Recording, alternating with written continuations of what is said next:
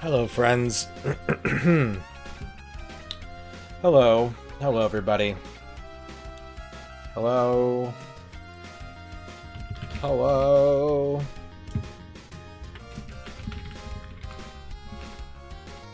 Bonsoir. Bonjour. Ah. This is gonna be interesting. I hope so. I certainly hope so, Wookie. Oh, how's everybody doing? Monday night. Monday, the day of the mun.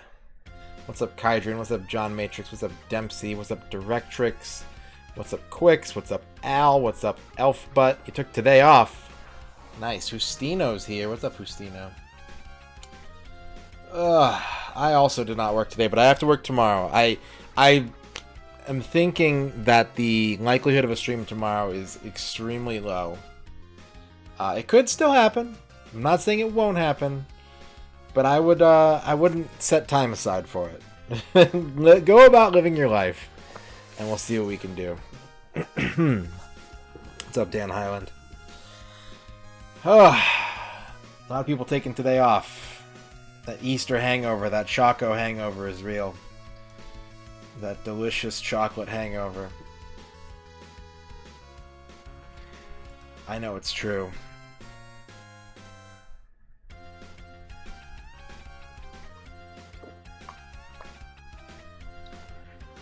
I did see your TV.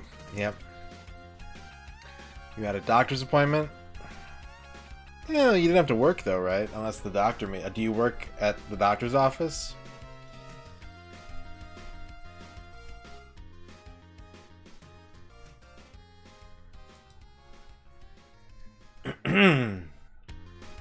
So, tonight is a special night. We're probably going to do... Well, we're going to be doing some gaming later. The gaming will happen, folks. If you're here for video games, it will happen. But if you're here right now for video games, I have bad news for you. What's up, Dispatch? We have reached the 20% mark in our journey. We're 1/5 of the way done with all this 64-bit hoo-ha. Quite a momentous occasion, really. Quite momentous. And it's been a long time coming. But I think it's time for us to sit down and for me to rank what I think the current tier list of N64 games is. We'll go over the rules here in a little bit. We'll give it some more time, wait for people to file in. But we'll be doing that here in a little bit, and then, probably in about 2-3 hours, maybe less. I don't know how long it's going to take. We'll get back to the N64 Complete Works. We'll get into game number 81, which I have selected. I have selected game number 81. I am ready to begin, hopefully. But, hey, a couple quick announcements.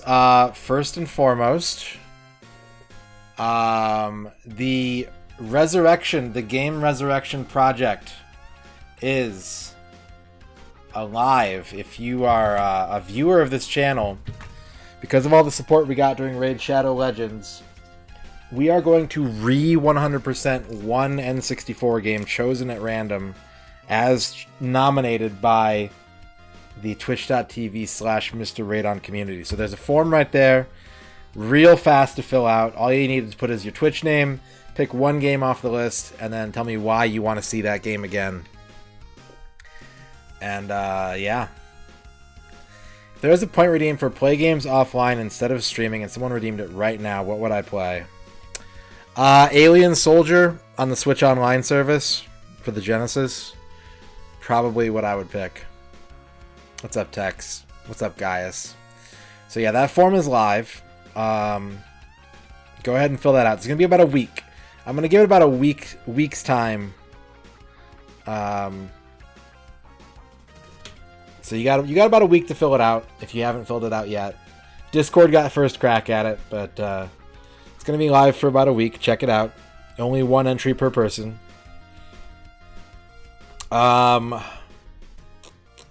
Thank you, Dempsey. Thank you. What else is new? What's up, Duke?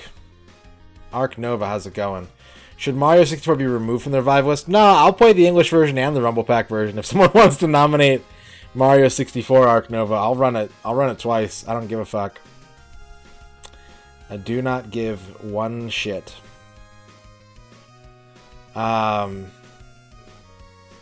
So, next piece of news. Your boy actually took a couple minutes today and did something intelligent. It's not going to reduce my workload, but yeah, Duke's got his nom in. But if you scroll down to the panels, there are now links to the challenge document and to the game resurrection form and to the Discord, sort of. So hey, now you can just go down and click that whenever you want. You don't have to ask me for it. Oh, I know, Dispatch. I know. I don't really care. It's Mario. Like, I'm not gonna be mad about playing it 2 more times. I've played it 25 to 30 times in my life. Like, another 2 isn't gonna kill me.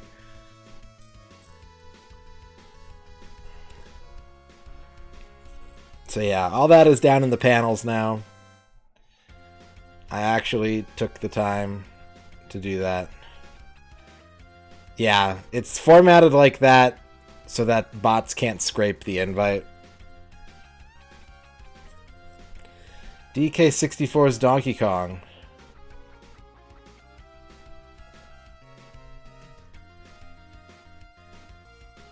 Yeah, thank you for not putting in a fake entry. Yeah, no, I understand, Dispatch, I understand. But it is what it is. I don't have the Japanese vanilla version, so I couldn't play that. Actually, your real-life birthday present. I would have done more today, but I didn't have the time. I actually got a lot done today.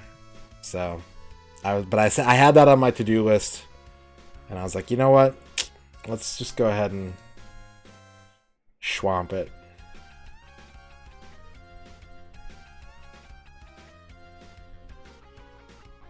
I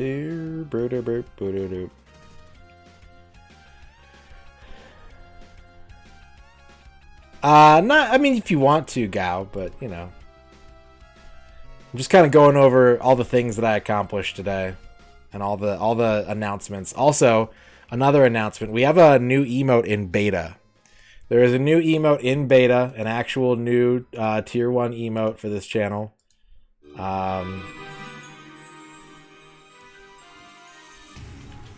So, check it out. If you have any feedback on it, let me know. It is in beta. It may be changed. It may be tweaked. Just kind of want to see how it looks, how it performs.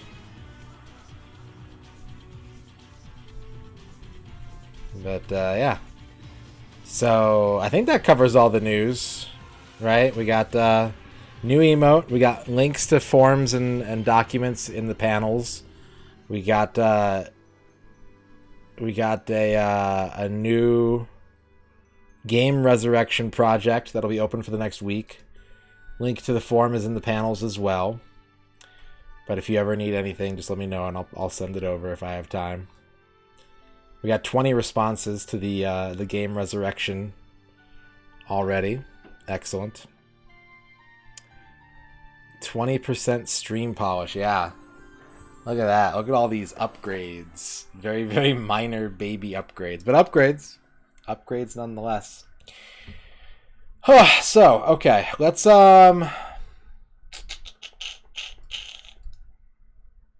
begin.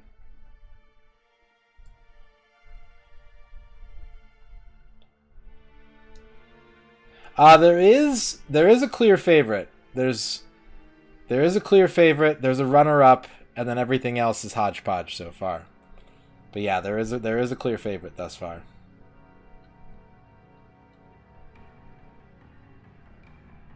So, let's talk about what we're going to do tonight. We are going to be doing a tier list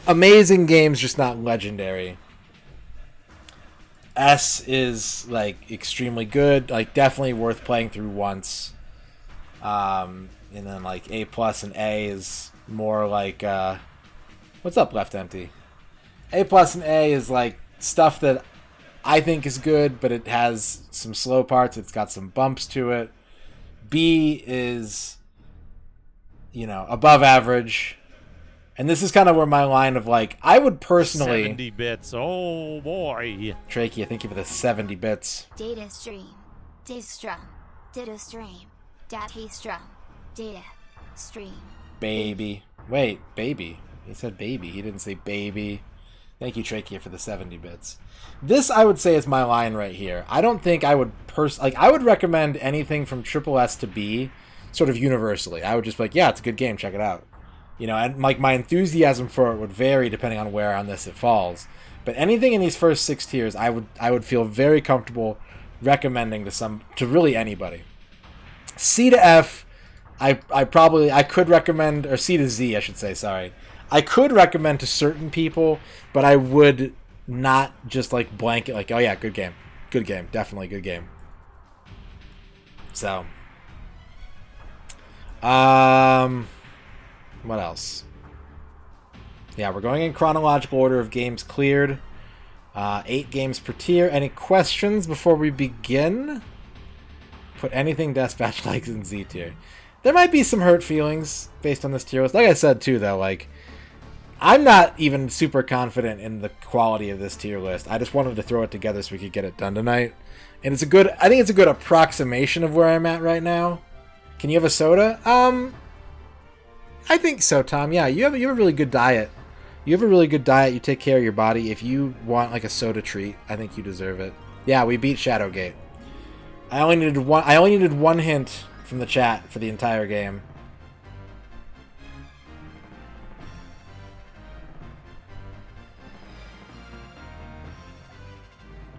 But it is pretty late over there. You don't want to get something super caffeinated and be up all night.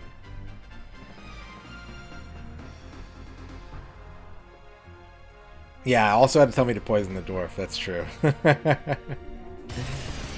John Matrix with the 50 bits. Oblong. Atomy de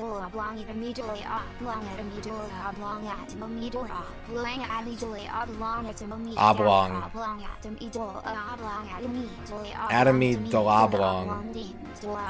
It is in the panels. It's down in the panels on the right side, or wherever the other links are. It should say like N64. It's also in Discord, yeah.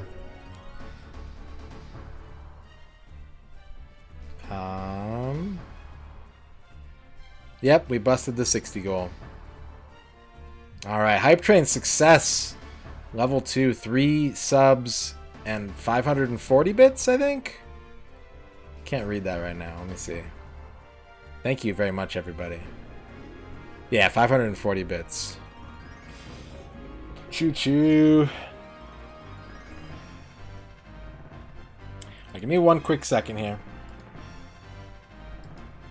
One quick second.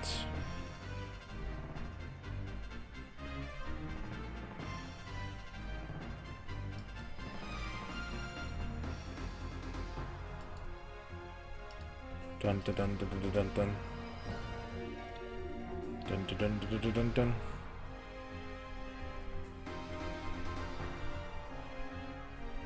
It's up to you, Axe. Do you want to pick something, or are you cool with just getting something random for a lot cheaper, you know? Okay. Vocab, how's it going? Alright, so let's begin. Let's go ahead and get this party started. Game number 1 was, of course, Pilot Wings 64. That was the first game we did. And, 20% of the way into this project, I actually still feel that Pilot Wings is it's Triple S quality. I think it's one of the most beautiful N64 games. What's up, Liz? Yeah, we're doing tier list. It's a Liz stream tonight. It's one of the best looking games on the N64. It's got Here comes the new Mongoose challenger. Gaming. Thank you for the 100 You must bits. crush them. In a time where to be different was to be condemned, and to be condemned was to die, one man chose to question his God. From Fox Searchlight. 5-time Academy Award winner, Kurt Lazarus. Best an Kiss MTV Award Movie winner. Award, Best He Kiss did. winner He did Tony win that Award. award. Winner of the Beijing Film Festival's coveted Crying Monkey Award, Satan's Alley. I've been a bad boy. Father. Thank you, Mongoose, for the 100 70 bits. bits. Oh, boy. Robit, thank you for the 70 bits. Yeah, it is, even though it's a launch title, it is one of the best looking N64 games. It's also one of the best sounding N64 games. That soundtrack by Dan Hess is so funky and so jazzy, and like it feels pretty different depending on each vehicle you're playing as. It creates this kind of varied environment. The levels are big and interesting with lots of cool places to explore. I really wish Paradigm had gotten a better crack at like making more N64 games, because they smacked the ball right out of the park on the first one.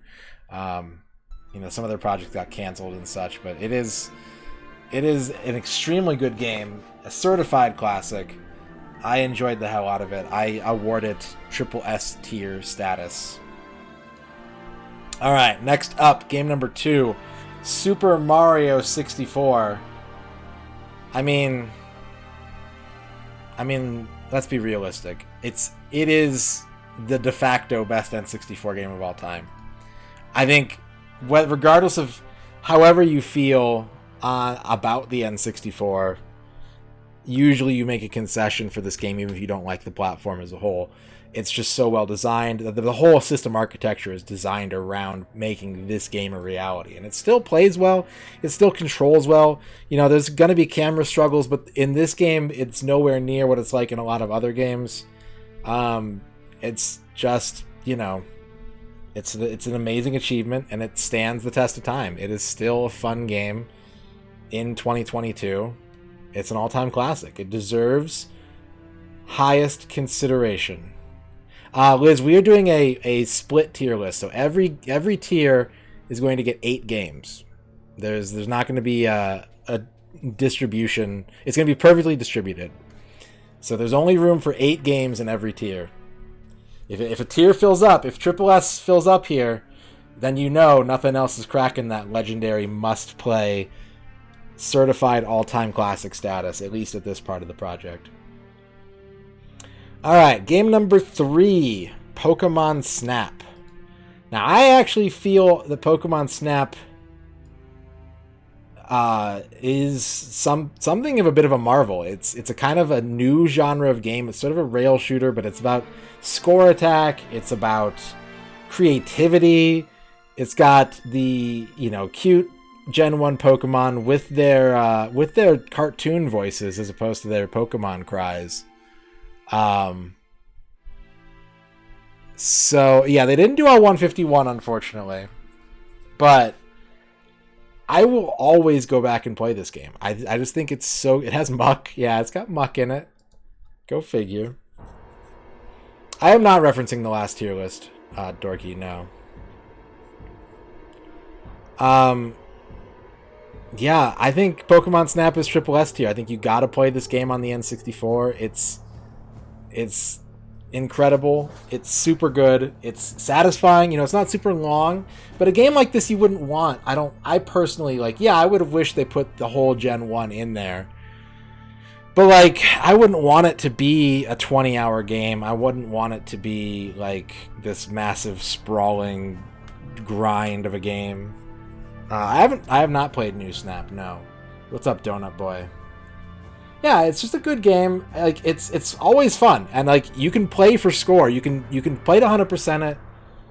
You can play to solve the puzzle and just any percent it. Yeah, absolutely. I think anything in this triple S tier, everyone should check out Directrix. Just without any disclaimer, if something lands in the triple S tier, You were close. there it is, right there. There it is. Thank you, Trachea. But yeah, you know, you can play it for score. I actually saw someone saying online that you could do like multiplayer where you basically, everyone takes turns playing a course, and then like whoever gets the highest score throughout one run of the course wins, right? Because you still have to meld it down into like your top 6 pictures, and like you have to make a judgment call. And so it's kind of it's flexible. It's a flexible game, even though it's short, even though it's sort of content light. It's very flexible and it's always fun. It is always a fun game to play. So I would say Pokemon Snap is deserving of Triple S status. Now, I see chat thinking like, oh man, he's just gonna go like top to bottom. Like how he's not doing that. He didn't try at all. I promise. This is just a coincidence. Also, I played some games that I really, really like to start this challenge. So next up is Wave Race. Wave Race 64. Wave Race is another early N64 game and another very good one. Game number 4. Game number 4. Wave Race, I think, is still beautiful. I love the music in it. I think the course design is really cool. The physics are pretty satisfying. It's just all in all a pretty good game. I'm going to give it double S. I don't think it's like a must play, but it is like, I don't think it's historically significant, right? I don't think it's like a tentpole N64 game, but I got to give it double S because it's beautiful. Like the water physics looks so good. The only thing that like outdoes what this game does is the sequel to this game. But it handles so well. It's really good soundtrack, really kind of upbeat, light soundtrack. Batista Harpu, thank you for the raid. It's got customizable watercraft, and there's like secrets to find, like, a couple secrets to find. Also, the first multiplayer game on this list, so there's that. Yeah, I'm a big fan of Wave Race Blue Storm, but I don't think that it is at its core still just kind of a racing game and nothing more. It's got a lot of flash to it. It's got a lot of things that make it unique, but it doesn't sort of transcend like all boundaries and create this amazing, standout experience. It's just extremely solid from start to finish. Yeah, we're doing a tier list right now, Batista. What were you up to tonight? Thank you for the raid. So I'm going to give it double S. It's a really good game. I would still recommend it to everybody, but like it wouldn't be my first pick. If someone was telling me, what do I get for my N64, it wouldn't be my first pick, for sure. Next up, we've got Dr. Mario 64 at game number 5. Game number 5, Dr. Mario 64. Dr. Mario 64, one of the last N64 games ever made. A follow-up to the NES puzzle game Classic. It's got 4-player mode. It's got a couple new modes. But at the end of the day, it's, aside from like the Paper Mario sort of 2D aesthetic, it feels really rushed. It feels like there's not a lot new there to play around in and explore. At the end of the day, it's pretty much the same game. There are some Wario Land references, which is nice. The music, it's got remixes of the classic Dr. Mario songs and then a couple like really not good songs on top of that. I just like, it's fine. It's a fine game, but it's also not doing really anything new or interesting or cool. So it kind of gets this rating on the strength of Dr. Mario as a core game, because this is, a couple new features painted on and not much else. So I can't give it a huge recommendation, but it is still good enough to be like, yeah, I didn't dislike it. I had a good time with it. It's just, you could also just buy Dr. Mario on NES and get pretty much the same value out of it. So that one's getting a B. Game number 6 is Hexen. Hexen, of course, a PC port. And I'm not super keen on the sort of golden age of FPS. Like, there's some games in there that I like. There is Tetris and Dr. Mario on the Super Nintendo, but there's not a standalone Dr. Mario game left empty. I'm not a big fan of key mazes. I'm not a big fan of, big, gloomy, dark, grim blood games. But Hexen surprised me. I actually thought Hexen was pretty enjoyable, especially on the N64. I'm going to put it at the A tier. I liked the different playable classes. I like that they all have their own weapon sets. I liked some of the environments. It was, it was spooky without being drab. This game has 4-player co-op, if I'm not mistaken, so like that's something that we're gonna have to play around with. But I just had like, aside from getting lost and like, I hate like the push button like pressure plate trap system 90s, you know, like all the shit that Doom spun off. Like Doom is great in spite of the fact that it contains all of those things, and a lot of FPSs just kept running with that ball even though they weren't matching the same level of quality. But yeah, I think like the sort of like sprawling world system and like the different classes. Bo. Wow. Wow. Bo. Wow. Wow. Wow. Wow. Wow. I may run and hide when you're screaming my name. Alright? Bo. Wow. Wow. Wow. Wow. Wow. Wow. Nope, it's just Hexen. Let me tell you now, there are prices to fame. Alright? Bo. Wow. Wow. Wow. Wow. Wow. Wow. All of our time spent is flashes of light. All your people, can't you see? Can't you see? How your love is affecting our reality?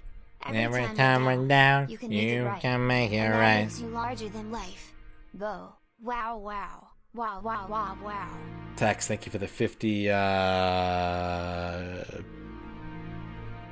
Backstreet Boys? Is that Backstreet Boys?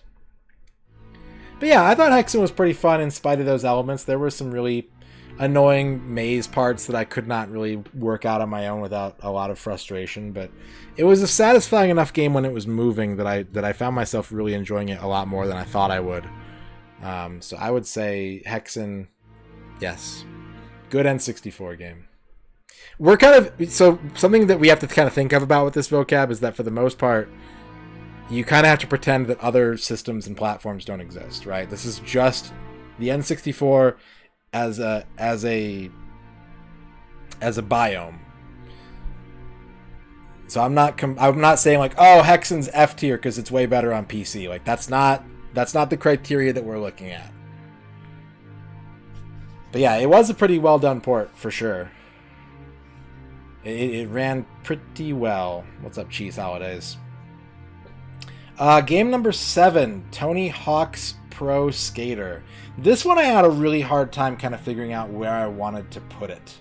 If I'm going to be honest, I hemmed and hawed on this one a lot. And I ended up, you know, I'm a big Tony Hawk fan. And so that plays in pretty heavily to it. And I thought about it in terms of like, again, the N64, like what are the most fun games? What are the best games to play on it? Like what's the most satisfying to play? And as I thought about it, I kept moving it up higher and higher and higher and higher. And I think for right now, I would say that Tony Hawk 1 is a double S game on the N64 because it's just so fun. It's just like that gameplay style is so satisfying, and there's lots to do, and it, you know, I have never played Tony Hawk 2 or 3 for the N64. I've only ever played them on other platforms. Conversely, I've only ever played Tony Hawk 1 on the N64. And you know, yeah, like it doesn't have as strong of a soundtrack and it doesn't have the movie files, but again, I'm asking you to kind of blur out all that background noise. We're going to be thinking about this only as N64 games are concerned. This is not a point of comparison. It's not about like, oh, well, it's better on PlayStation, so it's like a C on N64. This is purely about just N64 games. And in that regard, I think it's just a lot of fun. It's surprisingly accessible. That's something that really took me by surprise with Tony Hawk games in the first place, is that even if you don't know anything about skateboarding, it's, you know, you have to learn some of the language, but you definitely can pick it up a lot faster than you would expect. And that's part of what makes that series so great, is that sort of arcade accessibility, that playability. So yeah, I think Tony Hawk 1, for now, definitely worth double S status. I think that's very tenuous. I think by the time the next tier list rolls around, it will be at least, or at most, S tier. But for now, 80 games in, I had a lot of fun playing it. I think it's really good. I gotta put it at double S. Game number 8. As Big Bang Blitz brought up, Army Men, Sarge's Heroes.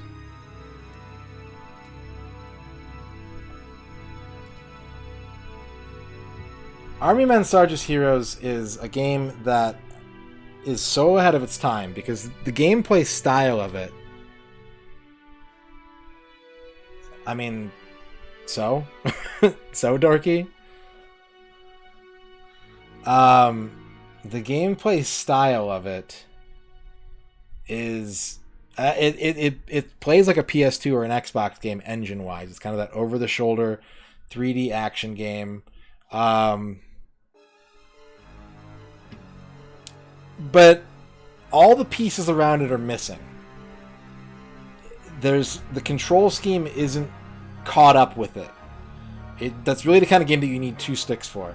There's 0 defensive options, and so the only viable strat ends up being like spawning enemies in at the maximum distance and then shooting them from as far away as you possibly can so that they can't see you but you can see them.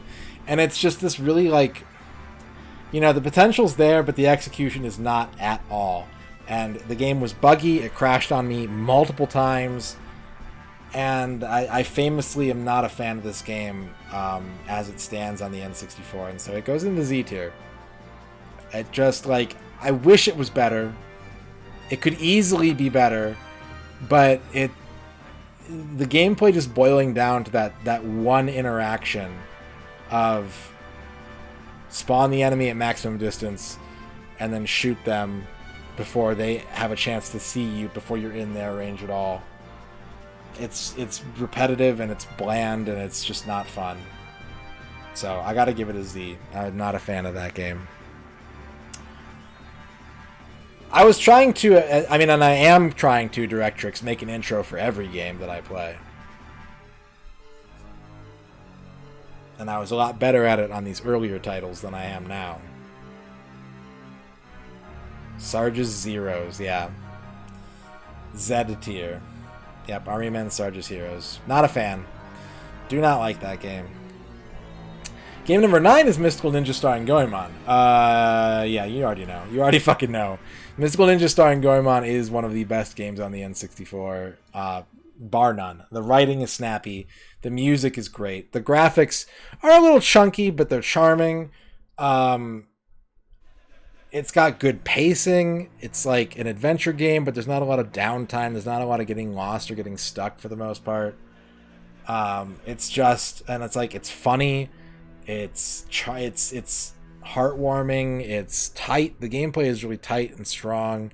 It's not difficult, but like it keeps you on your toes enough. Mystical Ninja starring Goemon remains one of my favorite games on the N64 and probably will throughout the end of this project. I just playing that game was such an epiphany for me when I did play it, and it's exactly the pace of game that I like, where it's big and you can roam around and there's secrets to find, but it's not like needle in a haystack, and like a lot of the things that there are to find and do are optional. They only make you stronger, but like the core gameplay, the route of the game is pretty well defined and laid out for the most part. So Mystical Ninja starring Goemon for me is one of those iconic tentpole N64 games for sure.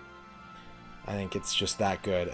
The presentation, the laugh track, the banging soundtrack, 4 playable characters. It's just really good.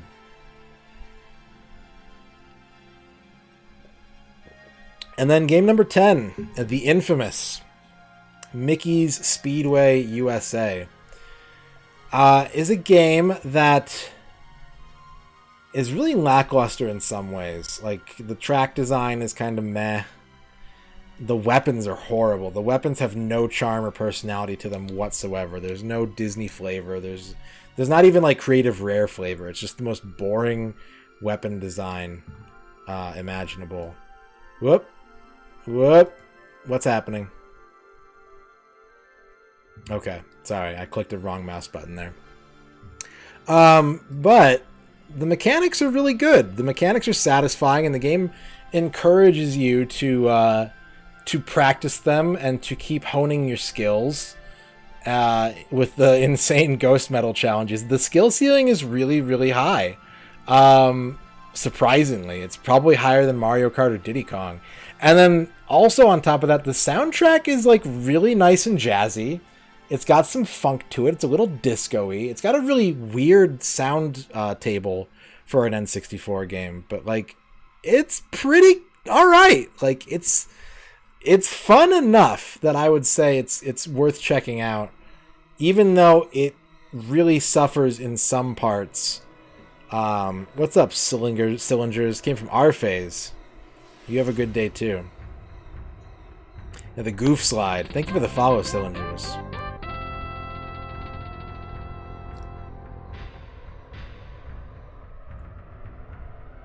So yeah, I actually kind of came around on Mickey Speedway. I certainly griped and groused about it at the time because it was the first game in the challenge that really pushed and tested me. But despite its faults, there is some gold to be mined in Mickey Speedway. It's got the right level of depth for a kart racer. I mean, not probably even like too high a level of depth for a kart racer, but like that's there if you want it. It's not really needed until the end game, and even then, like how you define the end game is up to you. But like, you can keep learning, you can keep honing your skills, and the soundtrack kept me going. The soundtrack was super good. I'm a big sucker for music in games. If a game has a good soundtrack, I'll be way nicer to it than one that doesn't. So there's our first 10. Triple S is already halfway filled up. But there's our first 10 on the board.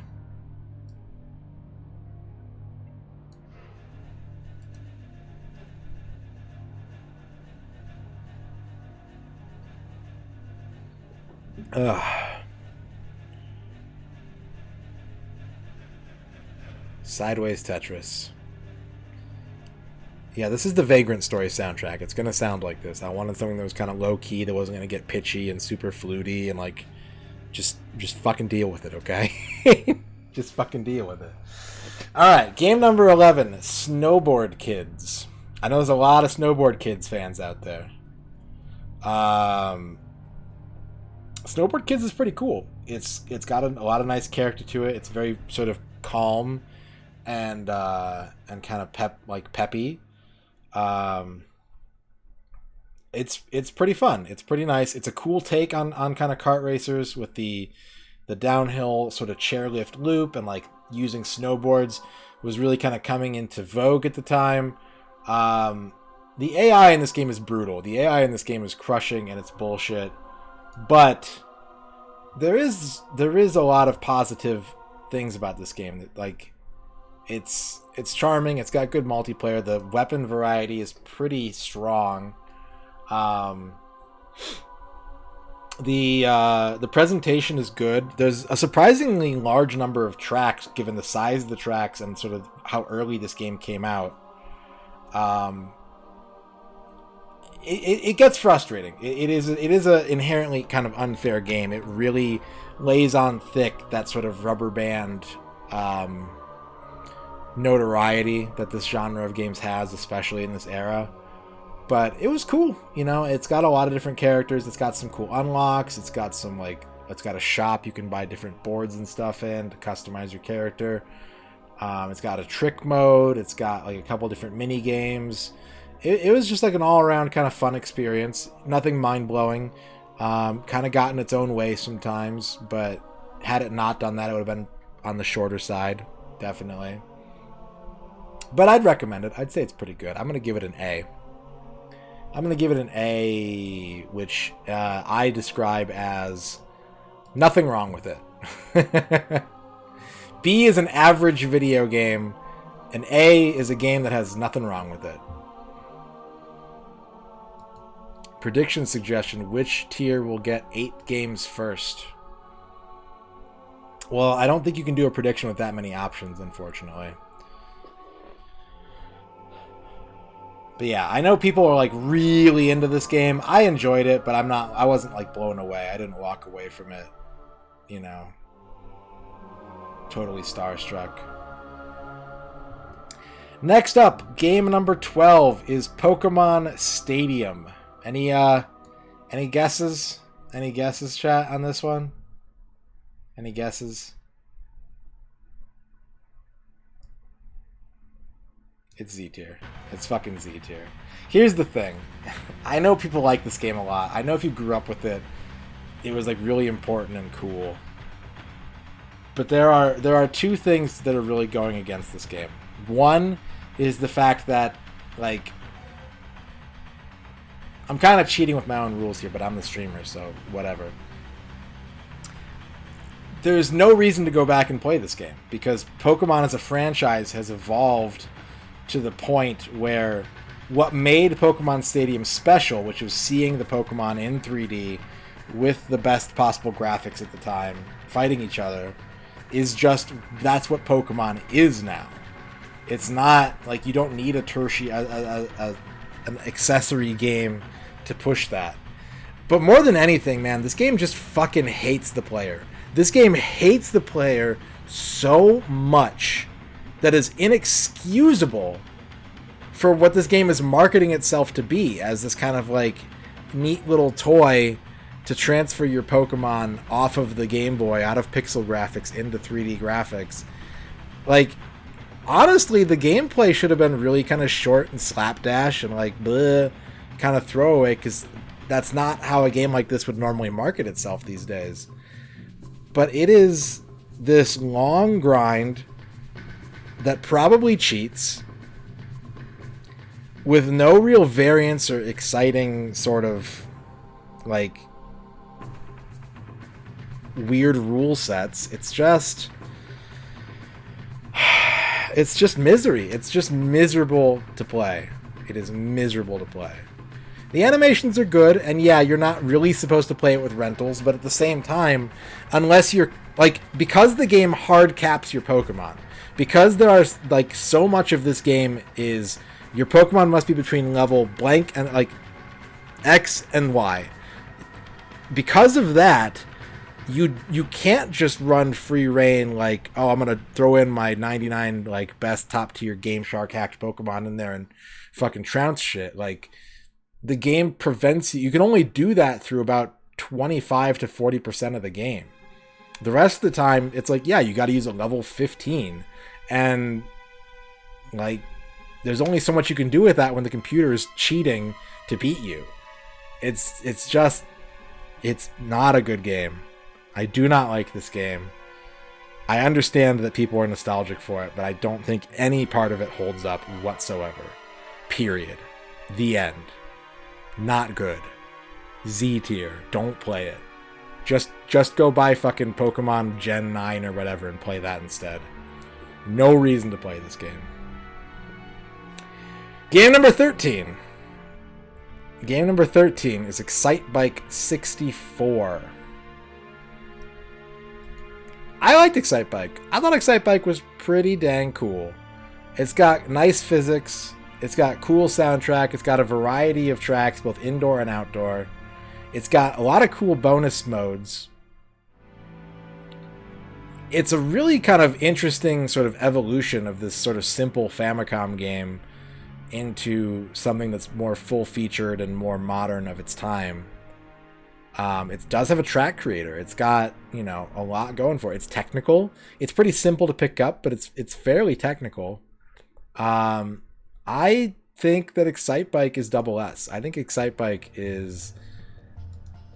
It's a good combination of like easy to pick up, hard to master, and with lots of variety, whether you want to play like do tricks, if you want to do like the soccer mode or the hill climb, which is like super technical and hard. And you can unlock the NES Excitebike as a playable bonus game. That's sort of like the era where that kind of stuff was starting to happen. No, the order within the tiers does not matter, Strongest Nerd. No, not at all. Excitebike is really good, and I think a lot of people sleep on it because, like, A, it's Excitebike, and B, this is a pretty late N64 game, but Left Field did a really good job with this game. You know, there's not a lot of like personality to it because they don't make like the characters like super stand out or like important more than stat wise. But yeah, okay, Pokemon Stadium has mini games. Play Mario Party. Like, the fuck are you doing? Don't play Pokemon Stadium for the mini games. Yeah, Excite Bike 64 is just like a really awesome package.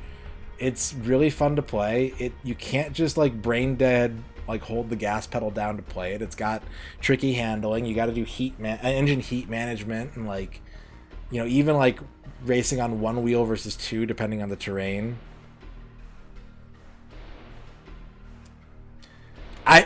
We gotta stop talking because like I could just rant about Pokemon Stadium for an hour. Like Magikarp Jump. You're gonna tell me that like of the 9 mini games in Pokemon Stadium that this is better than Mario Party? Like, it's not. It's not. It just isn't.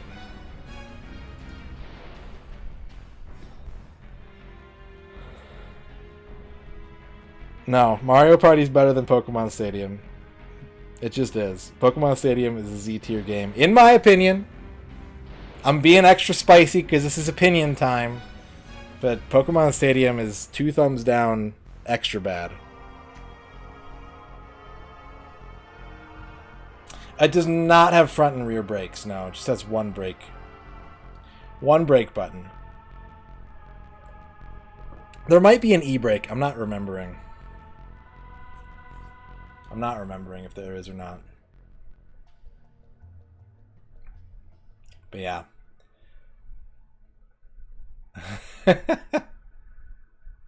Well, people are still talking about it, and I feel obviously very strongly about this game. I think this game is dookie.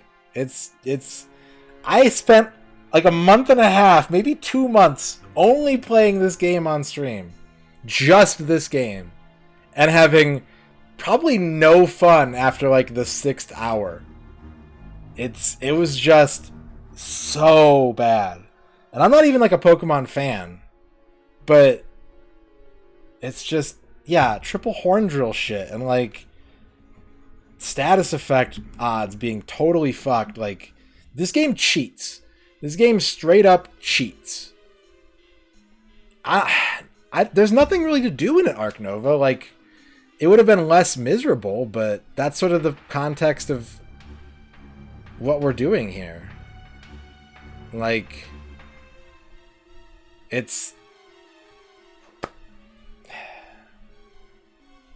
still have a bounty out. If someone wants to prove using the code of this game that Pokemon Stadium is cheating, I will give you like $50 because it does. It absolutely 100% cheats. And that is bullshit for a Pokemon game. Total bullshit. Especially for a game where the core mechanics are built around grinding and leveling up. Like, if you get stuck, you can gain experience and make your Pokemon stronger. But not in this game.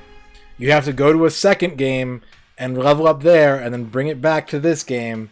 But even then, if there's level caps, there's nothing you can do. Ramses91, thank you for the 56 months. Ramses is double S tier. Ramses is double S tier. It's just bleh. Anyways, Excite Bike 64, double S. Bomberman 64 is game number 14. Bomberman 64 is a weird one because, like, when I play Bomberman, I want Bomberman. I want Super Bomberman. You live in a trash can, Liz, but you are Goblin tier.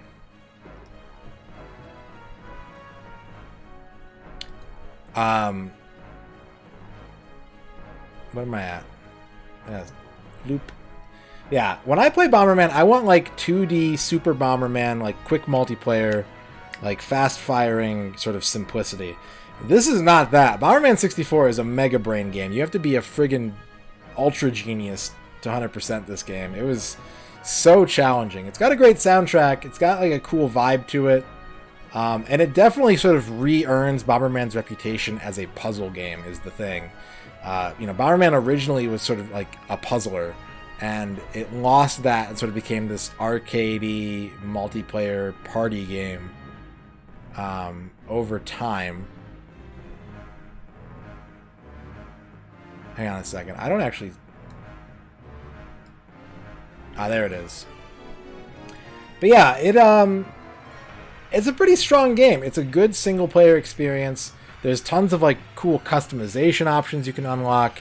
There's you know, a good variety of levels, a really intellectually deep variety of puzzles that require certain setups and certain, like, you really have to learn how to do 50 things with one tool in a way that is surprisingly deep and just like, you have to really, like, Bomberman's got one trick up his sleeve, right? He drops bombs.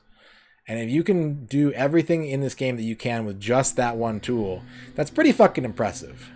And I'm going to put Bomberman 64 in the double S tier. I think Bomberman 64 is really cool, really challenging, not quite the experience that I was looking for, but... Here comes a new challenger. You must crush them. Bomberman is how I found this channel. I have irrational love for that game. It's such a fun game to get all the gold cards in. There's almost nothing like it. That's true. That is true, Gao. It's not quite a 3D platformer, really. It's sort of bigger than that. And it's got this weird kind of split identity where there's like a timer in the levels, and there's like, you know, you lose all your power-ups and you get hit. But when you're in the level, when you're trying to figure out where to find all the gold cards, where to find all the customization pieces, you kind of forget that all those things are there, and you're just kind of exploring these slices of world. But really great puzzle design, really good soundtrack,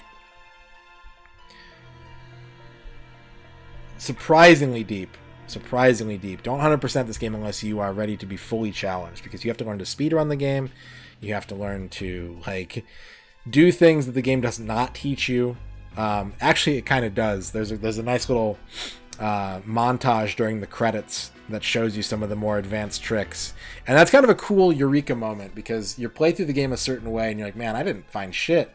And if you pay attention to the credits, it's like, oh, by the way, like, did you know you could do these things? And you're like, what? There's no, what the fuck do you mean? Like, how is that possible? And then you learn how to do it and you actually develop those skills.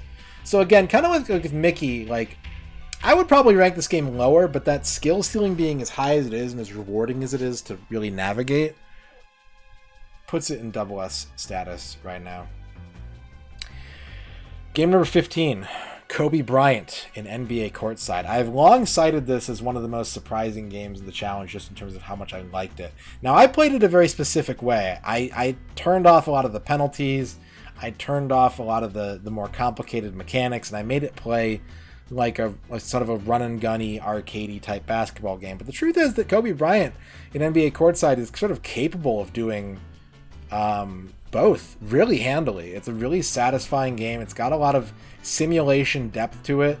If you want to play a deep kind of basketball sort of straight up game, and you can also turn a lot of that stuff off and play it with infinite turbo and like no penalties, and you know, strip away a lot of the stoppages and just make it a really fast kind of fun basketball game. And so I ended up really liking this, and I would put it in the A+ tier. I think Kobe Bryant in NBA Courtside was a lot better than I expected, for sure. This is tiermaker.com, Ragnarok. Just really had fun with it, and that flexibility goes a long way. Like, I was able to play the game the way I wanted to play it, and at the same time, I think your level of experience with basketball games, whether it's really deep and like rich, or whether this is your first one, the game fully lets you tune the experience to match that in a way that you can still have fun with it if you're open to this kind of a sports game, kind of vanilla type of game. Good announcing, really strong announcer, and like nice little replay cameras, and like enough silly visual glitches. Like, the game itself ran fine, but there were enough sort of like silly moments that it was really fun to just like see something weird, pause the game, replay it, and then be like, holy shit, that's really stupid looking. Like, just super good. Yeah, I played this in February of last year, Electro. This was January to February 2021. So yeah, I liked it a lot. I'm going to be curious to see how the second one shapes up, but I think this is really, really strong contender for a good sports game on the N64. And there's a lot of sports games here. We'll see how it ends up ranking against everything else. But yeah, I had a really good time with it, despite playing, 60 to 90 games of it.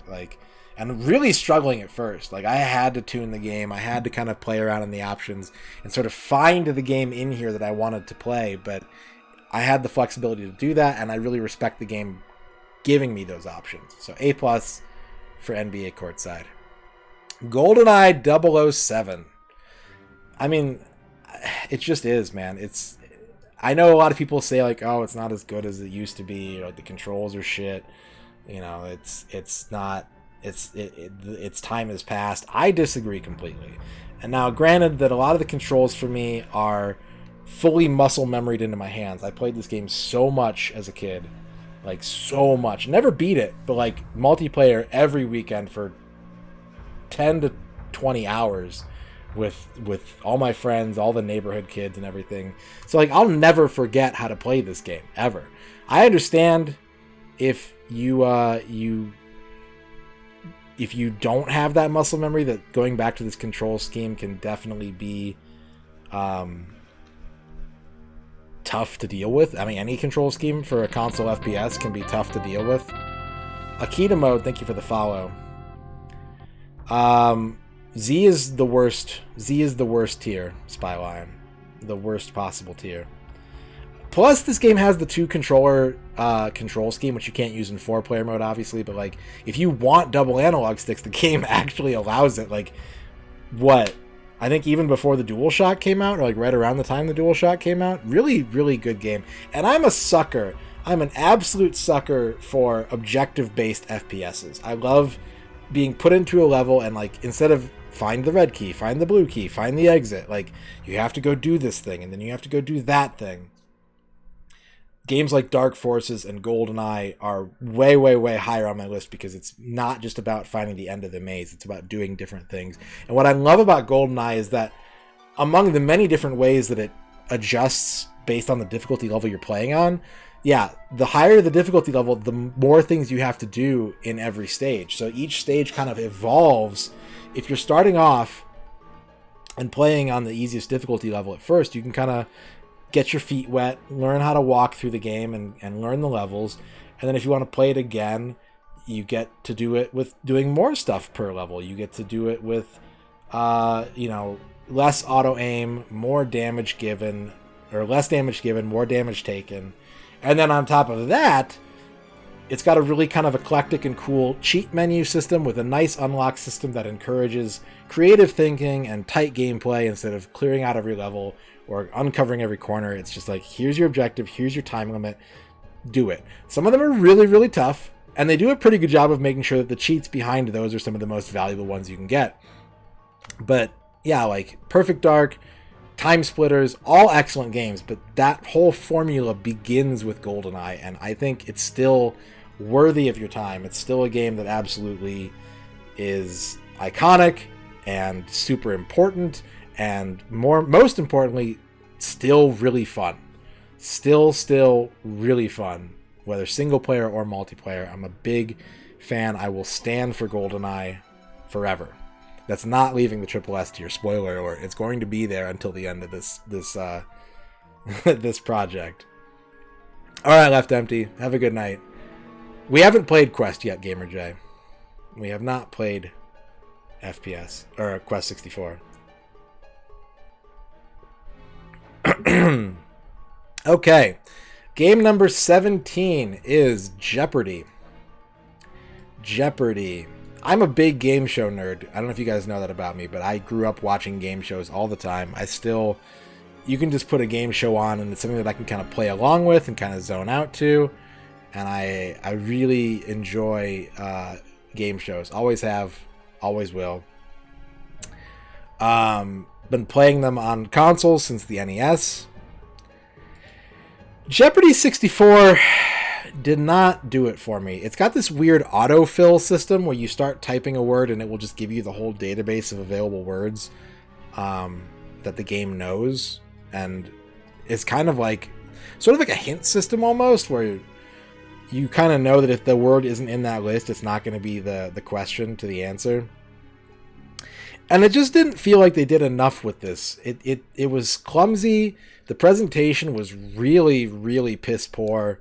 Like really blurry, bad looking player sprites and like kind of a sterile sort of background. And I'm not feeling it. It could make its way out of Z tier by the merit of some other really horrible games coming along. What's up, J-Legs? Yeah, we were supposed to do this every like 20 games, and I haven't done it since game number 20. Igloo. We have an Igloo emote now, by the way, guys. Radon Hubris, capital H. There's an Igloo emote to commemorate that fantastic Jeopardy moment. But yeah, Game Tech was clearly like running out of money and phoning it in and not really giving a shit, and Jeopardy is sort of like indicative of all of those problems. It could never be like there's no way that you could make Jeopardy like an S tier game, I don't think, aside from having the system actually dispense your cash winnings once you've finished a game. But it could have been a lot better. They could have put a lot more love into this. They could have made the presentation much, much better. And like they didn't have to do a lot with this, but they chose not to do anything. And it feels lazy and it feels incomplete. And I would personally rather play like an NES Jeopardy game than this one, which is pretty damning to me. So I would say Z tier for Jeopardy. Yeah, full recognition. That could be really cool. Game number 18 is Gex 64 Enter the Gecko. It's infamous, folks. It's tail time. It is tail time. I like Gex 1 a lot. I enjoy Gex 1 pretty considerably. More than most people probably. I think it's a really solid 2D platformer. Gex 64 has a lot of problems. The fucking clown horn sound effect whenever the camera can't move, and the camera usually can't move. The repetitive voice lines, the sort of awkward level design, but it's got a good selection of objectives. It's got a varied amount of environments. It's got pretty decent and responsive controls and action. Just the camera is super, super bad. So I wouldn't say that it can cross the I would recommend this game unequivocally threshold, but it's okay. It's an okay game. I would say C tier is what I would define as a janky game that's still enjoyable, and I think X64 accomplishes that. It's certainly a product of its time, and thank God that it has fewer voice clips than the PS1 version, because Gex never shuts the fuck up. But that stupid camera, that camera is really bad in this game. I don't know, Dorky. I straight up did not look at the last tier list. I don't have that info. You'd have to go back through the VODs and find out. So, yeah, I'm going to say Gex 64 is C tier. I don't think... It's certainly a meme, but there's a game behind it. It's playable. It's kind of cool doing the different objectives and stuff. It's a good rental, you know? All said and done. No complaints there. Game number 19 is WWF No Mercy. Game number 19 is WWF No Mercy. The infamous, the slog. Now, I'm not a wrestling fan. I am not a wrestling fan. I think that's well documented again. And I sure had a hell of a time with this game. I do think it's better than these games right here. I definitely think it's better than those games. It's an extremely content-rich game. There's so much to do. There's so many playable characters. There's like 70 playable characters or something like that, right? There's like 10 different arenas. There's create a character mode. There's like, you can make your own wrestlers. You can customize them with all kinds of different moves and shit. Of course, that will delete your save unless you have a 1.1 cart more often than not. And it's a pretty sleek package for an N64 game. Like, there's all the intro movies, as highly compressed as they are. You know, there's entrance music for pretty much every wrestler. I just had some major issues with the game. Not even the length, because I think the amount of content it has is really cool for wrestling fans. But I really was soured. I think the reason that this isn't like a B or a C tier, honestly, is the fact that the script has those discrepancies in it where you know, need to do... Handicap matches fucking suck. Yeah, first and foremost. Handicap matches are terrible. I don't like the length of the matches. That is also true. But, like, the number of times towards the end of this game where, in order to find certain routes and certain objectives to clear out the belt titles, I would have to do things that the game told me not to do.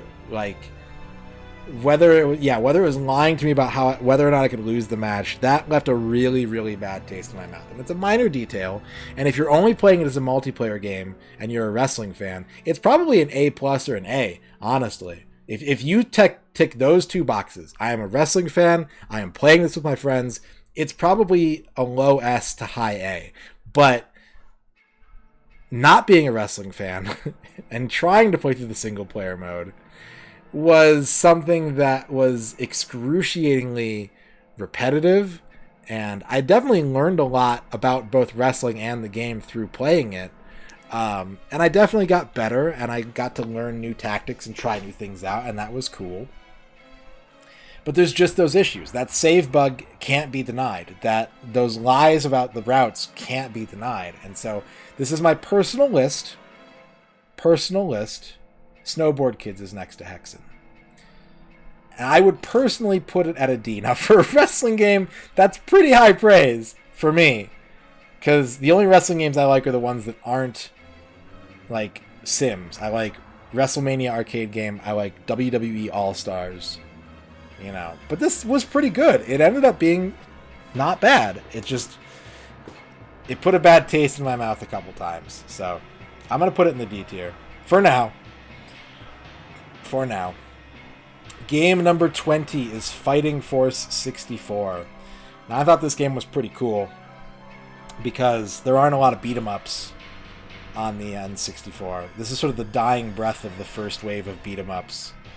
4 playable characters. It's a little janky. There's not a lot of, like... There's some different paths you can take, and,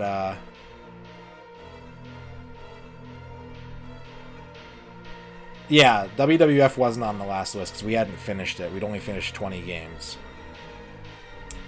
There's some different paths you can take. It's all based on score, which is kind of interesting because you have to score attack the game, which requires a different sort of play style than simply just surviving. But it's pretty janky. It does have a fucking slapper of a title screen theme. The polyrhythm of the main title screen, super good. This is, again, one of those games that's kind of like... It's fun enough. It's fun enough to play, but it's not incredible. Especially if you're playing as one of the better characters.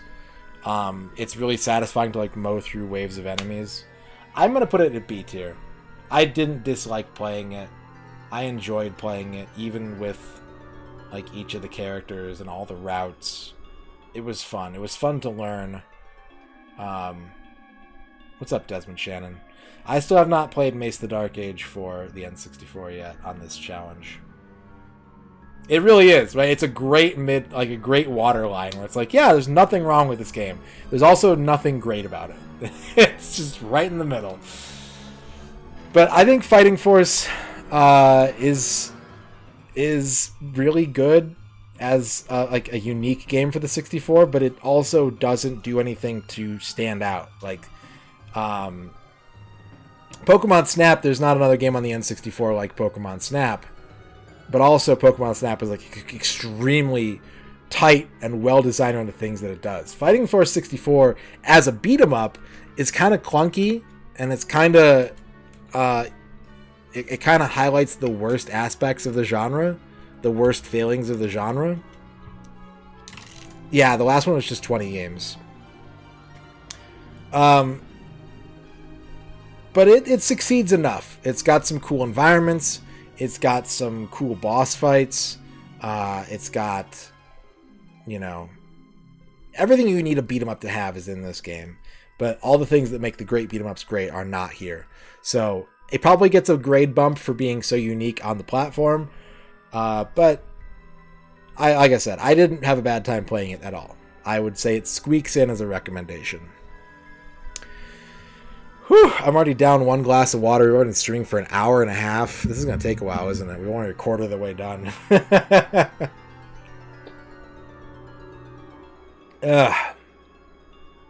Okay. I like Gex 1. Gex 1 is really, really good. I've never played the PS1 Gex 2, Gex 3D or whatever, and it's not relevant to these rankings at all. I think Gex 64, for what it is, belongs here. It's got a horrible camera. It's got really annoying... Like, Gex's personality is grating. And, you know, it's fun, but there's a lot of things that I wish were better about it.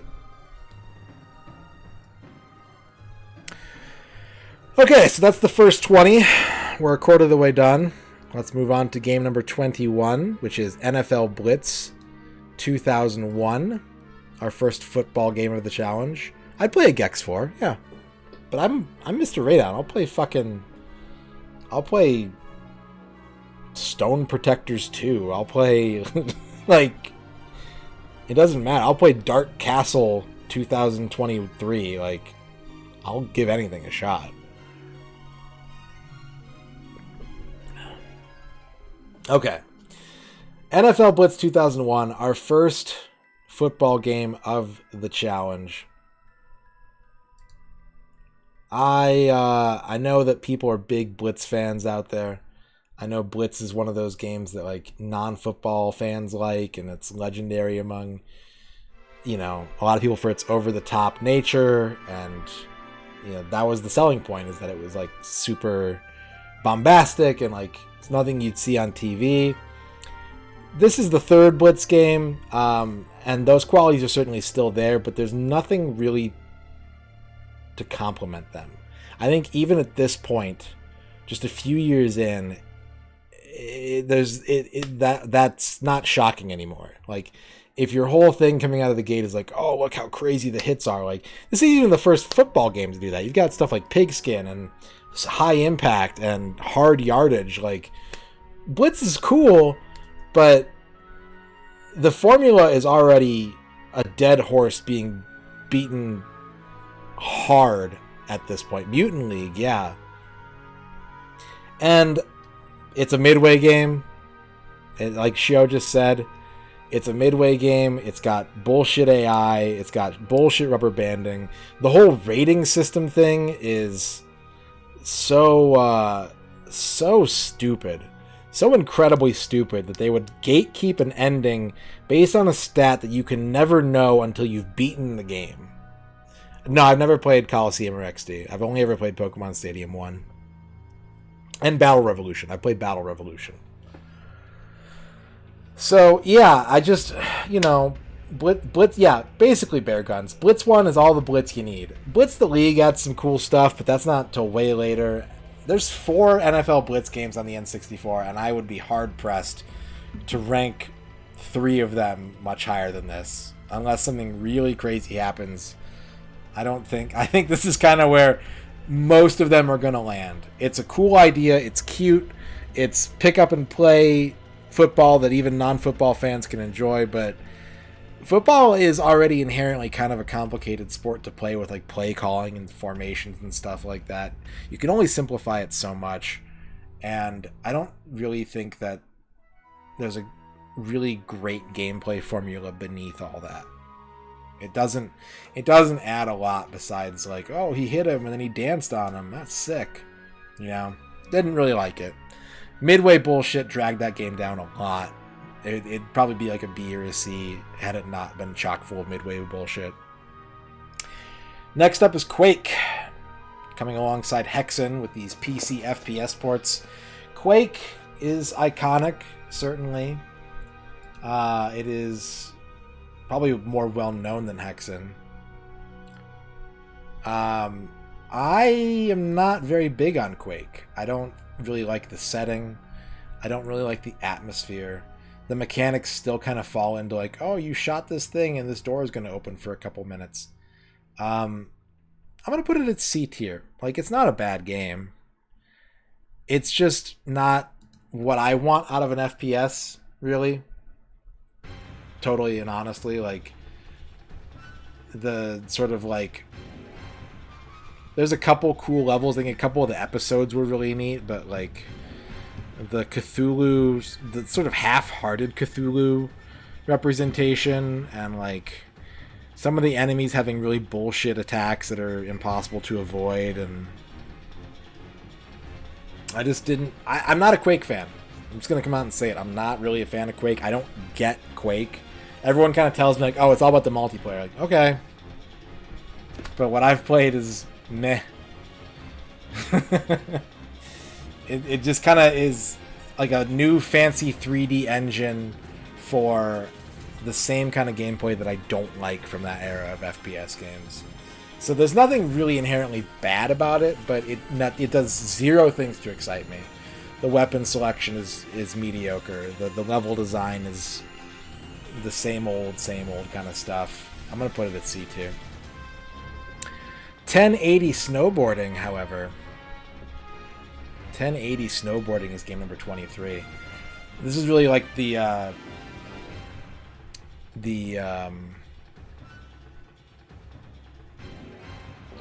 takeoff period of extreme sports with stuff like Tony Hawk coming out. I am going to say that 1080's got a lot of really cool music. It's sort of an interesting take on the racing game with it all being match races where it's all one-on-one. There's some cool tricks, but there's not a lot of incentive to really use them in a way that's meaningful. Otherwise, it's a pretty short game. You know, there's not a ton to do in it. But what's there is stylish and it's snappy and it works, and I would give it an A+. I think 1080 is... It's very similar to Wave Race. Like 1080 and Wave Race are very much cousins. And a lot of the interesting and unique things about Wave Race are absent from 1080. They have very similar feature sets, but I think Wave Race is a better game on all accounts than 1080 is. If you like snowboards, if you're into snowboarding, then sure. But just from like game perspective, game comparison, these two are extremely similar, but Wave Race is so much more full and interesting by comparison. Alright. Give me 1 second here. Give me 1 second. We'll be back. The tier list will be back in a moment.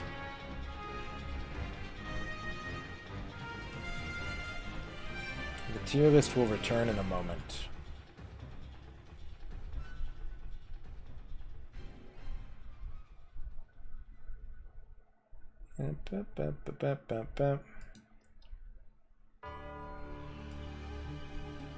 Switch soundtracks.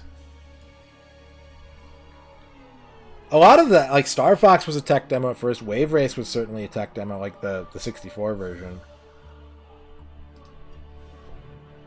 You know, a lot of these things kind of start life as that in that way. Okay. Game number 24, Mario Kart 64. Now, infamously, you guys know, not a big Mario Kart fan. A lot of people would probably put Mario Kart in their triple S tier as like this absolute must play. I find Mario Kart kind of tedious. I've kind of rediscovered it as a game to play with friends. But the mechanics are obnoxious, and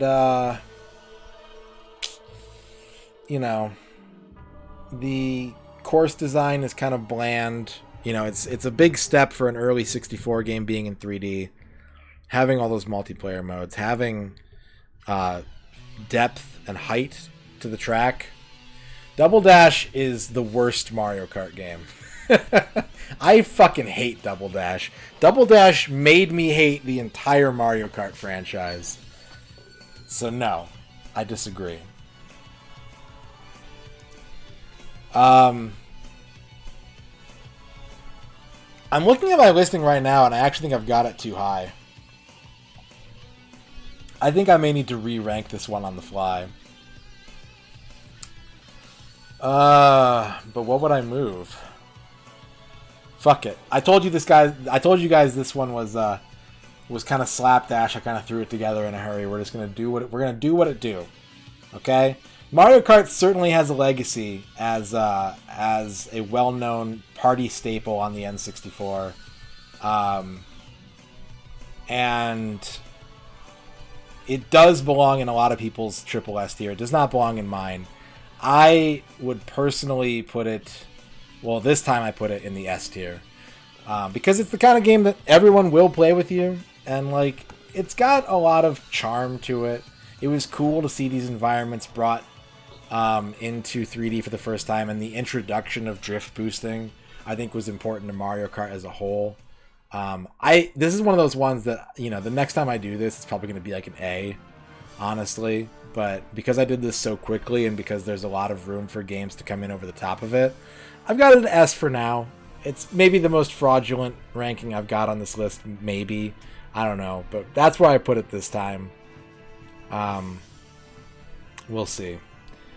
But yeah, I'm not a big fan of this game. I don't love it. There's certain tracks that I think are really good. And it's Mario Kart. It's iconic. It's something that it's easy to digest. I think it's too high too. I'm looking at it right now, and I'm like, wow, I put it in S. But yeah, I guess I put it in S. That's on me. Argue in the comments below. So yeah, I'm looking at the games that I have in the A+ tier right now, and I just don't see something that I would swap with Mario Kart. That's the problem I'm having. I would do it right now, but I don't see anything in there that I'm like, definitely that's an S. So I gotta think about it.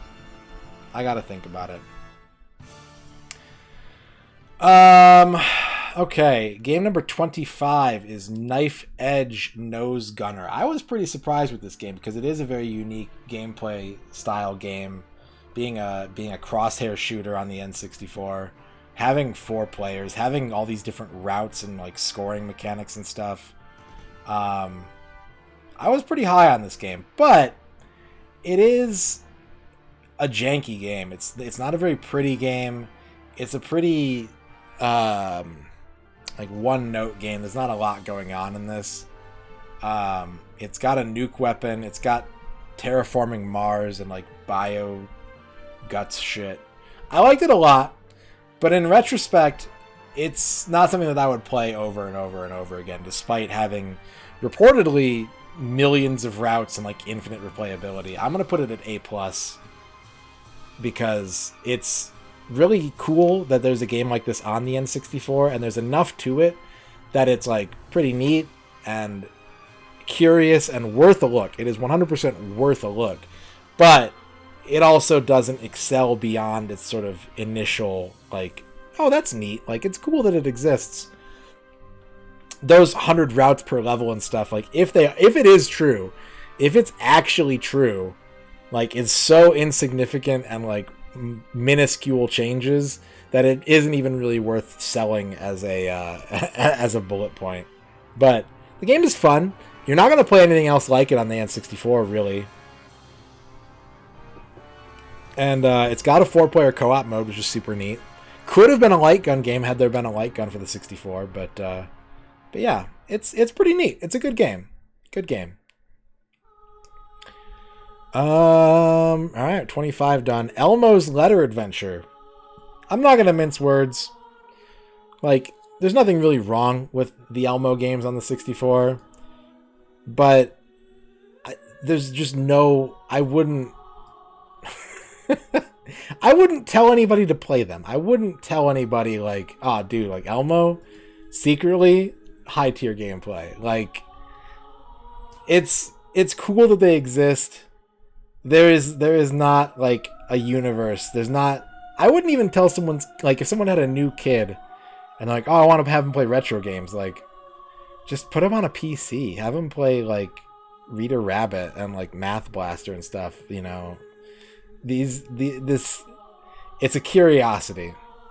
It's a curiosity.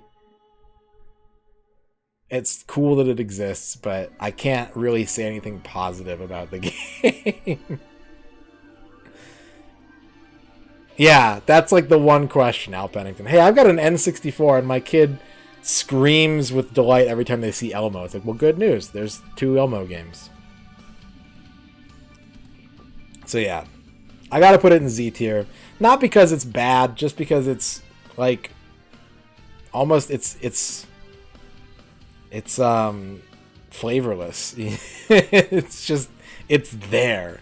There's no reason to play it. Same thing with Pokemon Stadium. I really don't think there's a reason to play this game anymore. So, same deal. That's why they're here on this tier together. Wheel of Fortune. We got Jeopardy here in the Z tier. Wheel of Fortune is the next game on the list. Wheel of Fortune, I thought, was an improvement on Jeopardy. I felt that they tried a little bit harder. That the presentation was a little bit tighter with like the 3-dimensional wheel, like the fully 3D rendered wheel, and like the Vanna FMVs. I thought that they put a little more love into Wheel of Fortune, but they didn't put enough into it to really do much more than that. So, if I was busting out an N64 game show game at a party or something, I would pick Wheel of Fortune over Jeopardy every time.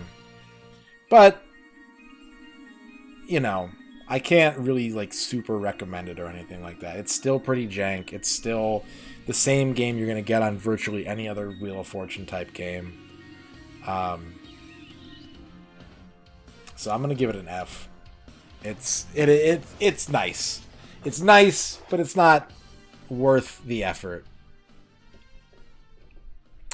Cruisin' USA, my second N64 game ever, is heartbreaking to me because it's a bad port. The arcade game is so much better, and this port is just so slapdash. And even though I have a lot of personal nostalgia for this game, I was sort of thinking about like the experience of 100%ing it, which I've done at least twice in my life, and sort of the fun value in that. And I've come to sort of realize that this is just not the way to play this game. Without a wheel, with this bad port, it's worth one cruise of the USA, and that's about it. I know, Liz, but it's me. I get to change the rules. I get to be a bastard about this. I'm gonna put it in F tier. I just don't think like it's. I don't think it's very entertaining. It's ultimately disappointing. No, I'm good, Alucard. No thanks. No thanks. You could play it once for like a half an hour, and it's kind of like Wheel of Fortune in that sense. Like for one play of the game, you can have fun with it. It's not bad. But to stretch it out past that, there's really not enough meat to make it more interesting than that. So I'm gonna put it in F tier. Game number 29 is Chameleon Twist. I'm going to be honest with you guys. I don't really remember this game that well. I never had it as a kid. I never rented it. We did play through it, and it took 5 hours. It was kind of in one ear and out the other. I remember liking it. No, Glover's down here. But it didn't really stand out for me, I guess. I'm going to put it in A+. I don't have a whole lot more to say about it. But I remember thinking that it was really cool. It was a neat little single player game that had like fun environments and cool mechanics. But like, I don't have anything to gush about it. I have to rewatch the VOD or replay the game to really come to a point where I can say something meaningful about the experience. I just know that I liked it. I remember the haunted house stage being pretty cool. I remember the controls being a little tough at times. But overall, a nice, brief, snappy, sort of single-player action game. You know, worth checking out if you got to pad your list out that way. Game number 30 is Monopoly. I like Monopoly. Monopoly is a horrible garbage board game, but I've always been a fan of Monopoly. And this version of Monopoly was pretty solid. Now, the gold standard for me is the NES version, just in terms of pace, presentation, sense of humor. This one had some really cool kind of graphical touches to it. It controlled pretty well. The AI was functional. It was flexible in some ways. It's still just Monopoly on an N64. I would put it here as kind of like a good sort of like throwaway, you know, multiplayer experience. I have that game. I've never heard the OST, Liz. I'm going to put Monopoly in the F tier just because it's, you know, unambitious. It's an unambitious game. They didn't try to do anything super wild with it. There's no fucking campaign mode or like weird AI personifications or like crazy rule sets or octagonal boards or anything. It's just it's what it says it is. And there's nothing wrong with that, but it's not ambitious in any sense. I've never played Monopoly Tycoon, no. No, I have not. Alright, game number 31 is Namco Museum 64, a collection of Namco classic arcade games such as Galaga, Miss Pac-Man, Pole Position, so on and so forth. They have the dip switches. They have, you know, in an era where MAME was really kind of coming into its own and be like covered in magazines and shit, not really the ideal way to play these games, but this was that nostalgia was growing, and Namco Museum was pretty pivotal in that sense. If you weren't into all that stuff, or if you just want a way to play Dig Dug on your 64, it's decent. The emulation's not perfect, but it's not bad. You know, there's like weird screen resolutions and stuff like that. It could be a lot better, but there's enough love in the game with like the presentation of it and the accessibility of dip switches and things like that, that I would say it's alright. But again, it could have been better. It could have had better games on it. It could have had more games on it, or unlockable games. Could have had, you know, more accurate emulation or whatnot.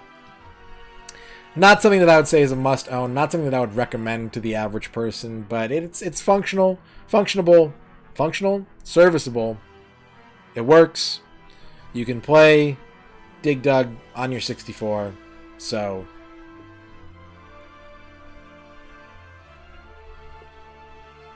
could have had large guts bosses, yeah.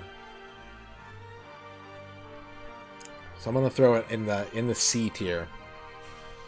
Elmo's Number Journey is game number 32. I don't have to say anything more about this. It lives with its brother. They're video games. They exist. I wouldn't tell you to play them. It's a Z tier. Power Rangers Lightspeed Rescue is game number 33. This game was extremely jank. It felt amateurish. It felt like it was made by like high school students. But there was a certain charm to it. There was 4 or 5 different gameplay styles that had like this weird kind of bold comic booky style. It was clearly made for like 6-year-olds. There's no difficulty here. There's not a ton of like really deep gameplay. It's all basically mini games. But I had fun with it for what it was. Like, yeah, it's a compelling meme. I'm gonna put it in D tier. It's a nice way to kill an afternoon. You know, if you've got a roast in the oven and you got 2 hours to play a game, you could do a lot worse than playing Power Rangers Lightspeed Rescue. So I'm gonna put it in the D tier. Yeah, if it was like if you had like insane scoring systems and like co-op multiplayer and like really fleshed out versions of all the different gameplay styles, that could be really cool. But it is, you know, it's half-assed from start to finish.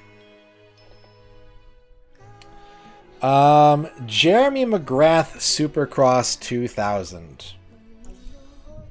We're getting into August 2021 now. Another dirt bike motocross type game. One that I admittedly played for a lot longer than some other games. I played it for 10 hours. I don't remember it super well. I remember that the physics were, I think, a little more challenging and a little more tighter than Excite Bike were. But that the gameplay itself was not really anything special. It had like a pretty wide variety of tracks. The AI was kind of dumb, as I recall. But it wasn't horrible. I just don't... It doesn't stand out in my mind, and there's certainly a much better motocross game to play than this one. So I'm going to put it in D tier for now.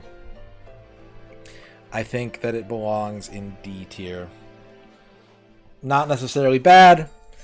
A little straighter than I would have liked from a game of that nature in terms of just how forward the presentation was and how many features it had. So, D tier for Supercross. Game number 35 is Xena Warrior Princess, the Talisman of Fate. Everyone's favorite game. Xena Warrior Princess.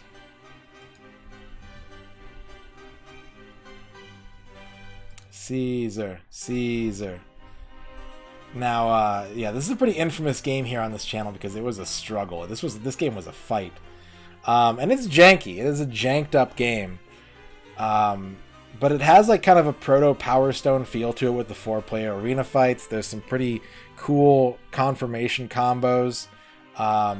It's, like I said, it is a janked up game, and those hidden difficulties that you have to put in to do a code were impossible. They were just so hard to beat, but they were locked behind a code, in all fairness. I actually ended up having a lot of fun with this game, and I really like it for what it is. I think it's a fun party game. It's not a deep, rewarding fighter, but there's enough meat to it that it was interesting to kind of work out the mechanics and try and optimize it.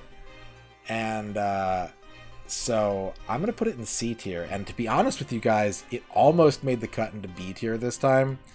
This one was squeaking in just outside of B tier this time around.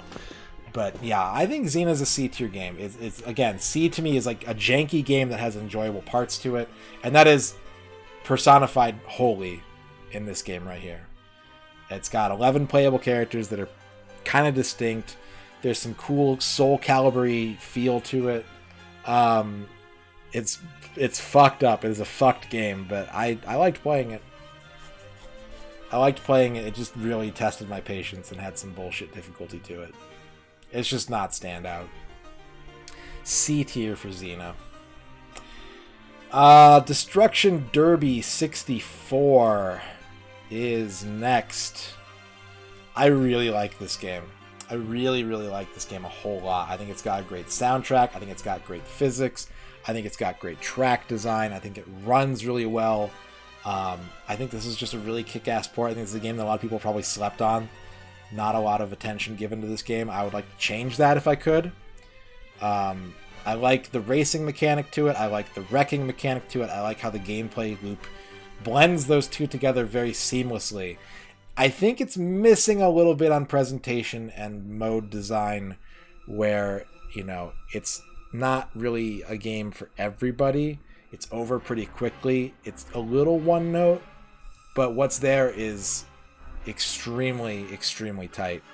And I'm going to give Destruction Derby 64 a double S this time around. I think it earns that handily. Destruction Derby is very, very good and very, very fun, and I cannot recommend it highly enough. We got a block of racing games here. We did a bunch of racing games in a row right here. I'm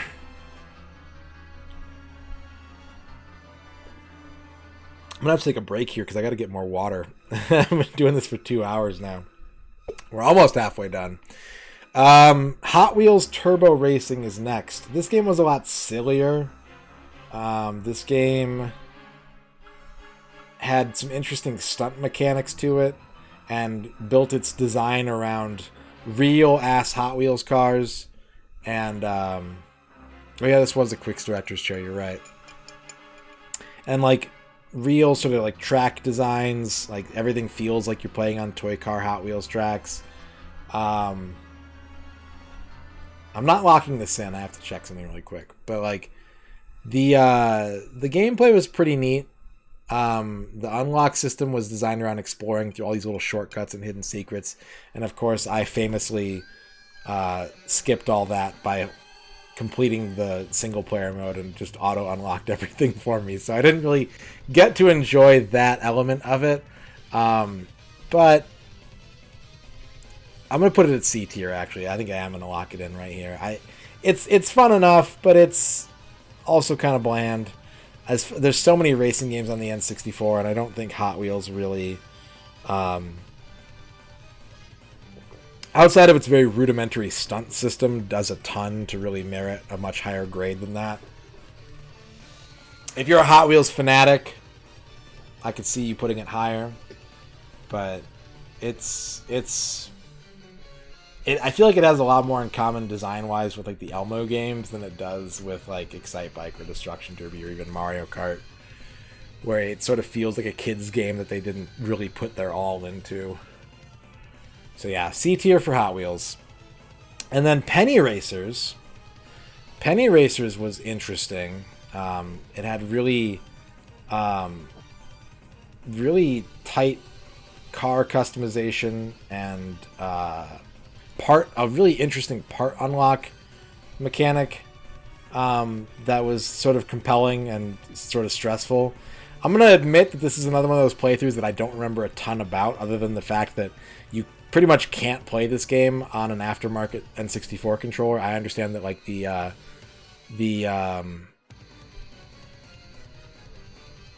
RAFnet GameCube adapter works with it, but I had to use an OEM N64 controller, and that was kind of a buzzkill. If I remembered the gameplay better, I might bump it up, but like I said, I did this tier list very quickly. I also put Penny Racers at the C tier. I don't really recall a lot of like really enjoyable moments. It's got some good music. I remember thinking that it had like a really kind of neat sort of upgrade system with like the amount of points that you had to spend per car depending on what class you were in, but not something that like it does not have pick up and play value because you have to customize those cars. You have to get those parts. It is a Choro queue, yeah. It is a Choro queue. So C tier for now. If I were doing this with a bigger time budget, I could see it getting a higher rating. I don't think it would go lower. But for the sort of lack of an impression that it left on me, the things that I remember about it made it so that it was a game that I know I had fun playing, with some really frustrating parts, with some overall sort of repetitive replaying of tracks over and over and over again, trying to get parts and all that. So, not a standout. Extreme G, the futuristic motorcycle game on the N64, is the next one. Game number 39. There's a certain style to this, a certain like future Euro style, and a really strong sense of speed, which is cool. Some cool weapons. It's very Wipeout inspired, which is neat. But it is also like a really pinball-y, bounce around, hard to control game. It's really difficult to feel like you have a mastery over this game without memorizing each track. But there's some cool features, cool weapons, good soundtrack. I'm going to put it B tier. Mostly for the vibe that it gives off. Like it's not a very attractive game, but it's nice to listen to. It's got a good aesthetic to it. The design of the motorcycles is cool. But it can be tough, and like the game is a little unforgiving, but it's also short, so that's always a good balance of like you have to practice to get through what content there is. I'm gonna say B tier for Extreme G. Not amazing, good enough to recommend. Game number 40 is Castlevania 64, aka Castlevania. It's not actually Castlevania 64. I know this game gets memed on a ton. I think Castlevania is sick. I think it is a cool game. I think it's a really good platformer. You know, there are some problems with the pacing. I think this game stumbles the most when it tries to be more than a platformer or an action game, particularly the Magical Nitro Mandragora section, or that level in general, which is more open-ended and less linear. Any of the levels that are that design, I feel, is sort of the Symphony of the Night influence creeping into this game a little bit. And when that is not present, the game is better for it. The linear action levels, the platforming, the boss fights, all really cool. I am high on this game. I'm not saying it's perfect, but I think it's much better than the reputation it has. It is a double S tier game. Castlevania belongs in the double S tier, in my opinion. 2 playable characters, a lot of really cool set pieces, a lot of good atmosphere building. This is a game that I think people are, like Despatch said, people are kind of coming around on this game a little bit. But it's legit. It's not like a fake-ass Castlevania game. It's not part of the canon. Like, yeah, it's not an Igavania, but what's here is really tight. It works well. The camera is something that a lot of people cite as an issue, but the camera is really flexible in this game, and if you just if you read the paragraph in the manual about how to utilize it, how best to utilize it, it works really well. Enemy lock-ons are responsive and effective. Level design is good. Music is good. Boss fights are awesome. Castlevania, double S. We're halfway done. We did it. I'm not going to take a break just yet. We can still keep going. Kirby 64 Crystal Shards is next. Kirby 64 is a game, I'm going to admit, straight up, I gave this a high rating. I think as time goes on, it will slip. I don't think this will maintain its rating. But for now, it's up there. It's a good 2.5D game. The power mixing is neat. The music is good. It's a Kirby game, so Kirby is good. It's not my favorite Kirby game, though. I think it's a little too slow-paced. I like faster Kirby games. Kirby never quite moves as fast as I want him to in this game. I think a lot of the puzzles in this are not very good. But for now, based on the overall quality of the presentation, it pulls a double S. For now.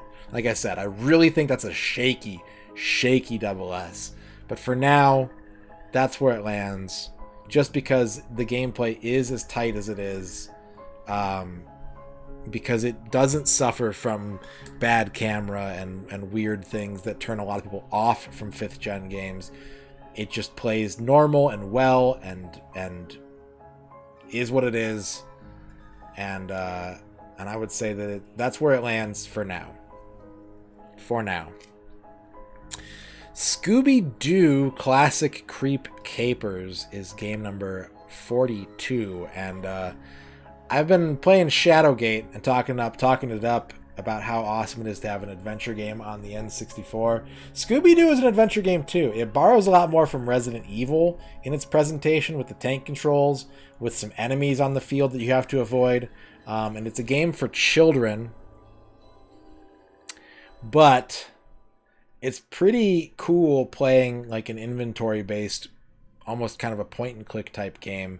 And especially for someone like me who's not very good at those types of games, it's cool to have one that's tailored towards children, because I don't feel that itchy pressure, that anxious pressure to solve puzzles. So I give it an A.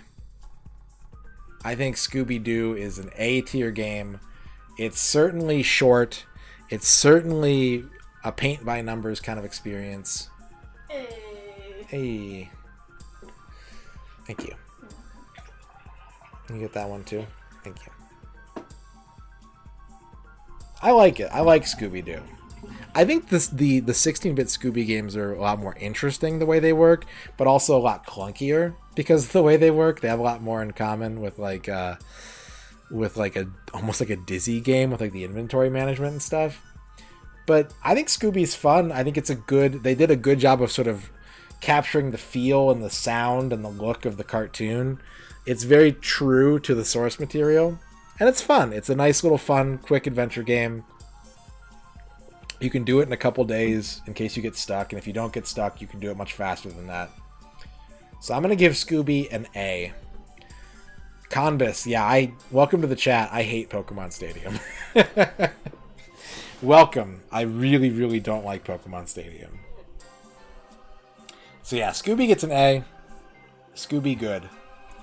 Game number 43 is Super Smash Bros. Now this is another one that I wasn't really quite sure what to do with.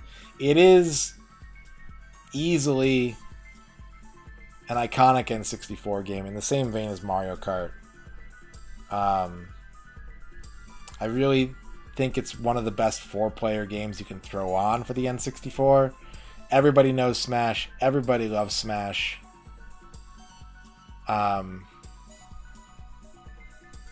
It's iconic. It's classic. I felt a little weird putting it where I'm putting it, to be honest. But we are going to close out the double S tier with Super Smash Bros. I think Super Smash Bros. It's fun. Like, seeing some love given to, lesser, like, and Nintendo characters that you don't see, like Samus and Ness and kind of Captain Falcon a little bit, like getting some representation for them on the system, getting them involved in a game that's fun and inventive and cool. It's just fun to play. And Luigi. I think Super Smash Bros. Is deserving of its reputation, even if it's not my favorite, even if it now, looking back, it's a little rough around the edges compared to later installations of the franchise, or like not really my kind of game anymore. It's airtight, it's solid, it's fun to play, just gotta respect it for what it did when it did it, and there's a reason that its legacy continues on as strong as it does now. So double S for Super Smash Bros. Good game. My opinion of Pokemon Stadium versus your opinion of Simon's Quest? Like, what about it? Which one do people hate hearing more? Depends on which chat it's in, I think. I bet if I was in your chat and I was like, Pokemon Stadium sucks, everyone would be like, yeah, it does. And if you were in this chat and you're like, Simon's Quest is cool, everyone's like, yeah, it is.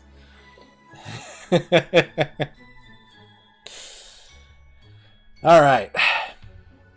Game number 44 is Magical Tetris Challenge. The Disney Tetris game made by Capcom. This game's got some interesting stuff with like the extra large, like the 5 and 6 piece Tetraminos, the Disney coat of paint, the Eureka inspired Peace Lock system. Really good soundtrack in this one. I like the soundtrack in Magical Tetris Challenge a lot. Ultimately, this is an arcade port and not much more than that. They didn't really add like a big feature mode to it or anything. I'm going to put it in A tier. I think Magical Tetris Challenge is an A tier. It's a really polished, simple game. It's very similar, honestly, to Dr. Mario 64, but just because this has features to it not seen before in a console game, whereas this was more just like the NES game with 2 extra players. I think this gets a little bit higher. I think the presentation's a little bit cleaner. I think it runs a little bit better. I think that it is a more compelling game to play, even if you've already played 3 or 4 Tetris games at this point. So I'm throwing it an A tier. I think it's an A tier game. Not incredible, worth a recommendation. Tight, solid video game. Game number 45 is Gex 3 Deep Cover Gecko. We got Gex 64 in at the C tier right here. Gex 3 was a better game. Gex 3 was a better game. It had better level design. It had a much better control of the camera. Gex is still Gex. He's still saying obnoxious shit all the time. Some of the objectives were a little bit more confusing in this one, I felt. But it is better enough to warrant an upgrade over Gex 64, so I'm going to put it in the B tier this time around. It was more enjoyable to play. I would recommend Gex 3, certainly over Gex 64.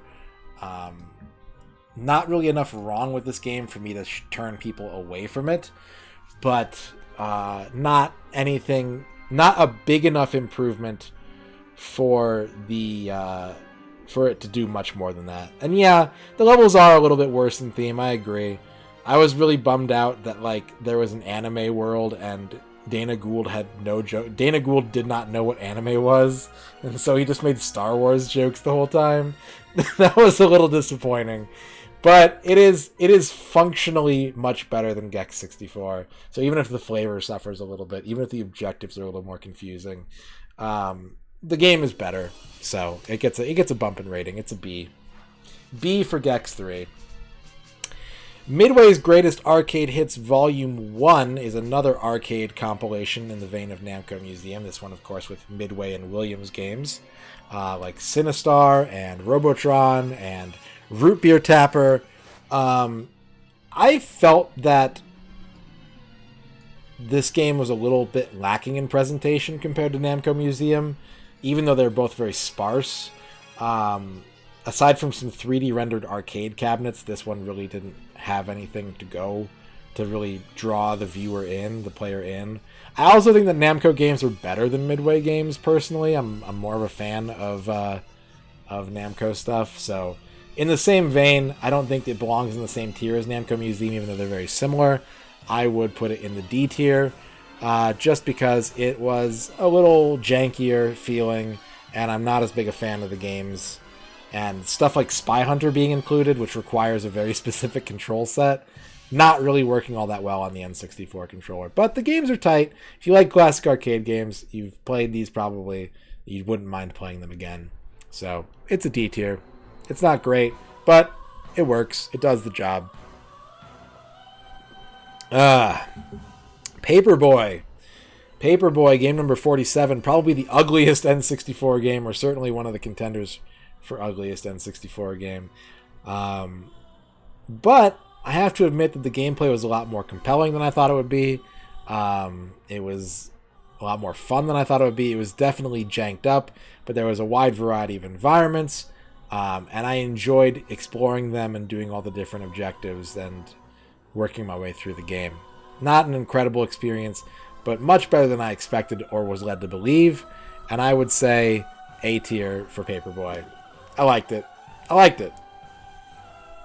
Probably a shaky A, but I liked it. It had a good sense of humor to it, too. Defies all classification. Yeah, Paperboy is 2 tiers better than Quake. Kevmo. Man, I really didn't know what to do with S tier, huh? I really didn't know what to put here, I guess. Game number 48. Paper Girl is playable in Paperboy.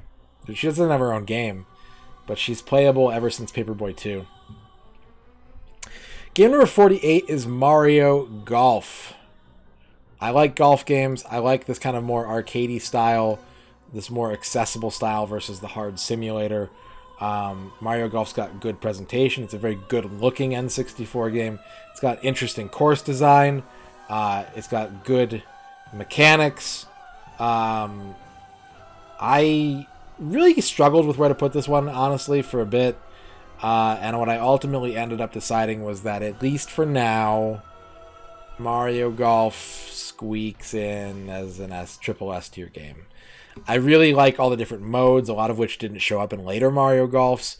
It's got the transfer pack support where you can import your characters from the Game Boy Color game, and I hear you saying, well, what the fuck, bro? But, you know, I don't know. I think the game that's here is leagues better to complement the game that's here. So Mario Golf pulls off a triple S tier, in my opinion, for now. I think it's going to get bumped, but it's high ranked. It's a good game. It's extremely fun. Even if you're not a golf fan, this is the kind of game that can get you into golf video games, like stuff like this and Neo Turf Masters, that sort of have a bit of the high level thought process that goes into things like shot selection and accounting for wind, backspin, but you don't need to know all that stuff when you're getting started, and having that approachability is one of the most undervalued things that a video game can have, is a good ramp to complex mechanics. You can play Mario Golf with just AAA, and then as you get better and as you learn new techniques and try hard to win, you have to work your way up to harder decisions. Why do I have No Mercy as a D? Because I'm not a wrestling fan, and because the single player campaign was poorly written in the sense that it lied about objectives, and the save bug that deletes all your progress if you create a character. Those are the three reasons why No Mercy is a D.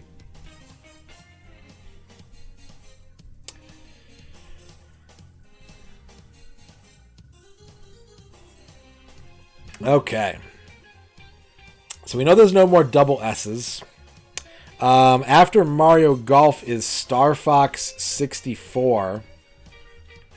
Star Fox 64. And you guys know I'm not a big Star Fox fan. I really hate the way people whine about every single Star Fox game being bad and comparing it to this game as if this game isn't the outlier. You know, every time a new Star Fox game comes out, everyone shits all over it, and they're like, ugh, Star Fox used to be good. And it's like, no, Star Fox was good once, and everything else has been mediocre to bad. There's one game that's an outlier, and it's Star Fox 64.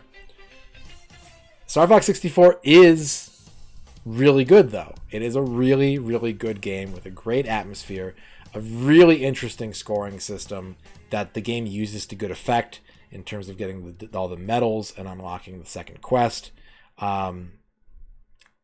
You know, the Rumble Pack works great when you play it with that. The voice acting is really good. Star Fox 64 is triple S. Star Fox 64 is triple S. It's just incredible, and it's like really a masterclass in sort of rail shooter design, honestly. Well, hold my bull, we've only played single player. We've only been doing single player, so that's the basis of this tier list. Is all these games have been 100%ed, so they all have to hold their own weight throughout the entirety of their content, and No Mercy has a lot of fucking content, and it's all single player. So if a game's got good multiplayer, when we start doing multiplayer, it may affect its rating, but since we haven't done it yet, it's only graded on the merits of its single player. And if you're upset about it, you know, these are just my opinions. They're not Bible truth. Don't worry about it. Don't get all bent out of shape about it. So yeah, Assault is really good, Liz. I agree that Star Fox Assault is really good, but I'm always forever going to be mad at the game because they hired the Ace Combat team to make a game that ended up 65% on foot. And that is so fucking... Because when you're flying in Assault, it's incredible. And they just keep taking you out of the cockpit. And it's maddening. It's absolutely maddening. I think so. Maybe not. But if certainly, at least in terms of gameplay time. Maybe not mission totals. Like, I think it might be 50-50 as far as missions. But the on-foot missions are so much longer than the flight missions.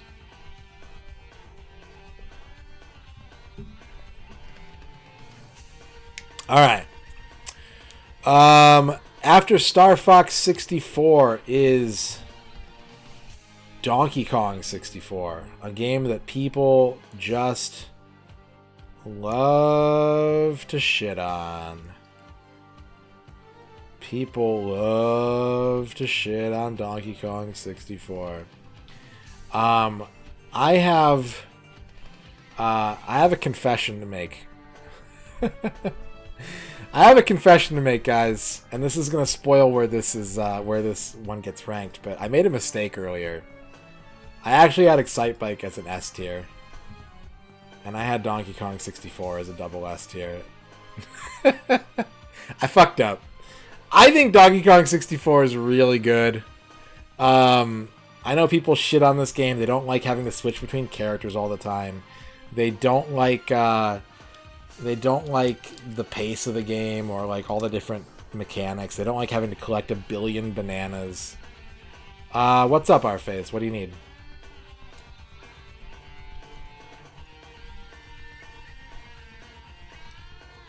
But I think it's really fun. Oh shit, we got fan art. We got Rface art. Yo! That's sick. That is sick. Holy shit. Thank you so much, man. That's awesome. That rules. Yeah, check out Rphase's stream. Rphase does art every stream. We got some Rphase art. I'm gonna have to put that up later. Thank you very much, Rphase. I appreciate that a lot. Thank you, man. That's really awesome. That is awesome. So yeah, I love you too, Rphase. I think Donkey Kong, like, a lot of those complaints I understand, but I also think they're kind of blown out of proportion. Like, you really don't change. You can constantly change characters, but if you kind of make swaths, right? You explore a level, you grab as much as you can with one Kong, you come back, you do it again, you unlock a couple new areas, and like the game sort of rolls out at a steady pace. I think it's really good. I like the level of collectibles in this game compared to some of Rare's other games. I don't think it's as tedious or as plotting. I think it's a little more restrained than some other games in the sense of like bad mini games. There are a couple bad mini games in Donkey Kong 64. But yeah, I think Donkey Kong 64 is good. I think it's a very good platformer. I think it stands among some of the better platformers on the system. It's just people don't want to collect 1,500 bananas, you know, whatever. Beaver Bother, yeah, Beaver Bother sucks, but that's okay. That's okay.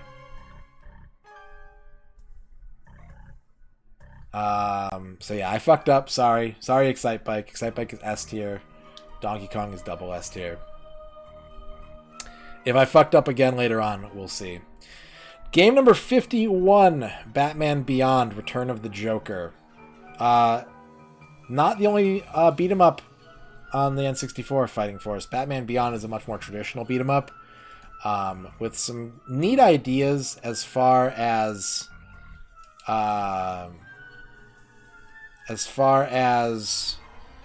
the different customization options you have at the start of the game.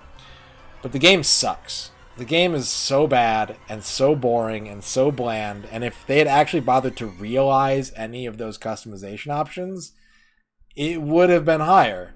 But the combat is stiff and unsatisfying. You fight the same like 5 enemies over and over again.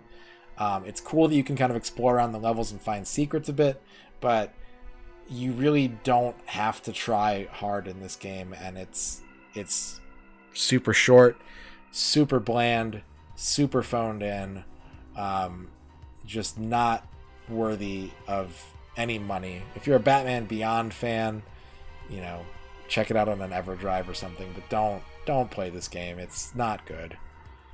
It's just not good. Yeah, Batman Beyond stylistically is cool. The game, unfortunately, does not live up. It's based off the movie. It follows the plot of the movie, Return of the Joker, but ends up being one of the worst Batman games by far. Game number 52 is Road Rash 64. I don't like Road Rash that much. I think it's tedious.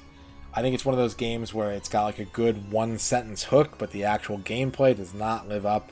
They make the games way too long, way too repetitive. just not worth the repeated playtime that it takes to get through a Road Rash game. That being said, Road Rash 64 has a really fun 3D physics.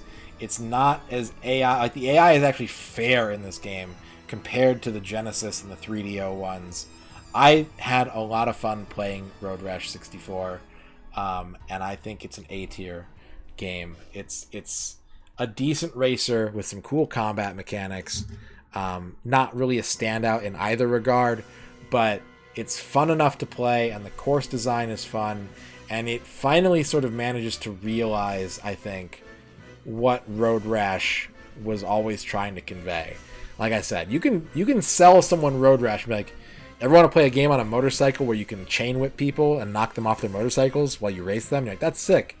I'm like, yeah. Anyways, the game is 100 hours long. You just do the same shit over and over and over again, and like the AI is totally unfair. That sucks. Road Rash 64 pulled it off. Road Rash 64 pulled it off, and is worth checking out. I liked it a lot. Check it out. Good game. Diddy Kong Racing. Yeah, I have. It's up in here in the Triple S tier, Jose Romero. It's one of my favorite N64 games. Yeah, the videos in the 3DO version are good. The soundtrack in the 3DO version is good. The gameplay is dookie. I'm sorry, Krebstar.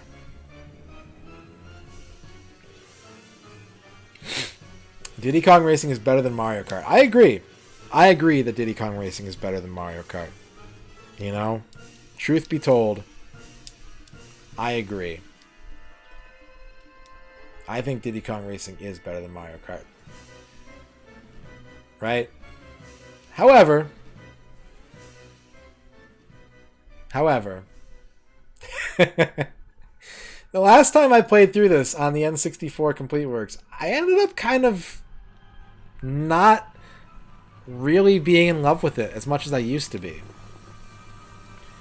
I do think, for what it's worth, yes, it is absolutely better than Mario Kart 64. 100%. 100% yes. And the single player being as fleshed out as it is really, really cool. The hovercraft stuff is bland. They could have cut that completely, or at least made it play more like Wave Race to where it would have been more interesting. The upgradable weapons is super cool, but the turning mechanics are better in Mario Kart, like Miles Jacobs said. The track design and the collectibles way more interesting in Diddy Kong Racing. I wanted to rate this higher, honestly, but this ended up being way too stacked. I wanted to put a buffer between these two games, and I just didn't feel like this belonged in A+ yet, and I didn't feel like this belonged in Double S yet. So, yeah, I ended up coming away from this last playthrough being like, yes, Diddy Kong Racing is still better than Mario Kart 64, and I can still point out the reasons why. However, it is not as big of a gulf as I had previously stated. I think they're actually a lot closer. This is a better engine, probably, but this is a much better video game. It's got co-op It's got the co-op campaign with a cheat code as well. It's really good. It's got a great soundtrack. It's better than Mickey Speedway, Rare's other racer, by a wide margin, but it's not really in the top echelon of N64 games, I don't think.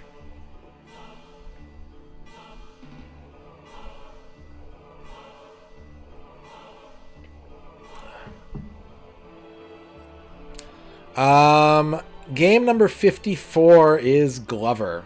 Oh, Glover. Glover, with its my fucked cartridge of it or whatever with the save bug, caused me so much grief. And you gotta love the glove, right? You gotta love the glove. Great music. Yeah, fantastic soundtrack in Glover. And like, the controls are awkward, but they're workable, and once you get used to them, it's very unique and very rewarding. I think this is one of those games that can't really decide if it wants to be a platformer or a puzzle game, and that kind of suffers for that, because it doesn't really excel as either.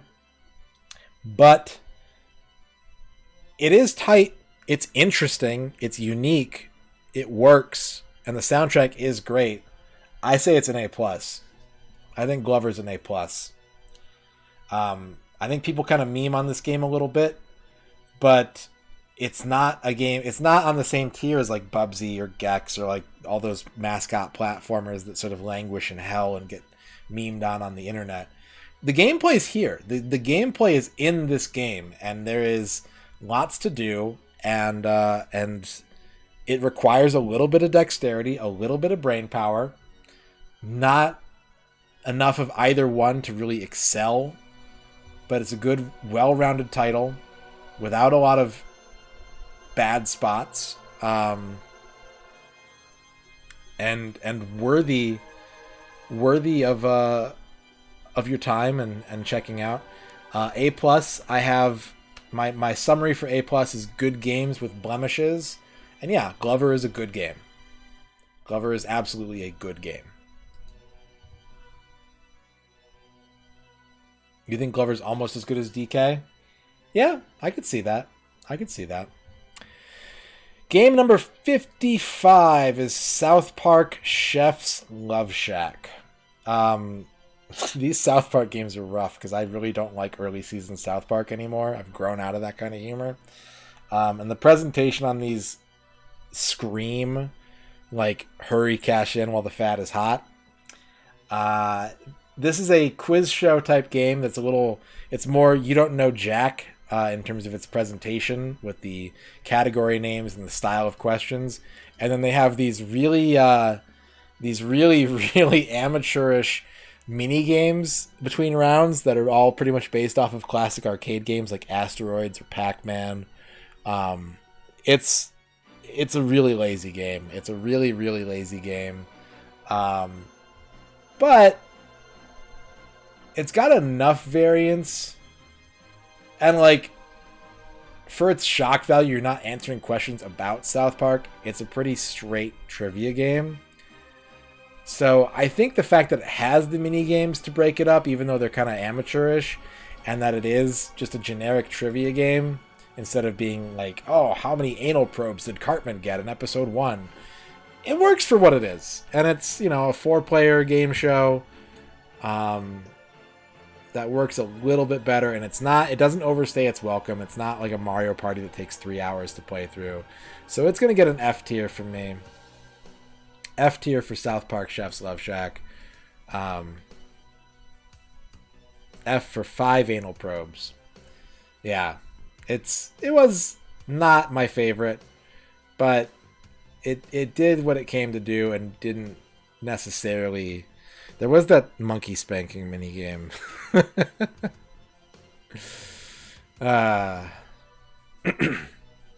Okay.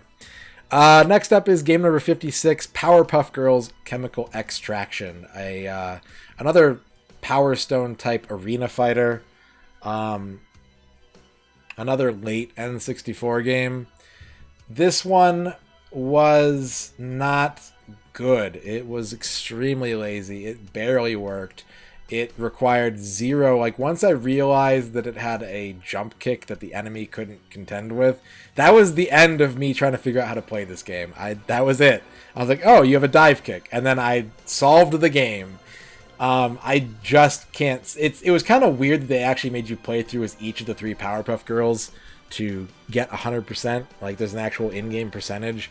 But each Powerpuff Girl plays the exact same game, start to finish. It's bad. It's ugly. It barely works. It's just bland and not interesting in any way, and mercifully short. Z tier for Powerpuff Girls. Game number 57 was the iconic... It was a one-stream game. It took 43 minutes to beat, Kaidri. We did South Park Chef's Love Shack and Powerpuff Girls on the same stream, and then we started game number 57. Wait, was it the same stream? I have the dates... Maybe I had a dyslexic moment, because I have the dates very different on those. Did I go back to Xena or something between those two? I don't know. But after those 2 games was Shadow Man. one of the longer games in the challenge, one of the more iconic games, one of the more late iconic games. Yeah, I must have gone back to Xena. Shadow Man was a lot cooler than I expected. It came out of the gate swinging with this sort of like open world Metroid level design with like an upgrade system, interesting environments, interesting mechanics, and as time progressed, not necessarily at the fault of the 100%, although that did weigh on this a little bit, that sort of Metroid presentation was a veneer, and it really became this very straightforward kind of non-upgrade, just point A to point B kind of game. The environments got a little tough to navigate. There were some bugs. The collectibles got to be a little bit much. Dog mode was awesome. But ultimately the game did exceed my expectations, and I think was cool, if not a little frustrating or ill-designed in places. I would put it in the S tier. Yeah. I think it was a really cool game. It got in its own way too many times for me to really, really love it. But I thought it was like, as someone who doesn't really enjoy the Turok games and knowing that it kind of came from the same stable, I was expecting this to just sort of be acclaim quality. And it was much better than that. It was much better than that. And the game that I would compare this to, and the one that chat compared it to a lot, was Legacy of Kain Soul Reaver, which is a game that I would put in the Z tier if it were on the N64, because I absolutely cannot stand Legacy of Kain Soul Reaver. But this felt like, if that game was actually fun to play, this is the game you would get. And so, yeah, I think Shadow Man was very good. S tier game. Sounds good, Scotty. Next up, we've got game number 58, Nagano Winter Olympics 98. I expected this to be like a mini-game compilation, which it kind of was. This is based off of the track and field franchise. But I ended up really, really, really liking this game. I thought it was a lot of fun. I thought that the mini-game controls were varied and different. I thought the presentation was nice. And the curling was awesome. The curling was really cool. Too sensitive on the controls, but really good. This is another one of those ones that I found myself wanting to rank higher, but as I thought about it, I was just like, well, it is pretty simple in the grand scheme of things. There's not a lot to do in this game. What there is to do, I liked, but there wasn't like a ton of meat. You could easily pick up and put this game down very quickly and just let it roll right over you. But what was there I liked a lot. I would play this again. I would happily play this again. Hell yeah. I'm going to put it in the S tier for Nagano. S tier.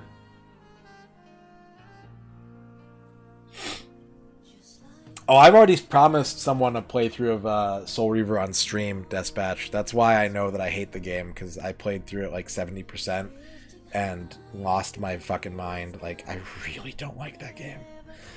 At all. Okay. Rugrats Scavenger Hunt, game number 59. But I still haven't finished it, so I gotta go back and finish it on stream. Rugrats Scavenger Hunt, the board game, was exceptionally bland. Extremely boring. Like, it was... I've always thought that Mario Party would be a good game without the minigames. Or if it was just the minigames. This is just a board game, and there's nothing to it. I know it's for kids, but Z tier is complete. Rugrats Scavenger Hunt was just... I would never, ever, ever want to play this game again. Monopoly. If you want to play a board game on the N64, Monopoly is definitely a better choice. Because, yeah, maybe if I was a kid, I would have liked it. But also, you know, as far as my perspective is concerned, that timeline doesn't line up. You know, when that game came out, I would have been like 15. So I never would have had that. Those trains never passed each other. So, yeah, just I thought it would be cool to play like a little board game, kind of simple game, and it had a variety of boards with different rules, which was kind of cool, but none of the mechanics really shaped up in a way that was interesting or compelling at all. Oh, okay. Game number 60 is Spider-Man. Spider-Man. This was a tough one to rank, because I think the Spider-Man game is good, but I sure had a bad time with it. The balls did drag it down. The bugs dragged it down. The game crashes dragged it down. And ultimately, the game is fine. It's over in about 4 hours, your first playthrough. But it's one of those things where, like, modern Spider-Man games have gotten really good at this. I did get all the balls. Modern Spider-Man games are a lot better at making Spider-Man fighting stuff good. This first sort of wave of 3D Spider-Man games did a good job of the web swinging being fun, and it is fun in this game. But every time you have to fight is kind of meh, and like I think 40 to 50% of the boss fights are Venom. Like they just really leaned into Venom, and I like Venom, but Spider-Man's got a great rogues gallery, and for them to just be like Venom over and over and over again, it falls apart pretty quick, and there's some rough parts. It's kind of janky. I don't feel great about this ranking. I've got Spider-Man in D tier for now. I don't think it belongs there. I don't know where it belongs, but for now, version 0.2, I've got it at D tier. Alright, we're 3/4 of the way done. Should we just bang, bang, bang, get out of here and do this? I won't. Blues Brothers 2000. Do you think Spider-Man's better than Gex? Maybe. Maybe. Blues Brothers 2000. You want to talk meme games? This is a pretty meme game in a lot of ways. It's basically a straight up 3D platformer with collectibles, and boss fights ripped off from Bust-A-Groove. Surprisingly, of all things, they integrated a Bust-A-Groove clone into this game. Is this the end of this soundtrack? I might have to tab out real quick here. We'll see. It's silly, and it's Titus, and it's dubious, and there's an 8th heart that I don't know how to find. But I gotta be honest, I didn't have a bad time with this game. I actually kind of came away from it having had a much better time than I expected. We know it can't be Z tier. Z tier is full up. I'm putting it in C tier. I thought Blues Brothers 2000 was okay. Honestly. I thought Blues Brothers 2000 was okay. And it's silly and weird. But yeah. I thought it was alright. I liked playing it. I liked the pace of it. Okay.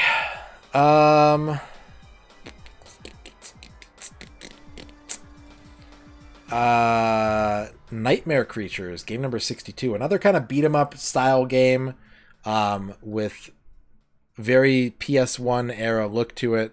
Kind of a cool 1800s England vibe to it. Undead creatures, monsters, fisticuffs, weapons, upgrades. Pretty neat. I liked it a lot, but it was definitely better on the second playthrough. What's up, Lance Boyle? It was definitely better on the second playthrough when I turned off the adrenaline meter. The adrenaline meter as a default mechanic is... I understand why it's there, because they were kind of going for an arcade game sort of pace. But if you're going to do that, you have to go one way or the other. You have to either say, like, this is a fast-paced, boom boom, beat 'em up kind of arcade game, or there's the environments to explore and secrets to find. You can't punish the player for looking around for the items that you've tucked away, and it's a harsh punishment. So the adrenaline mode really brought this game down for me, but I still like it. I still think it's got a cool vibe. I still think it's got good design and fun gameplay. I'm going to put Nightmare Creatures in B tier. Without the adrenaline meter, and especially if that had not been the default, right? If that was like an option or like a hidden difficulty or something, I think it's probably closer to A, maybe even A+. But that mechanic was so spiteful and like annoying that I wish it just hadn't been there. And I gotta deduct for that, because it was a pretty significant detriment to the gameplay. Vigilante 8 is number 63. Car combat game in the vein of Twisted Metal, with like a 70s vibe and like a story about aliens. I don't remember why I felt this way. I think it was the difficulty that I played it on, to be totally honest. I kind of came away when it was time to rank this game. I was like, you know, this game just didn't leave an impression on me. And I think had I played it on a harder difficulty, I would have had a worse time, but it would have been more memorable. And like, that's a tough scale to balance. I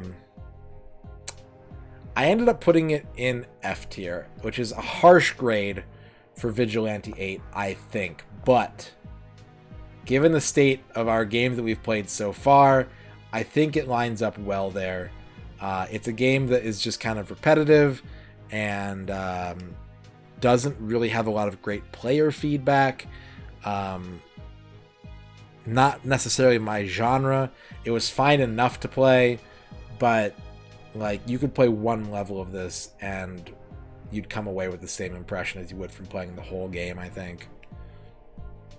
So I'm putting Vigilante 8 in the F tier. Pilot Wings and Pokemon Snap Cellular Peptide Cake are games number 1 and 3 in Triple S.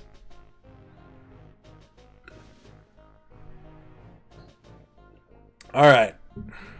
Next up, we've got game number 64, Yoshi's Story. This is a game that I've always kind of felt was kind of middling, just because it's a huge step backwards from Yoshi's Island in terms of scope, in terms of interesting secrets. The way the game is built kind of discourages you from, I don't know, even looking for secrets. You can go for big score, full melon playthrough, all that stuff. But I've always kind of felt that this was a step backwards for Yoshi, and one that kind of took a long time to bounce back from. But on this last playthrough, I did have a lot of fun with it. I liked how tight it was. I liked how sort of responsive. You know, when you play a lot of N64 games, you tend to appreciate the ones that have like tight, responsive controls. That becomes a really big weight in a game's favor. And Yoshi's Story does control well. It's just a bite-sized game for what it is. You can stretch it out. You can make it bigger by going for score attack, by going for the secret Yoshis, for going full melons, full lucky fruit, whatever. However you want to do it. I put it in the S tier this time. I don't think it belongs in the top echelons. I think it's a good also ran. I think it is a tight game. It is a good game. It's just not up to its potential. So S tier for Yoshi's Story. Game number 65 is Gauntlet Legends, the classic arcade game ported to the N64 with playable characters that you can level up and grow, unlockable characters, lots of collectibles. I had a lot of fun playing this. It was nice to like zone out. It was really good at that time for me to like turn my brain off and just sort of play Gauntlet Legends and not have to try too hard to like look for secrets or work out puzzles. I was just tearing through mobs, running into a couple difficult spots, and then bouncing out of them. I liked it. I had a good time with it. I'm looking forward to playing it in multiplayer mode, but the single player campaign held up. It was interesting. It was cool. Nice, solid game. It lands in S tier. S tier for Gauntlet Legends. Good food. Yeah, Gauntlet was good. Gauntlet was very good. So Gauntlet pulls S tier. I'm looking forward to playing that one more. Game number 66 is Earthworm Jim 3D. Now look. Now, folks, look. Earthworm Jim 3D is okay. It's an okay game. I liked big chunks of the game. I liked the pace of getting the udders and like just playing a 3D collect 'em up. It was good at times. There are three really big problems with Earthworm Jim 3D. One is the Banjo-Kazooie style orb collecting that every time you die, you have to start over on. Now, Banjo-Kazooie, I haven't played yet for the challenge, but I'm way more forgiving of the note collecting in that game, primarily because death is a lot harder to come by in Banjo-Kazooie versus Earthworm Jim 3D. There's a lot of instant kill kind of situations in Earthworm Jim 3D. A lot of damage generation. The music... I know, Rusty Bucket Bay is the worst level in Banjo-Kazooie. I agree, Dispatch. The music was grating, and like Earthworm Jim 1 and 2 have good music. They have that kind of hokey banjo, like weird vibe to them. But there's a lot of tight grooves and like kick-ass songs in Earthworm Jim 1 and 2. Earthworm Jim 3 does not have those at all. Just doesn't. It's got fucking like Italian pizza parlor music and like weird banjos, and that's it. That's all there is. And then pork boarding. Pork boarding is so horrible. Such a bad controlling, bad design system that the game uses over and over and over again in lieu of any kind of interesting boss fights. And it's just always a disappointment to have to do it. Every time it comes up, it's a disappointment. So, I'm of two minds on Earthworm Jim 3D, ironically enough. I think it pulls off a D tier. I think its good parts are good, and its bad parts are awful. And so, when you weigh the two together, it comes in at a D. Lorenzen Soils is very good. Very, very good.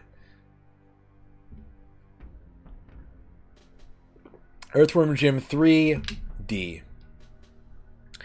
Game number 67 is Tigger's Honey Hunt. I was shocked by this game. I was really shocked that this ended up being like a Donkey Kong Country clone. I was expecting this sort of like generic 3D kids game that was going to be over in like an hour. And it was this pretty cool 2D platformer with like collectibles and like exploration. And I was really, really surprised by Tigger's Honey Hunt. It is a kid's game. It is over way too quickly, especially because this game decided to include like upgraded moves and like ability unlocks that aren't ever really fully realized, that you don't ever really get to utilize to their fullest potential. I wish this game was about 3 or 4 times longer than it is. But what's there is pretty freaking good for some reason. So, it gets an A+. A+ for Tigger's Honey Hunt. Like, I would say, like, dude, definitely check this game out. But at the same time, temper your expectations. Because, like, it will surprise you, but it will leave you wanting for much, much, much more.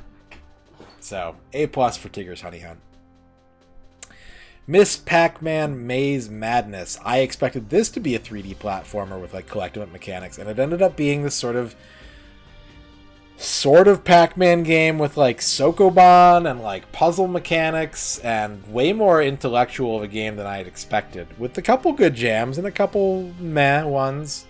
But yeah, I was surprised by what this game was about too. What's up, Rachel? I was surprised by what this game entailed and what it was about.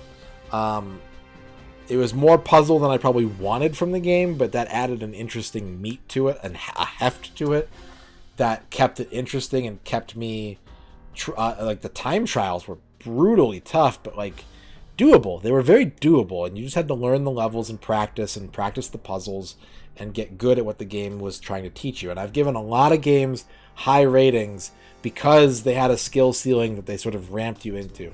Miss Pac-Man did the same thing. I have to give it credit for that. It gets an A+. I would have probably liked it more if there was more varied environments, maybe some more interesting action mechanics to it, but the puzzles were solid. They leaned into them smartly.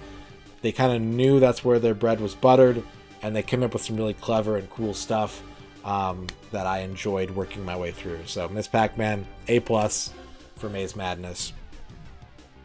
Game number 69 is Bust-A-Move 2 Arcade Edition. 69. And I feel these puzzle games, these straight up like well type, like classic type puzzle games, you know, they end up in a pretty similar zone. This sort of like A to B range. I think that this game is really cool because the N64 is it's interesting compared to the PlayStation and the Saturn, because prior to this, if you got a port of an arcade game on a 16-bit or an 8-bit system, there were always compromises in graphical fidelity. There were always compromises in features. The PlayStation and the Saturn really grabbed onto like the 3D fighters and the 2D fighters and the 2D shmups and presented them in pretty much a one-to-one fashion. But the N64 didn't really pull that off most of the time. You know, even stuff like Blitz or Hang Time, it's got compressed audio, it's got maybe like little jaggier graphics. It just doesn't quite come off one-to-one. But Puzzle Bobble 2, Bust-A-Move 2, it did. It was a good port of a Neo Geo game that was pretty much one-to-one, with I think a couple new features with the puzzle mode. And it made me wonder why we just didn't get more, like, if it could handle Neo Geo games, they should have just ported more fucking Neo Geo games. Like, people would have bought Metal Slug 2 or 3 on the N64 without a blink of an eye. Like, why didn't that just happen? But it also didn't exceed any expectations. It didn't really add to the formula, like adding a 4-player mode or anything kind of cool that's special for the home port. It's just a tight, solid port of a game that manages to pull off one-to-one, and it gets a B for that. B for Bust-A-Move. B for Bub. B for Bub.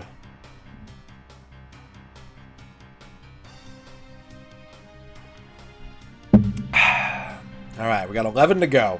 We're almost done. What's up, X-Keeper? Iggy's Wreckin' Balls. I do too. I just wish that it had been more than what it was.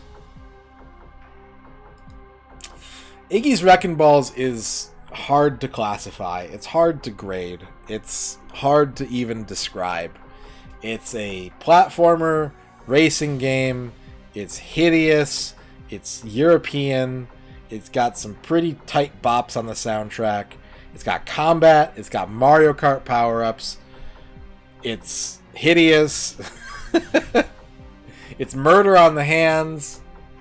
But I liked it a lot. I thought it was really fun. I thought it was compelling. I thought it was maybe a little more challenging than it should have been. I thought it was hideous. It was European. But I like it. I think it's a cool game. I think it's very unique. You know, the comparison, the closest and maybe only comparison would be like, what? Uniracers? Maybe Micromaniacs? It's a good idea that I would have liked to have seen designed a little bit better. But what's there, I think, is definitely worth a look. And there's some interesting track designs and interesting ideas in a package that has room for refinement, but also stands pretty tightly alone. I wouldn't enthusiastically recommend it, but I would recommend it. I'm going to put it in the A tier. So here we are with 10 games to go and a pretty even spread. We're missing 2 Fs, 2 Ds, a C, a B, an A, an A+, an S, and a triple S, with 10 games left to go. Yeah, right, Dempsey? So here we go. The final 10, the most recent 10. Are you ready? South Park Rally. Man, content-wise, like, jokes and look, not a fan. Still not a fan of these old South Park vibes. The herpes were disgusting. God, every time I got hit with that, I just wanted to restart the race, because it's just, ugh, fucking gross. But I have to give credit for a surprisingly robust character roster. Like, it goes to show how quickly South Park was pumping out characters and catchphrases and like building a universe, even if they don't necessarily have different stats. There's like 900 voice files in the game and like just a ton of characters to choose from. And the different modes were really cool. The fact that South Park Rally is, and hang with me on this one, okay? South Park Rally is the Unreal Tournament of kart racers. Because in lieu of a Grand Prix mode or anything like that, they made these like 10 to 12 different multiplayer modes, and they just had you like, or maybe not that many, probably close to like 6 to 10. But they rotate through those so that every level has a different objective, and you can kind of mix and match each environment with each game type. And I don't mean that it's as quality as Unreal Tournament, but the game design philosophy is still there. It is a single player experience designed to really showcase what the multiplayer is capable of. And look, there's a lot of N64 games that have good single player and shoehorned multiplayer, and that usually doesn't work. The multiplayer usually isn't very interesting. But if you have good multiplayer and you build your single player around the fact that you have good multiplayer, that usually is never a miss. That usually pays off. So I thought that South Park Rally was a lot of interesting ideas in a package that I didn't enjoy. But there's some real creativity in game design here. I'm going to give it a D. D for South Park Rally. Yeah, it could have been a lot worse, but there's some real effort in this game that they really focused on the rules. They focused on the rules and the fat. There's a lot of fat. There's a lot of flavor fat in this game. Whether or not you like that flavor depends on whether or not you like old South Park. But the driving engine is not anything to write home about. The power-ups they're okay. They're gross a lot of the times, more than anything. And but the rules are compelling. The rules of the game are compelling, and the fact that you can kind of piece together, one thing off menu A, one thing off menu B, one thing off menu C, and you end up having a lot of variety to explore in single or multiplayer is pretty cool. So I give it a D.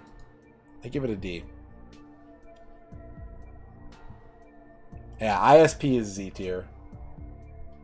That glass is empty. Ugh.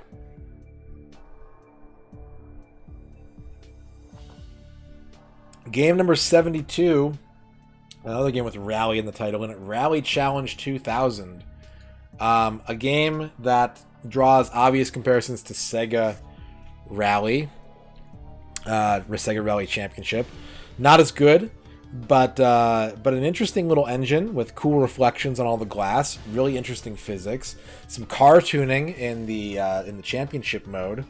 9 tracks, 8 cars, which is more than your average rally game was giving you at that time, I feel, based on my limited experience. I thought this was really fun. It was frustrating, certainly, towards the end to work out what the game was asking me to do, but that's because I didn't really understand rally cars. But I ended up really liking it. I think the physics were tight. I think the music was janky, and the spotter callouts were oddly whispery.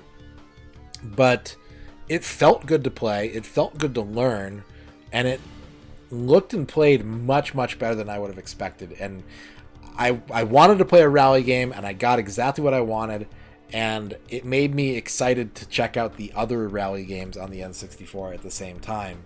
So, quality game with some rough spots, little polish issues. Rally Challenge 2000 is going to complete our A tier. I think it's worth a recommendation, but not by much. You know, it's on the cutting edge. It's on the bubble a little bit, but yeah, it was a good time. I liked it a lot. I liked how arcadey it was. I enjoyed the simplicity, but also the mastery that you have to get of that simplicity to finish the game. NBA Hang Time, the sequel to NBA Jam Tournament Edition, the over-the-top arcade hoop action game, was a lot of fun, man. And I think in a lot of ways, what's up, Plombo? I think in a lot of ways, that over-the-top nature works a lot better in basketball than it does with football and blitz, because of just the kinetic flowing of a basketball game. There's not as much stoppage. There's not play calling or anything like that. It's just give and go, 2-on-2, big dunks, big steals, no penalties, and it's fast and it's fun. The game runs really well on the N64. It's fluid and fast. The music is good. There's a ton of secrets. Good 4-player game. I liked it a lot. Did I like it more or less than Kobe Bryant in NBA Courtside? Well, honestly, I'm not sure yet. They're both A+ in my book right now. One will definitely get the edge over the other, but I think time and reflection and other basketball games will really kind of swing the pendulum in favor of one or the other. But for now, I think they both land on the A+ tier as really fun, really good video game versions of basketball. I had a lot of fun with both of them, and it gives me a lot of hope that I'm going to enjoy N64 basketball for the most part. I know there's going to be some duds in there, but I feel like those two left a really strong, good first impression, and I'm looking forward to playing more basketball on the N64. Disney's Tarzan, game number 74. Just like Tigger's Honey Hunt, I was not really expecting a 2D platformer. I was not expecting one with as tight a gameplay and like a good soundtrack with the smooth saxophones and like vibrant, really impressive graphics. I thought that was really cool and good looking. Yeah, I was just in much the same way as I was impressed and taken aback by Tigger's Honey Hunt. I had the same experience with Disney's Tarzan. I liked looking for all the secrets. I liked the pace of the game and how it developed and how snappy it was, and that it wasn't over long or over short. There were some unfair parts as far as the camera on the vine riding and collecting all the collectibles. I felt like the hitboxes weren't quite as good as they could have been. The attacks, like the stabbing hitbox, was so small that it ended up being kind of a joke. I am giving Disney's Tarzan the last spot on the S tier. Very good game. Very good platformer. Absolutely worth checking out on the N64. Off-Road Challenge is game number 75. I don't have a lot to say about this game, except that I don't think it's as good as Cruisin' USA, and Cruisin' USA is on the F tier. And the Z tier is already filled up, so let's not mince words. That's where it belongs. I liked the car upgrading, and had the game not taken upgrades away from you, I would have probably given this the nod over Cruisin' USA. But the look is worse. The courses are less interesting. The physics are weirder. The pickups and the power-ups and the upgrading is cool, but having the game take it away from you as an arbitrary arcade get off the machine kid bullshit penalty doesn't belong in the home port of this game.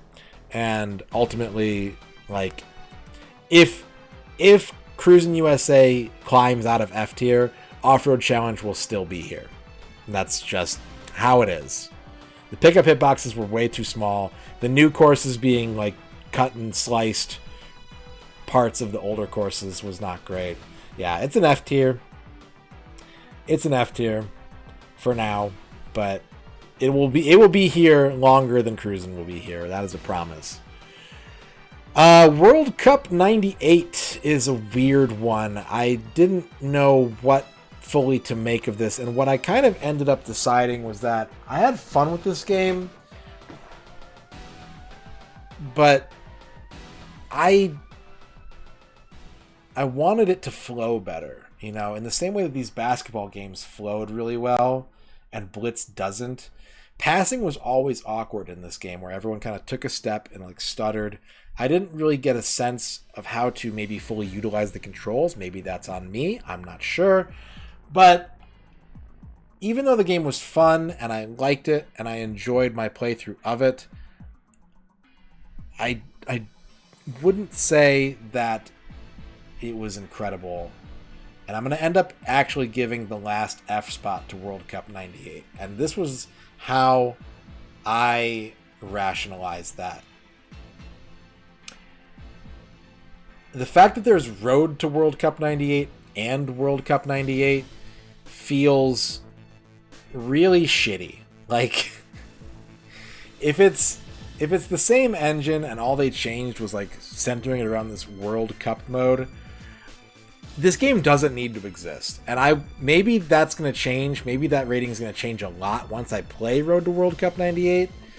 But there don't need to be two games for this event, both from EA. And if they are on the same engine, I feel like Road to World Cup is going to be more interesting because it's going to feature more teams and a more varied environment, even if it's not going to have this win-it-all championship mode. The historical bits were cool, but they didn't really have as big of an impact. I think they're better on the other ports from what I've heard. So I enjoyed my time with World Cup 98, but yeah, this doesn't need to be a second game. They could have just condensed it down into one. Monster Truck Madness 64 is a game that I had a lot of fun with, and chat was just incessantly roasting the whole time. Moon physics, weird hit detection interactions, and like weird power-up behaviors, and really weird rubber banding. I thought it was super cool. I enjoyed it a lot. The snow effect was fucking gorgeous. The snow effect was amazing. The announcer clips were, yeah. Ugh. But yeah, I thought it was a lot of fun to play. I liked the look of it. I thought it looked nice for an N64 game. There were so many trucks to choose from that apparently all have different stats, and I was apparently playing with one of the worst ones from what I hear. But yeah, I thought this was really cool, and like, I thought it was a good port. I think it's going to be a fun game to play in multiplayer. It has a lot of interesting multiplayer modes. It is tough to handle. The controls are rough.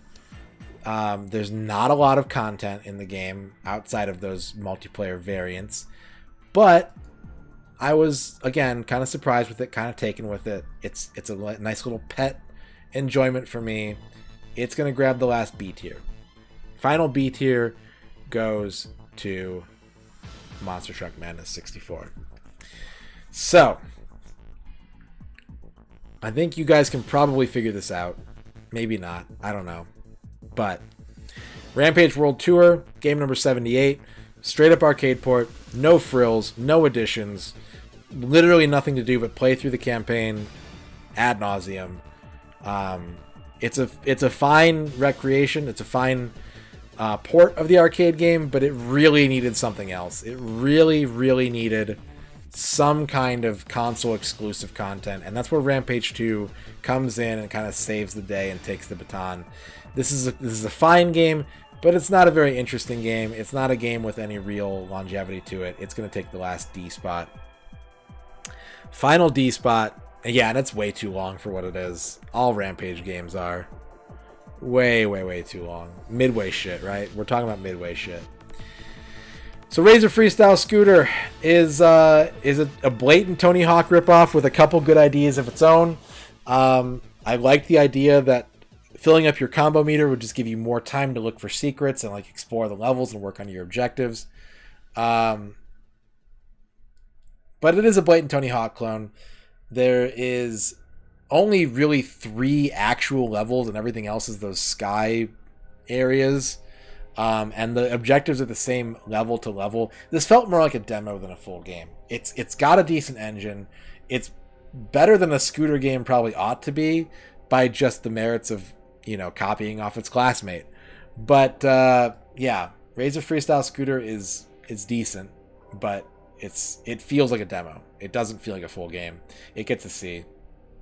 And call me prisoner of the moment, but yeah, Shadowgate 64 was so fucking sick, man. Shadowgate 64 was so good, and it might drop. It might drop when I'm a little farther removed from it.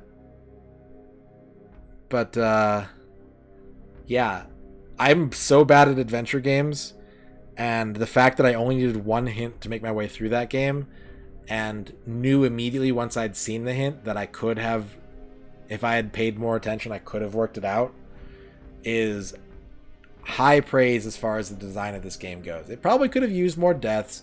It looks a little incomplete in places. But for now, I think it belongs in the tippy toppest tier. And that's my tier list. That's version 0.2.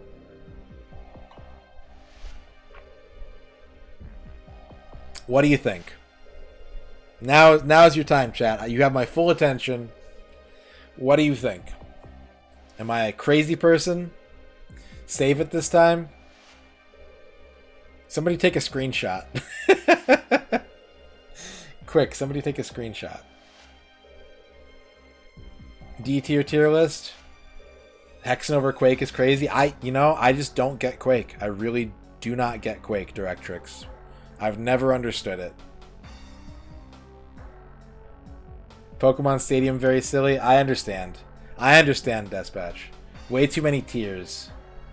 Well, this is the way I like to do it. Games. Look at them all. 80 games. Thank you, Gal, for the 80 games. Castlevania is too high.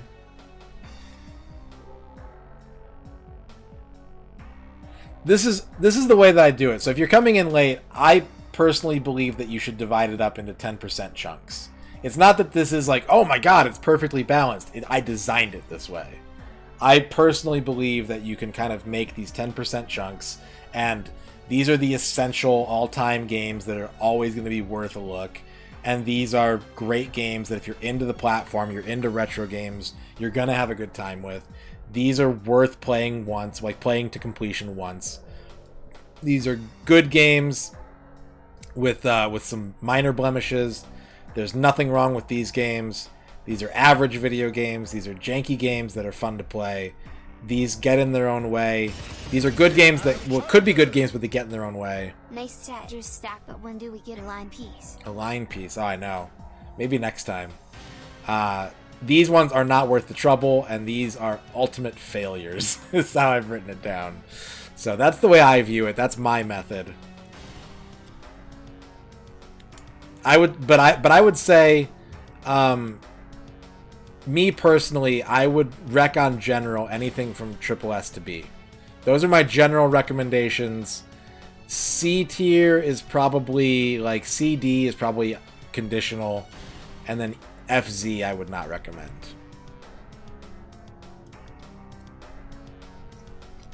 And when we play Legacy of Darkness Arc Nova, that might change things. That might definitely change things. This is conditional upon my current experience. I would recommend Gex 3 to everybody. I would recommend Gex 64 to some people. Yeah.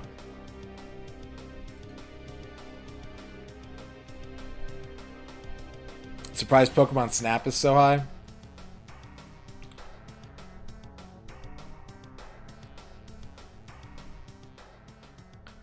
Surprised to see Tarzan at S tier. You think it's too high or too low, Rachel? Too high or too low? How can Superman 64 fit in under Z? Superman 64, we'll see. We'll see what happens with that game. We'll see.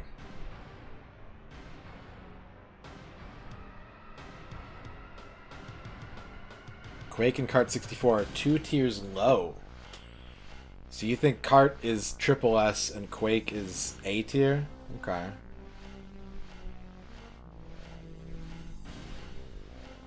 You have questions about the insistence on getting an equal number of games per tier? It's just about relativity. Like, if I was actually giving these numerical scores, it would not be like perfect divisions. But in terms of how I feel about them, I think that you can break things down into 10% slices. And, you know, there are games in here that are maybe like 8s, 8.5s, but I think they're essential plays. And there are games in A plus or A that are maybe 8, 9, and they don't make as big of an impact on me.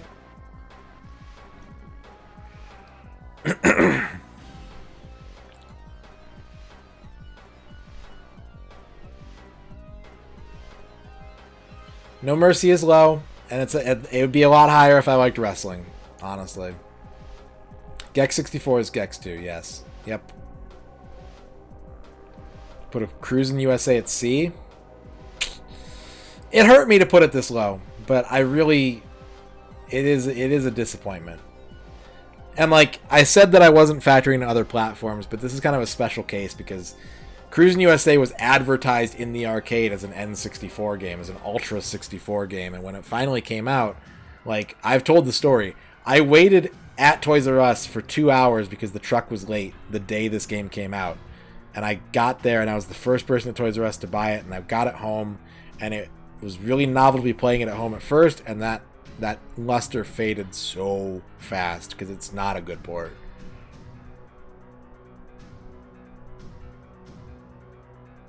Tarzan, you thought Tarzan was meh? Okay. Yeah. You wonder when we'll see Superman. I wonder that too, X-Keeper. I wonder that too. I think ultimately what's going to happen as I integrate multiplayer into this project, I'm going to have 3 of these. I'm going to have a single player tier list, I'm going to have a multiplayer tier list, and I'm going to have a combined tier list. Because there are going to be some games where the multiplayer drags the experience down, there's going to be some games where the multiplayer elevates the experience, and that way you'll kind of be able to work on it, you know. See how it makes a difference.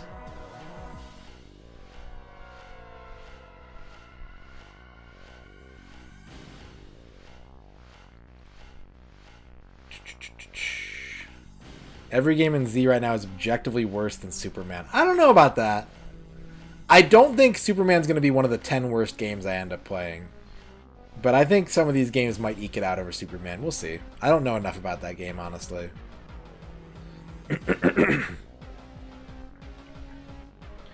Perfect Dark better than GoldenEye. That's one that comes up a lot, Astral Vortex. And for me, I agree conceptually.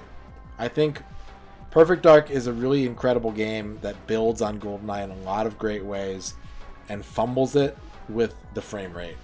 Like, it is a choppy game. It's a super good game, but it doesn't run great, and so it's kind of two sides of the same coin. I'm not sure how they're going to land. Me personally, I tend to favor GoldenEye over Perfect Dark, but I respect the hell out of Perfect Dark. I really do.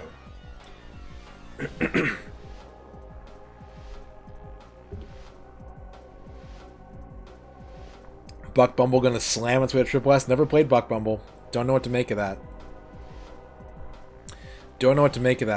Doom 64? Yeah, I've played Doom 64.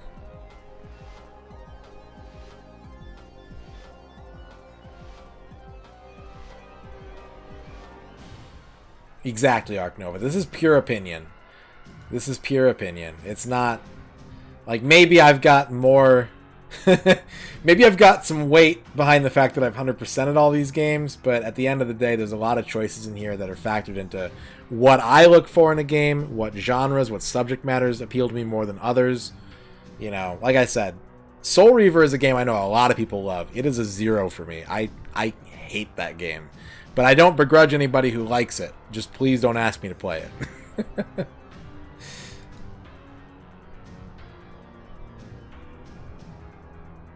I don't like Disney. I'm not a Disney fan. I think Disney's an awful company. I don't like what they do. I don't like their products, but fuck, Tarzan was a good game. I liked it a lot.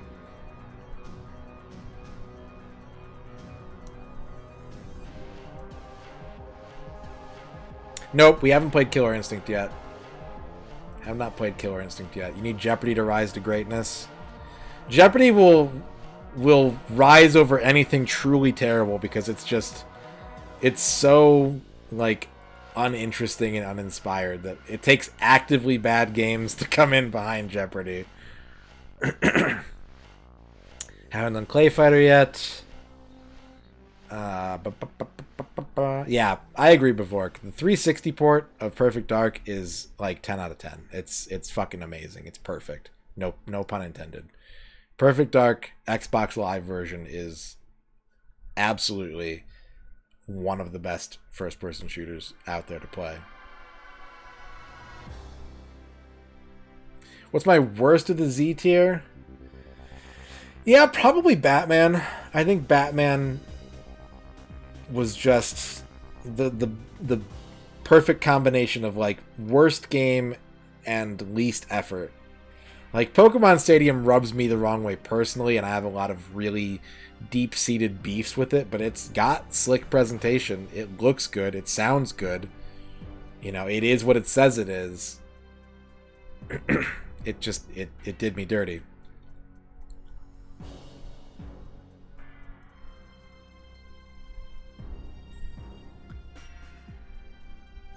Right about now, it's time to rock with the biggity buck bumble.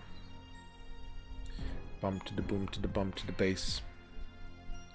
Nope, haven't played Paper Mario. Haven't played Pokemon Stadium 2.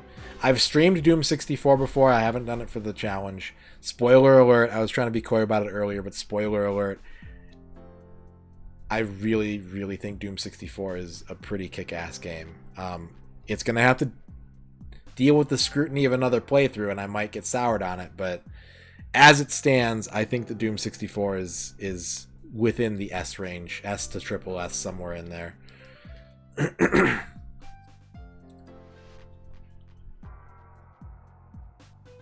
If I had a guest over at my house and wanted to play an N64 game, I could only choose one from the F tier. Probably Wheel of Fortune or Monopoly. Cleveland.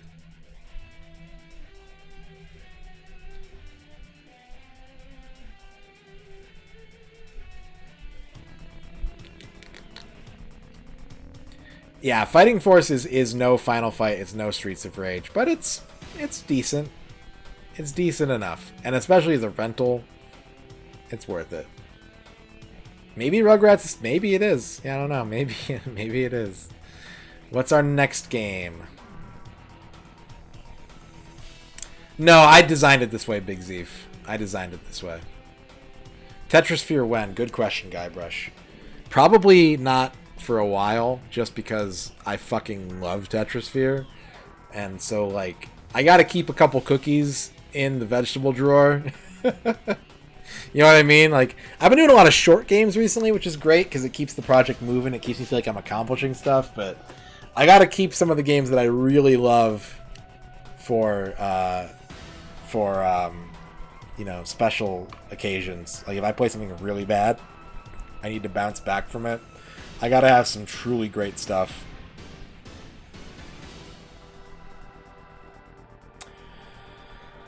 .8 out of 10 Dark.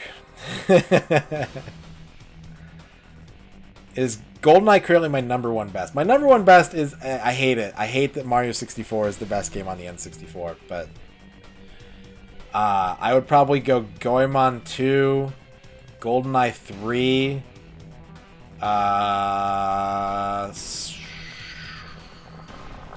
Star Fox 4, Pilot Wings 5, Shadowgate 6, Snap 7, Golf 8. Again, that's spur of the moment, but that's probably how I would organize the Triple S tier. What's up for 81? 81 is coming very soon here. Very, very soon. Kid Heartless, how's it going? Haven't done Jet Force Gemini yet. Not a fan, personally. That game's going to have to win me over when we do play it. I have not gotten the Doom 64 remaster yet. No, I don't think I have. I might. I don't. There's so much shit in my Steam library.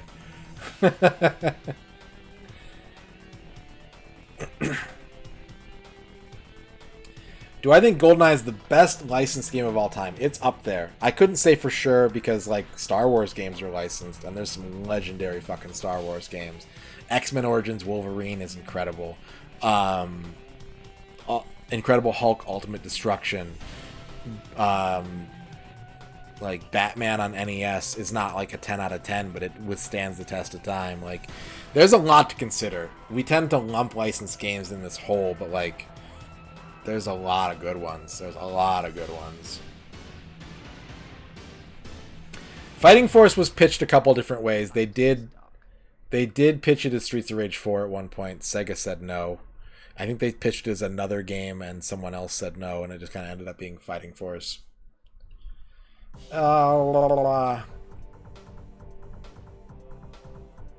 Short games lubricate the overall progress. Exactly. We're on that 10-year completion pace. Thanks to these past couple months. I'm going to start the next game this stream. Yeah, I'm going to be streaming for probably another 2, 3. This took a lot longer than I thought it would. I'm going to be honest with you guys. These are going to get out of hand as the project continues. But, yeah. Maybe I can do it faster if I save this and I just announce what moves next time. But we are going to do a game. Let me get caught up on chat. Let me take a break, and then we're going to do game number 81. Yeah, H2O did 3 N64 games. They did Tetrisphere. They did the new Tetris. New Tetris. And then they did Aiden Chronicles. Somehow.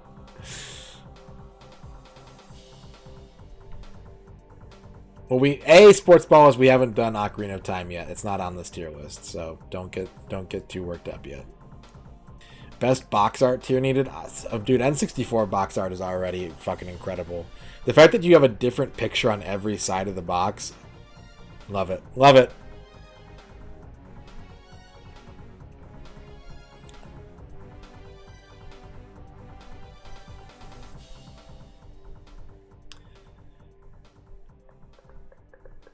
Witcher 3 is a licensed game. Capcom's NES, Disney stuff. Yep. Willow.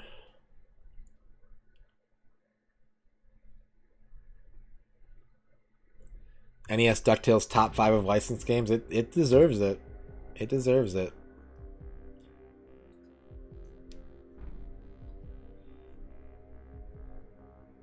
Yeah. I'm gonna have to save this.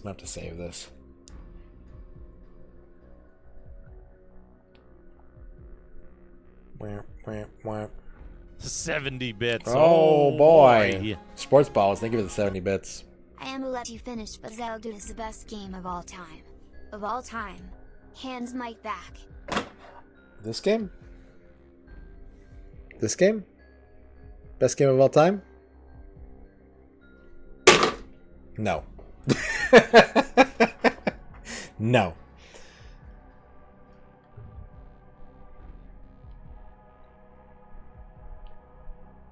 Yeah, Shadows of the Empire definitely has some motion sick problems, some lighting problems.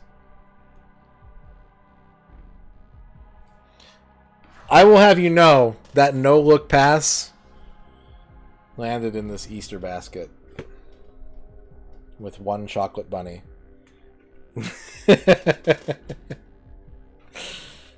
How long have I been doing this challenge? It'll be 2 years next month. 2 years next month. The Blind Blues. AVP games are really good. Yeah, Sports Balls, thank you for the 70 bits.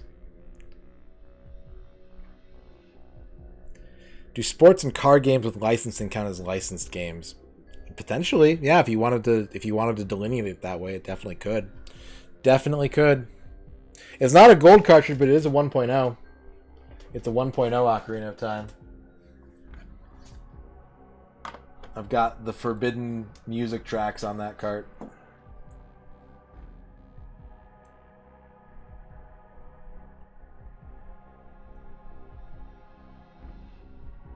You wanted that, you weren't sure I'd commit. Yeah, I made a decision. And I ran with it. What's up, Yanip?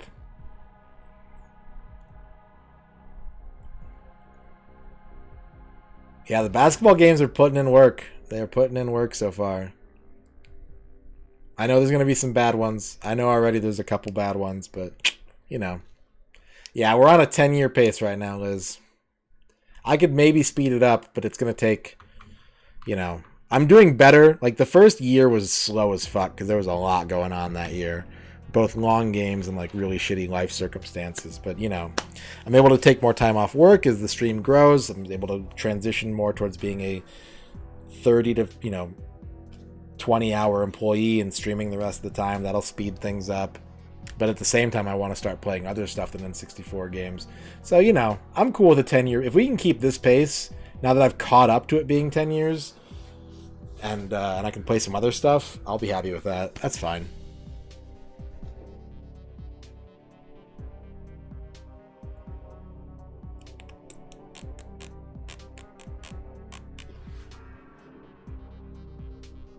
I don't know about that, Sports Balls. You'd have to teach me about that. This is my personal tier list. Personal tier list, Dan Almighty.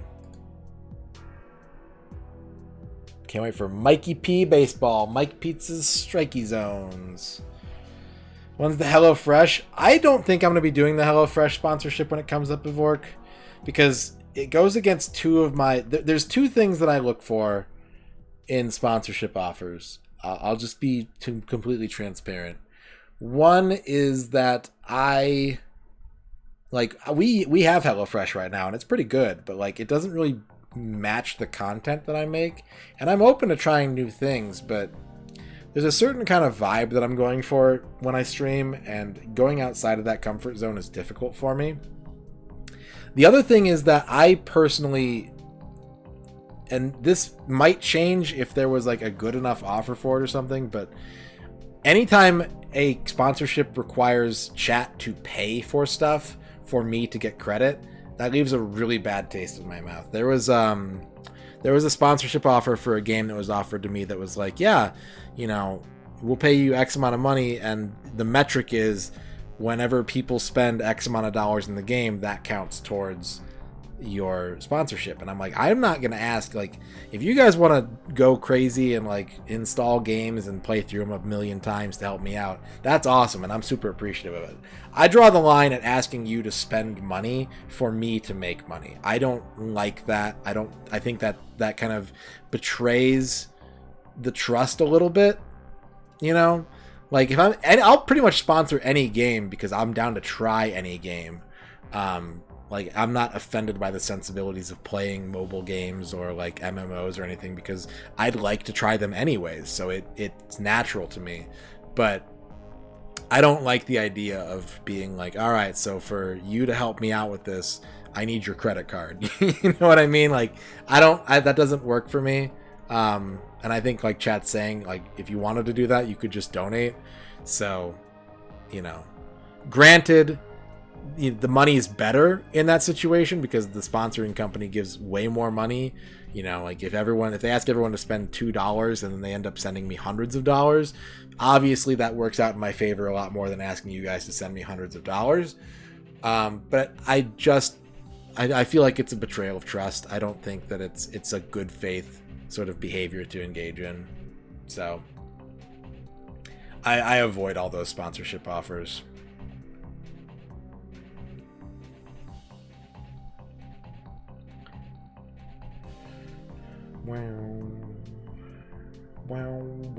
Where do I see myself in 10 years? Hopefully finishing, or having had finished, the N64 library.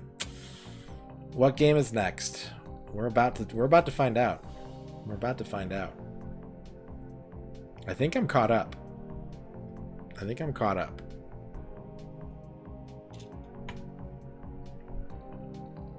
think NES Mania took TMR 7 years, I think. I want to say that was 7 years for that. All right. I got to take a break. I got to rest my voice because I've been talking for 3.5 hours straight. Thank you guys for paying attention and being interested in this. If you're no longer interested in this format, let me know and we'll just not do it as often or just avoid it or whatever. But game number 81. We might actually be able to finish this tonight. I don't know. It seems pretty short. Polaris SnoCross will be our 81st game. So I'll be back in a few minutes. Probably going to drink some honey or something. And then we're going to race some snowmobiles. So I will be back. And we will do that. BRB. Fuck this game, man. Fuck this fucking stupid game. Fuck this game. Fucking mini games. Fucking goddamn.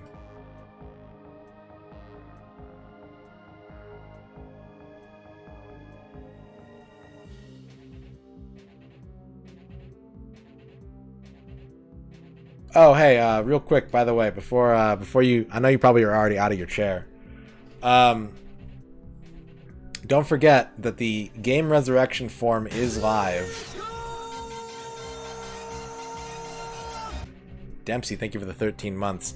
Don't forget the Game Resurrection form is live. You do not have to be a sub.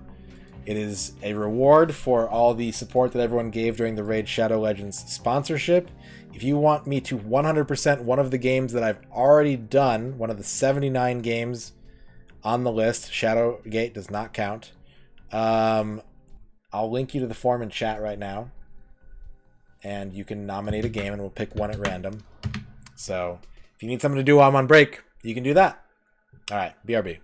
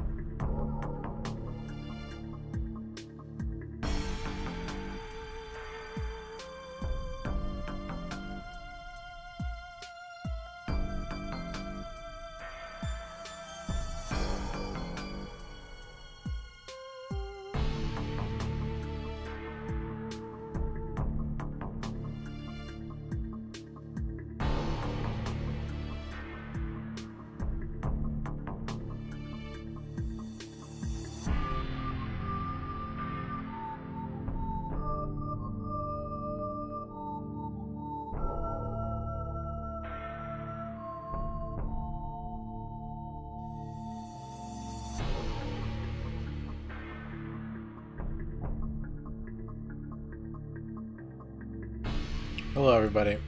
I just tweeted out the tier list, and I am about to post it in Discord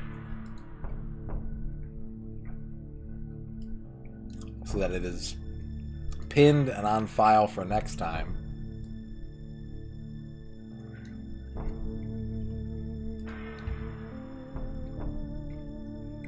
That way it is saved. I'm gonna pin that bad boy.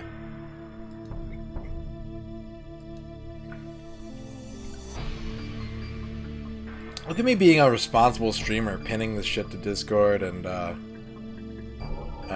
putting links to the documents in the panels. What's wrong with me? I've changed. I've changed. Thank has broken 1K followers. Congratulations. That's good news, Scotty. Well deserved. Well deserved.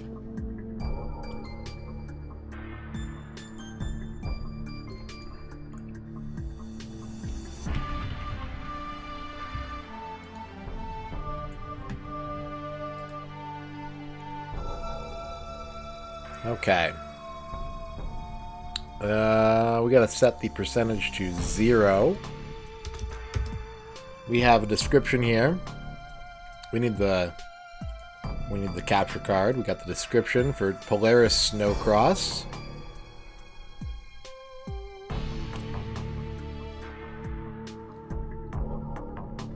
Did someone nominate No Mercy? Let's see.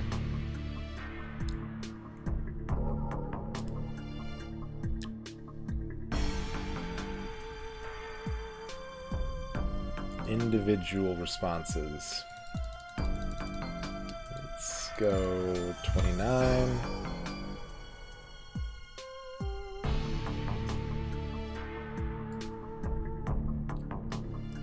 Yeah. It's in the panels, Sports Ballas. If you give me a second, I can link it. John Matrix needs it too. I'm not gonna call it out. I'll call it out if they win, but I want to see who nominated No Mercy. Just want to know. I just want to know. I'm not gonna judge anybody. I'm not gonna, you know.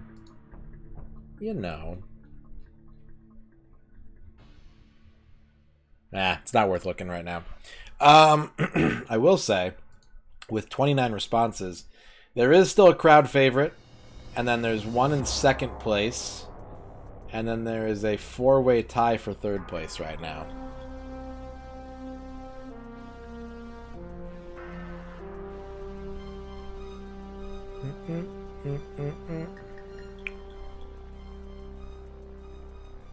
Alright.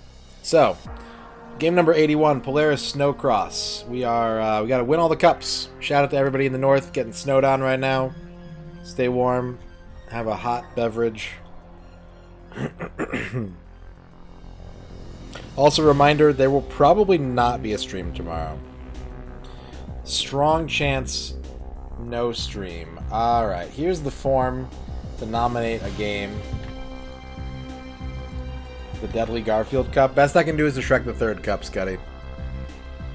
Discord link is in the panels as well. It's all in the panels. It's all down there in the panels. You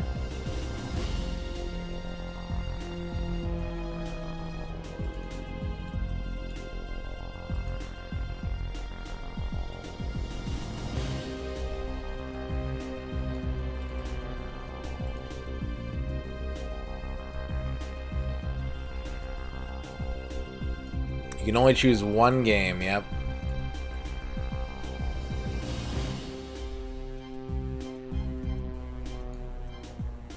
The R-Phase art up there, looking good, looking real good. Let me update the title of the stream. Game 81 of 399. Polaris SnoCross. Never played this game before. Never seen this game before. I am 100% blind on this. There's not a picture of the ending posted online. There's no The speedruns just say to win all the tournaments. There's no, like, unlocks. There are cheat codes, but there's no unlocks. Someone mentioned that the Game Boy Color version of this has hot jams. I have been told as such. I've never heard them, but multiple people have told me, both on the internet and in person, that the Game Boy Color Polaris SnoCross has some pretty powerful music. I do not have any hot cocoa, but it's also not snowing here. It's like, it was like 90 degrees. It's going to be 90 plus all week here, actually, so I don't need any hot cocoa. It is currently at 12:30 in the morning. It is 75 here right now. How long did it take me to 100% Goemon the first time? It took me 9 hours 50 minutes. 9 hours 50.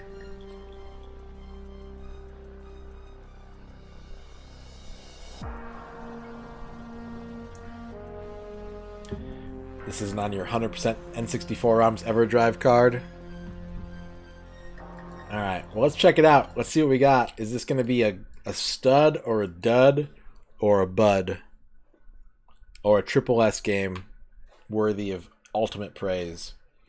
Only one way to find out. It's time to turn on the N64, ladies and gentlemen. For the first time tonight, are you ready for N64?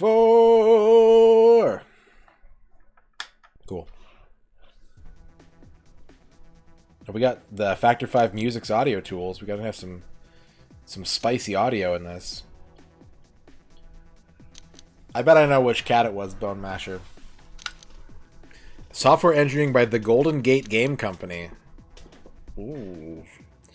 I don't know who that is. That's like when Road Rash had like Pacific Coast Power and Light. Directrix13, thank you for the brand new sub. Oh hey, Vatical, yeah. Oh hey. Thank you for voting, everybody.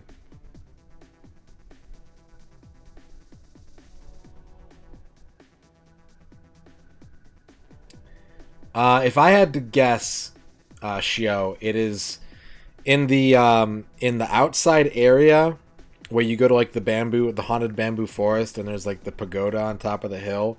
There's like a fake wall in the river that you go into a room that just has a silver cat sitting in it. And I would say that that's probably the cat that got missed. If I had to guess, if I had to pick one missable cat in Goemon, I would pick that one. Alright, we're going to get the timer started. One player, single event, instant action, tournament, and options. This camera's a little bumpy. Little bumpy boy camera.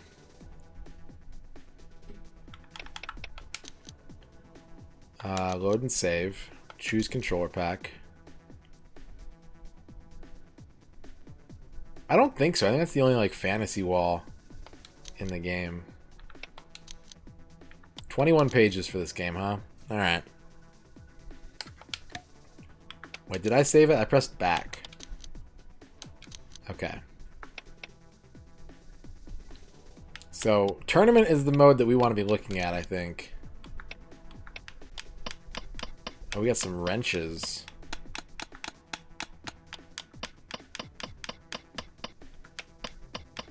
Interesting. Not really, because these memory cards are kind of designed for a certain file size type, so the only way that you can ever get more is by compression and decompression, which leads to deterioration, basically.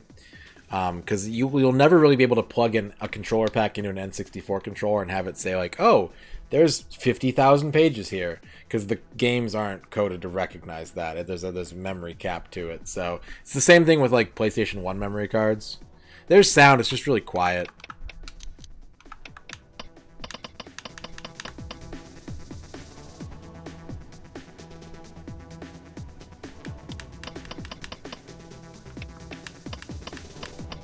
Is this like the rumble of the engines, or is this for the rumble pack?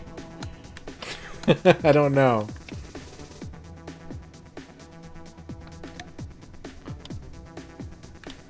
I don't know the difference between single event and oh.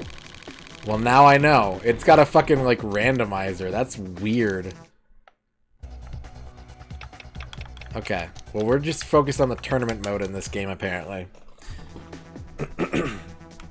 So we're gonna go ahead and get the timer started. Tournament.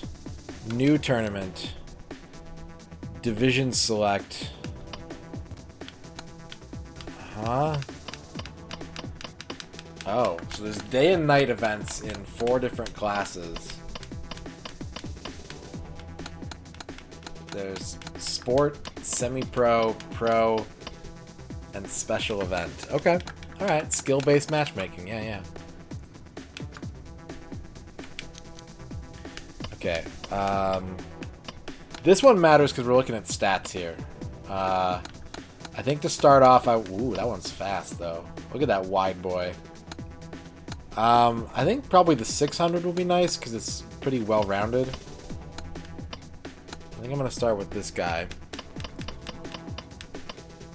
We'll go with that suit. Enter name.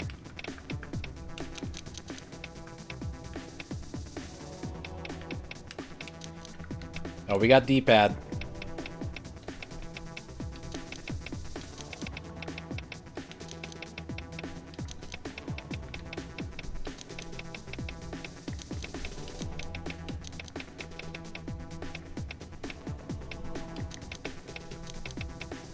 Peel off Jorb. I've run out of space. Our driver's name is Peel off Jorb.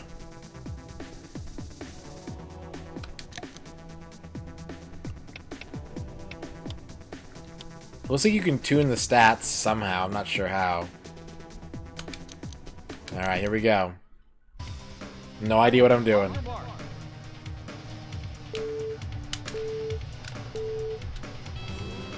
Holy shit, that's fast. Okay. Can't use the D-pad mid-race. God damn. Oh. We got secret passageways. It looks like if we find wrenches in the course, we can use them to upgrade our snowmobile. There's some some fisheye lens happening here to get some speed, some sense of speed going.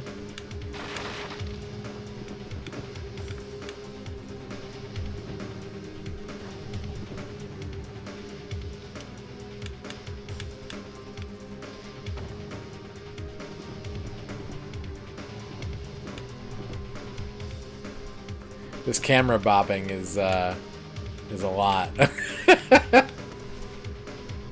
Someone's gonna leave because they're motion sick. I can already tell. I already know. I know someone's about to be like, well, I can't watch this.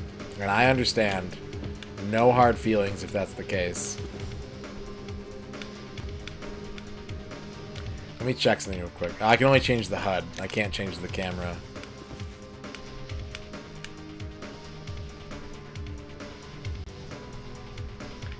With the fisheye lens. Maybe that's the rumble. I doubt it.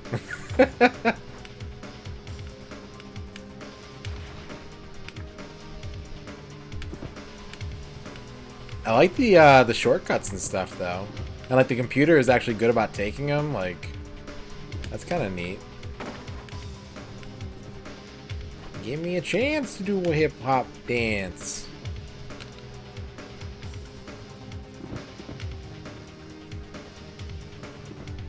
You like the camera movement, Miles? It kind of puts you in the action, I suppose.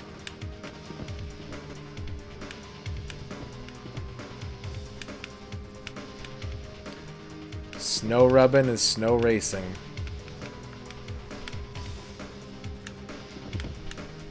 What's that meter at the top for, I wonder? Like all the dots up there?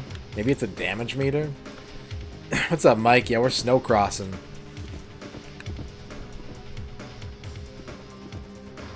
Oh! You can knock people off. You can knock people off their snow cross.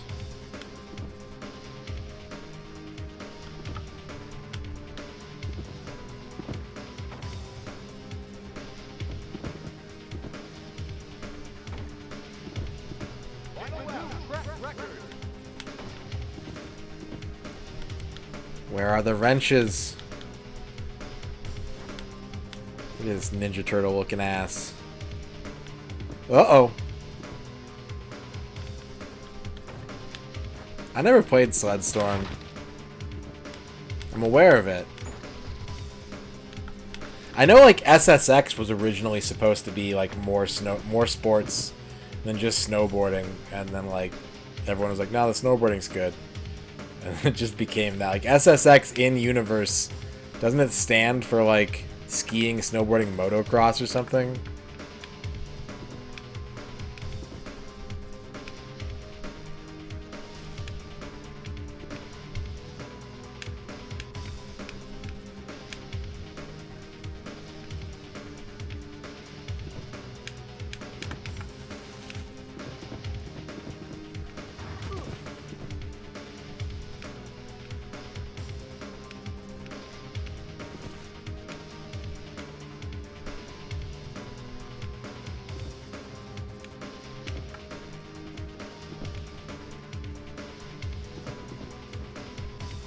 Uh-oh.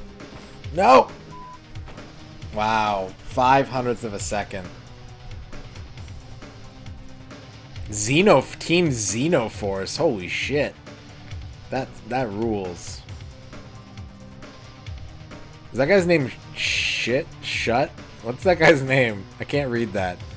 Schlit? What does that say? Why are the letters overlapping like that? Oh, I got 2 wrenches for my finish. Shut the mouth. I want a Xenoforce snowmobile. Exactly, Jordo.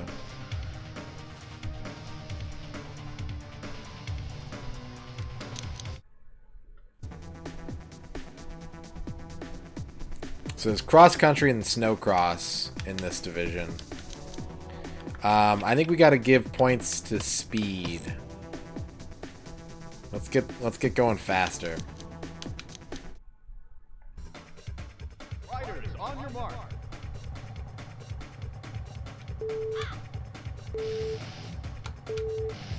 Giger mobiles. What's up, Schemo?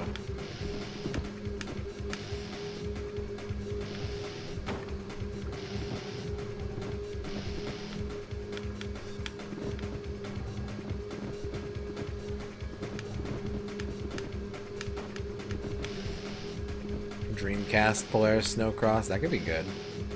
Gear Strike was telling me that the Dreamcast Razor Freestyle scooter was not as good as the N64 version, which is interesting. I don't know what to make of that, but that was their impression.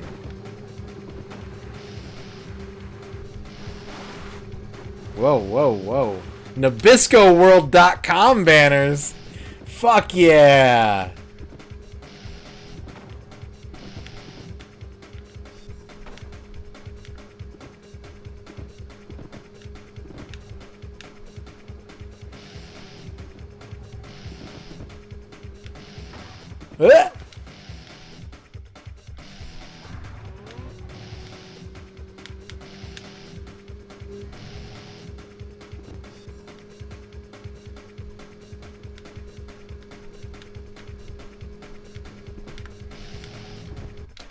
I couldn't read that one. I think it said lifesavers.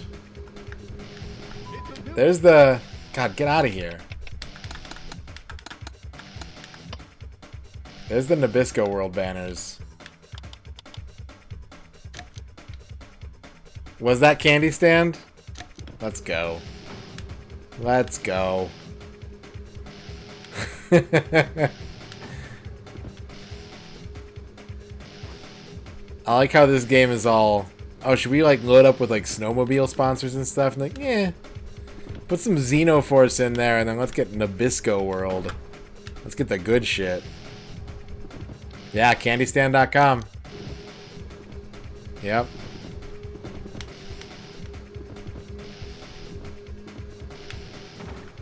Oh, I just realized that you can control the up and down to go faster on jumps. Oh, that feels weird. Is that a... No, no.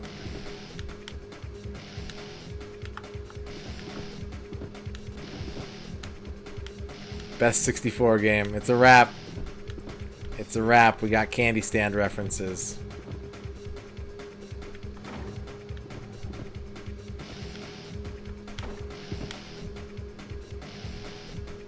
I don't know how I get knocked off versus someone else. I don't know what causes that.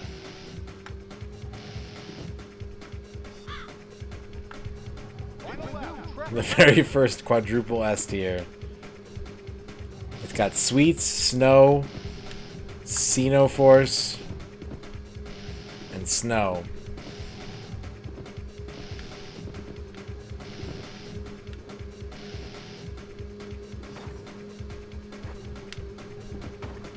Sponsorships.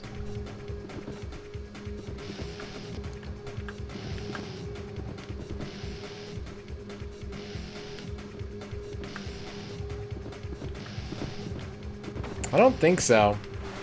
I haven't looked at the controls or anything. Can I do that? No.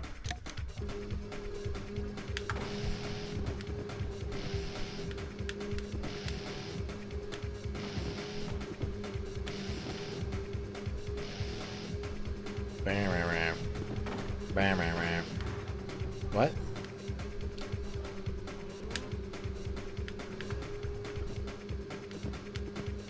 No! Vector tower defense. There's no time left. The race is over. I got second again. Wait, what? Yeah, I got second again. But Kelly got fourth this time. Brickhill and Kelly flipped, so that works in my favor, I think. Yeah, I'm in the lead now. Can you unlock a dolphin in this game? I don't know. I don't think so, Dorky. I didn't see any unlocks. It's a shutout. Nice.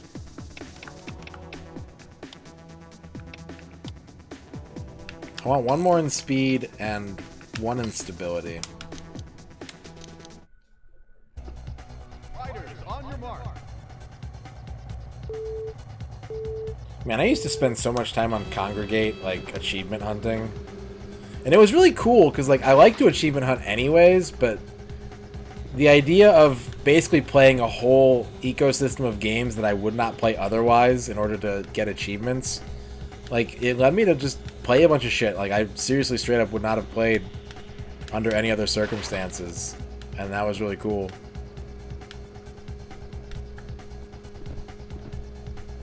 Is this good for a snowmobile, to be running it on solid rock?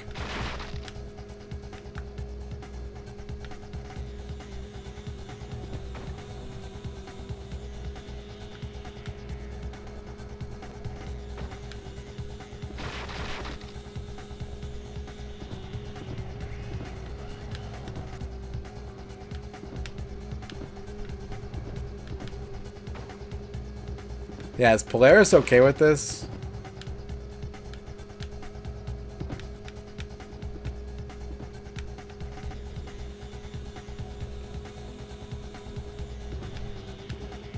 It's a new track record.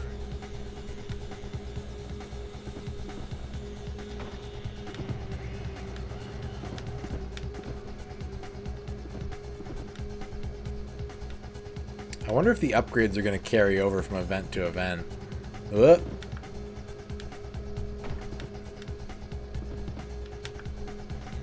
It's mighty strange. Your snowmobile is all-terrain. Can it run on an ice lake?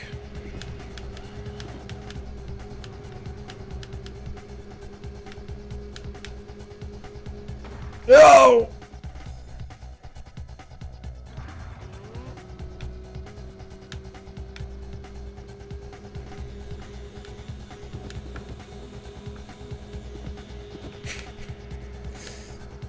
I wish. I think Wayne Brady's probably played this game. I'm pretty sure Wayne Brady is a big gamer. I don't have evidence, but I'm pretty confident Wayne Brady is a big gamer. What's up, Reg? Does it slide heaps? Not really. It controls pretty good. I like the Windows Starfield screensaver snow effect.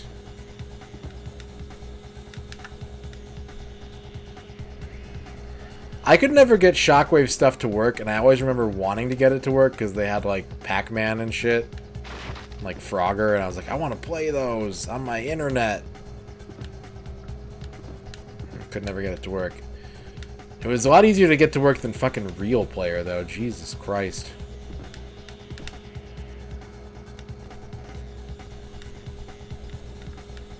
What? What? What? What?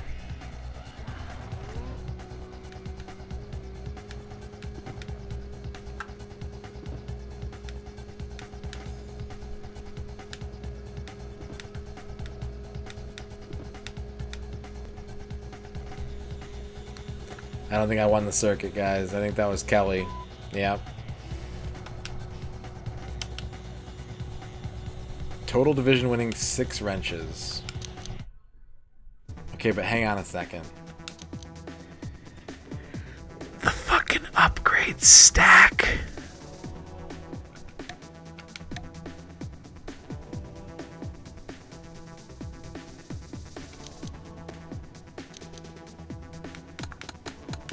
Wait, do they? I think I might have just fucked up by backing out of the menu. I think I blew it, guys. Fuck, I wanted to save it.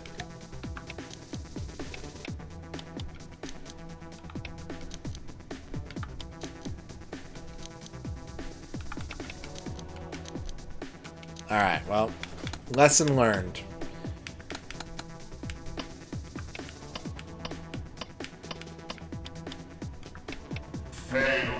Yeah. Riders, on your mark. Yeah, I hit new tournament. There wasn't like a continue option, though, is the weird thing. So I don't know. That's okay. We're learning. There is no in-game control menu, so if I want to look at the controls, I'm going to have to do it through the manual.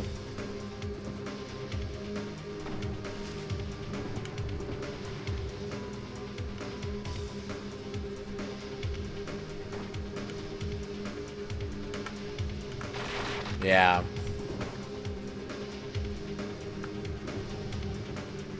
Losing 15 minutes of progress is nothing compared to losing 3 hours or whatever, you know? Yano? But yeah, I'll try and do a stream tomorrow, but I highly doubt it. I don't think it's going to happen. Just knowing how long I'm going to be at work and all the stuff that I want to get done every day right now. My schedule's getting a little bit packed for the rest of the month. So when I have to work 9-10 hours a day, there's not a lot of room for streaming, unfortunately.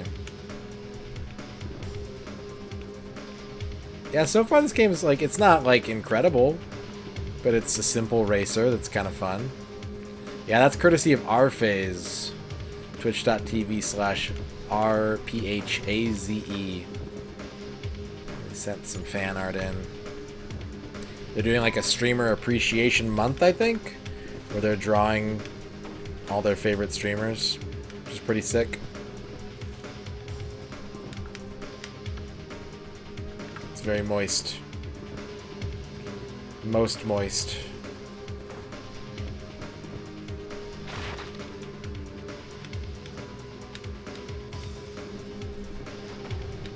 Very sappy.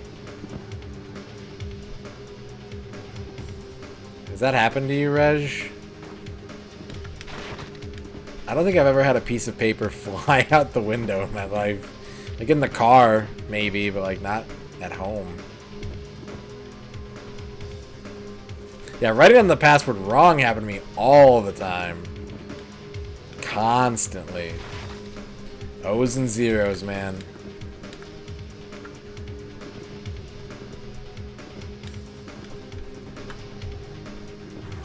Oh, crushed. Crushed to death. That snowmobiler is dead. They have no longer the capacity to race.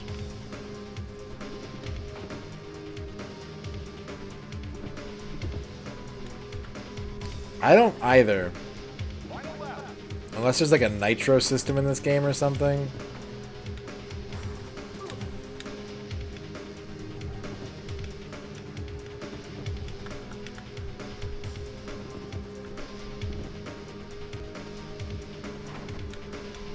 The wrenches, I think so, and it seems to imply that you could find wrenches on the track.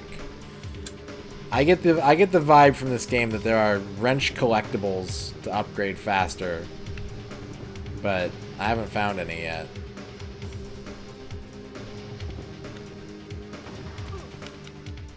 I think I drew the grid as a kid too before. I stopped doing it as an adult. But I'm pretty... Well, no, actually, no, I didn't. I wrote down coordinates. I did have a grid system for Castlevania passwords, but I didn't draw, like, pictures or anything. I used the first letter of each item and just, like, put them in a 4x4 grid. So it was, like, X for an empty space, W for a whip, A for an axe, H for a heart. But I'm pretty sure I used coordinates for Mega Man.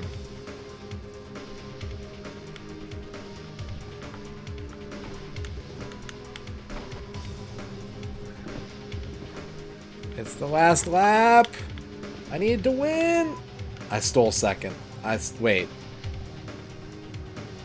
What? Those times were so wrong. Did you see those? Look. 0.3 between first and second, and then 9.8 seconds between second and third? What?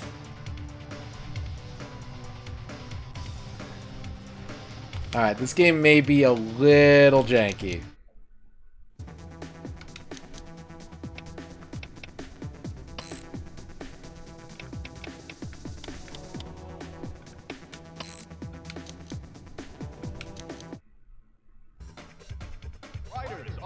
Yeah, just take a picture with your cell phone these days.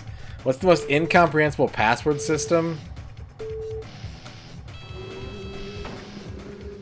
That's a good question, actually. Flags and circles for rugby. You can get a game over and die while trying to put the password in on Dragon's Lair.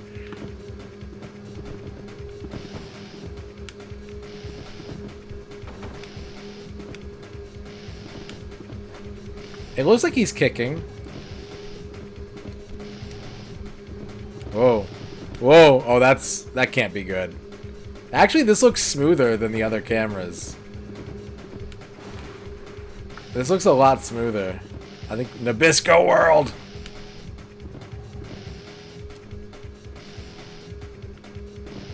I have no idea. I really don't know. I'm gonna have to read the manual probably.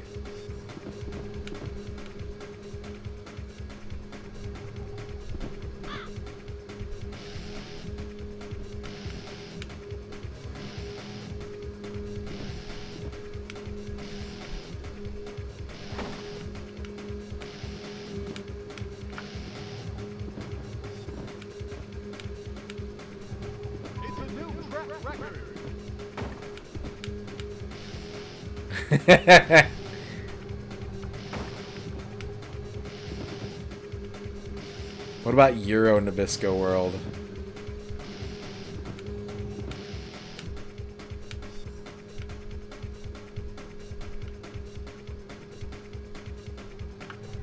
Well, if I can just grind wrenches out, this should be, like, a slam dunk.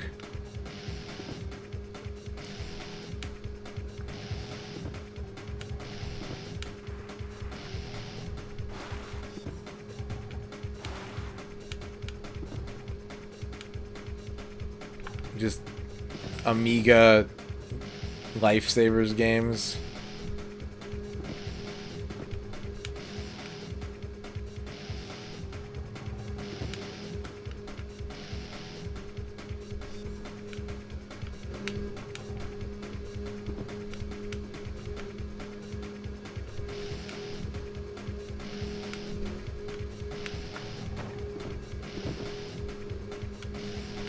Whoa! Okay, don't do that. Don't do that.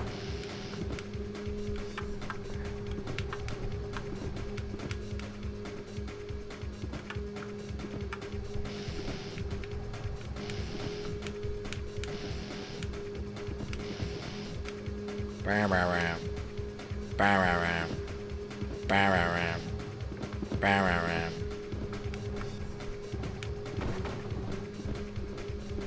Oh lord.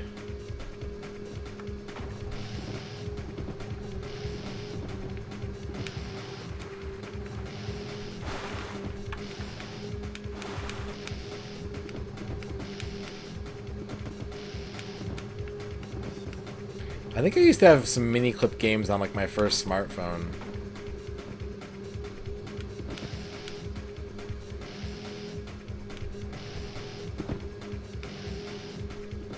I know there was a Steam game that was from one of the like Flash developers that was really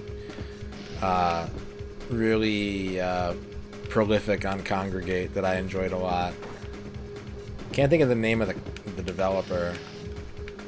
The game was Vertical Drop Heroes. I thought that was a lot of fun. Yeah, they were right on my ass, and it says they're like 6 seconds behind me. That's so weird.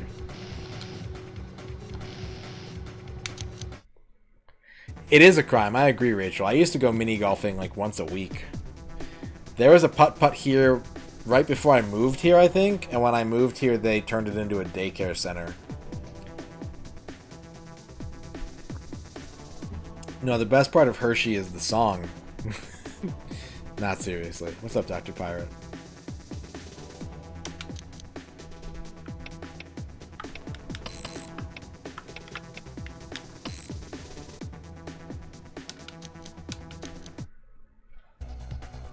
That sounds rad.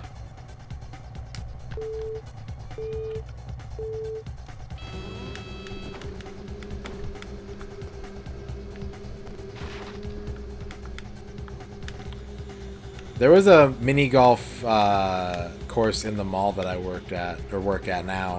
It's not there anymore, but it used to be there. They had like a Glow Golf. Once Barnes & Noble ran Walden Books out of business, they turned the Walden Books into a mini golf course, but it was way too expensive.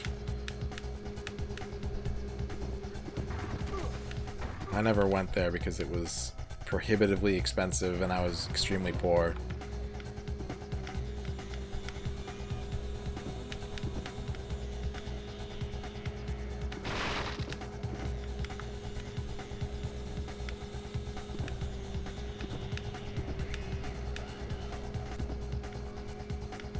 Okay, that's got to beat the Green Rider, and I win the circuit.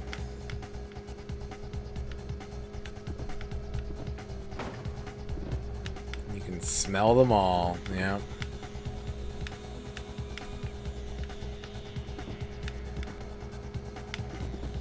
You'll never want for mini golf by the Jersey Shore, Tapioca. You are lucky. Like, it's cool that there's places like Top Golf and, what's the other one that's like a simulator one? Someone just told me they were there the other day. It's cool that those exist, but I need some mini golf in my life. I don't have a long game. I know how to putt. Let me putt.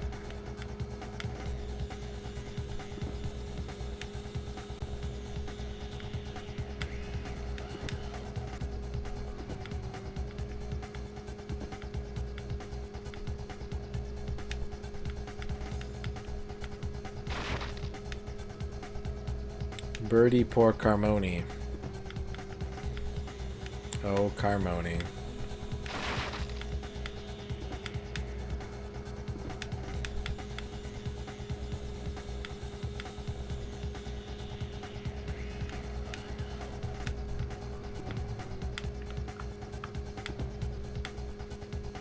That route is definitely faster. If I'm gonna win, I'm probably gonna have to take that route. They cut this whole corner right there.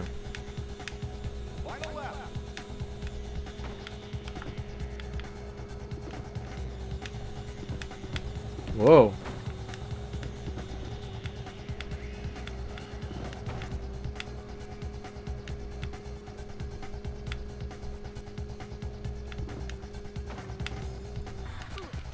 Probably in some ways. Like, there's definitely a lot of places when I was a kid that I loved to go to like, do physical stuff, but, like, we've got trampoline parks and, like rock climbing gyms and parkour gyms now, and that's pretty fucking cool.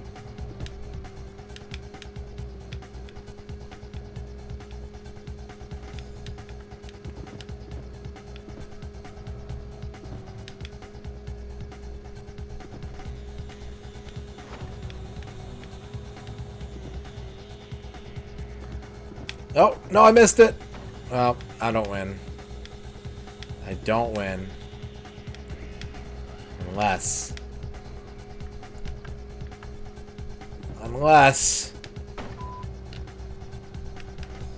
I win! I sent her 6 seconds into the past. Suck it.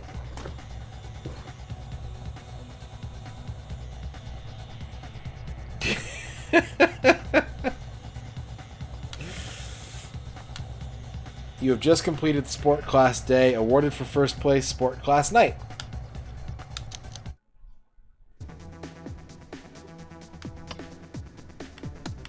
How do I save, though? Is what a real name? Pilaf Jorb? What's up, 240-foot slabs? It is now.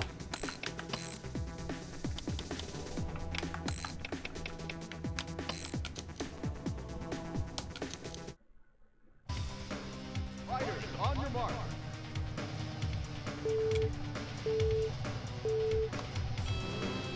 Are we racing the track mirrored now that it's night? Or oh, that's... the lighting is not helping the game run at a smooth frame rate, but it's kind of neat looking. We may have to,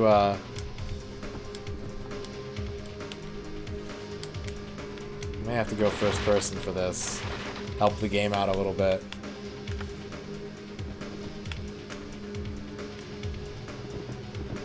Give it one less thing to render.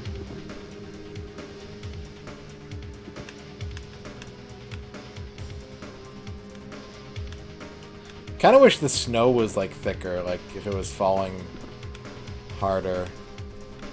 Do we have a parallax moon?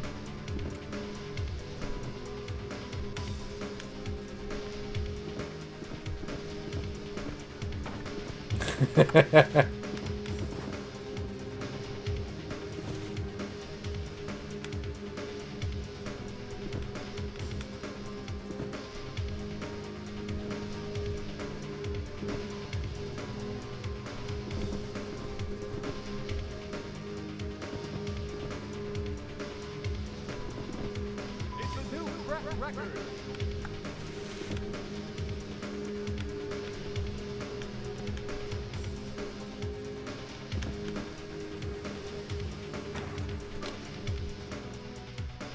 I wonder if maybe you could like use wrenches mid-race to do something. I don't know. I wouldn't know why. I don't know why you wouldn't just upgrade your fucking snowmobile, but it doesn't seem to be helping me out a ton, to be honest. I don't know if they're scaling with me or what.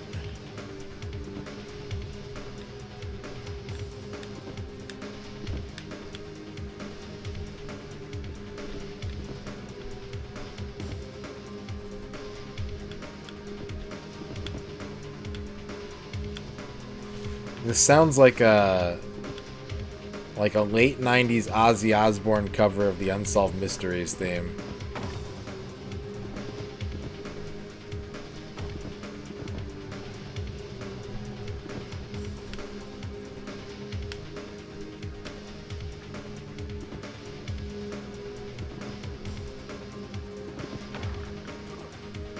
Wrong way. Yeah. Being off the snowmobile is definitely the wrong way. I agree, game.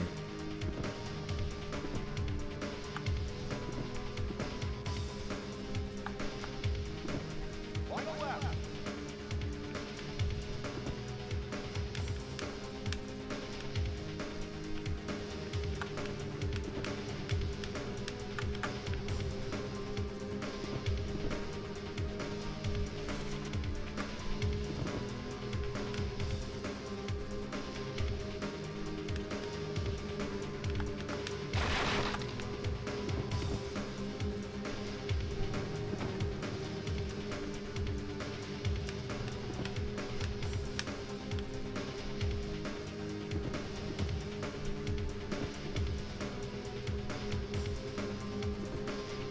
Four bars, I want to say. Maybe 8.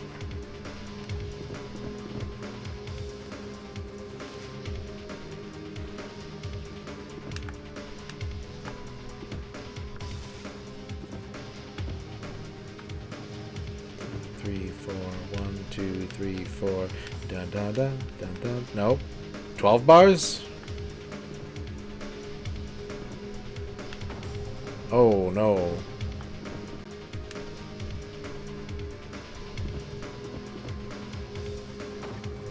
Damn it.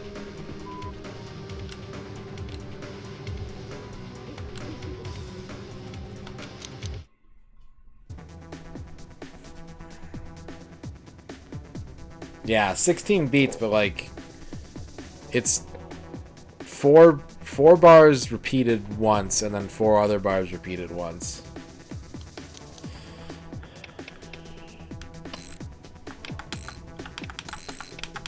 Honestly,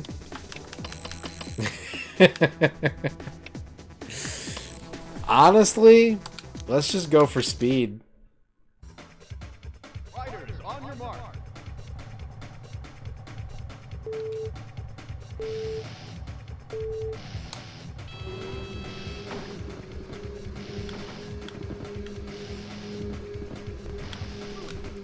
Oh, this might be a problem.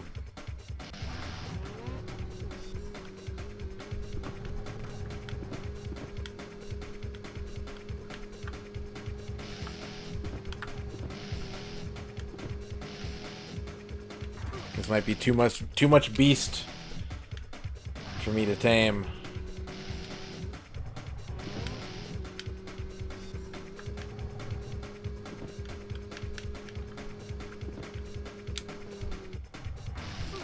Yeah, this isn't good. This is not good. If I go to restart division,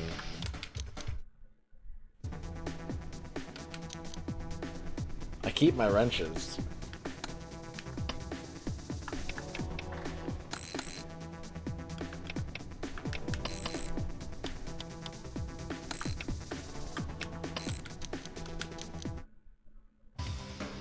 Okay, let's try that again.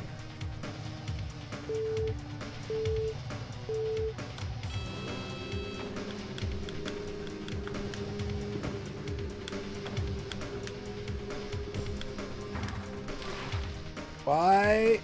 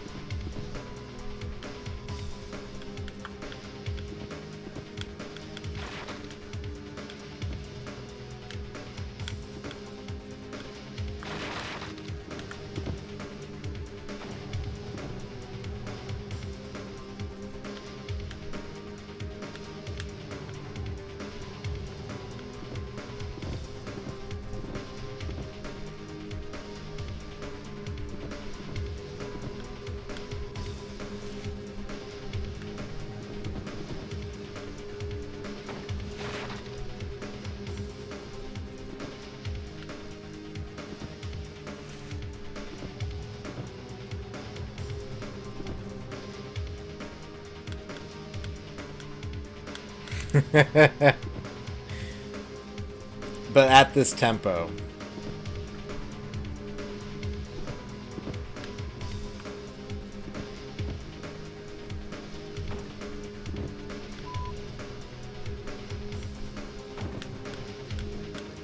Kind of does, yeah.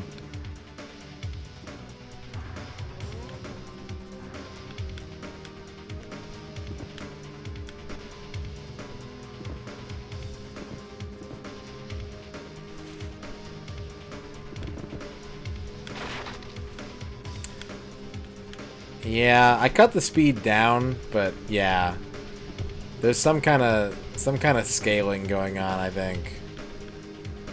I think at max speed I can pass them, but I also can't control the snowmobile, so we have to upgrade a little more evenly.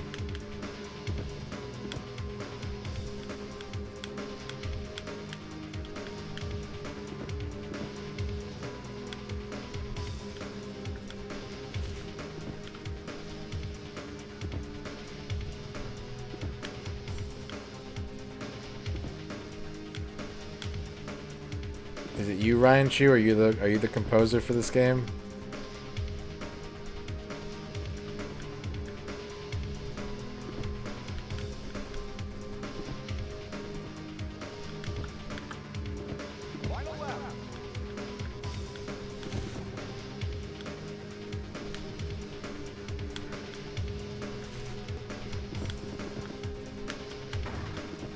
What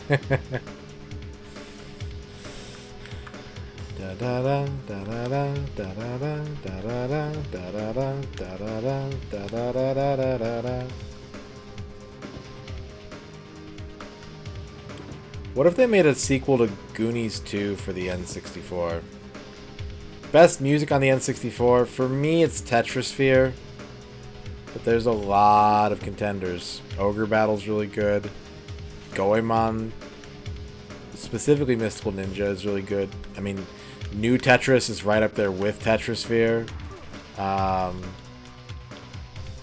Mario's got some good tracks. Pilot Wing's got an amazing soundtrack. Extreme G2, if you like jungle, Extreme G2's soundtrack is so good.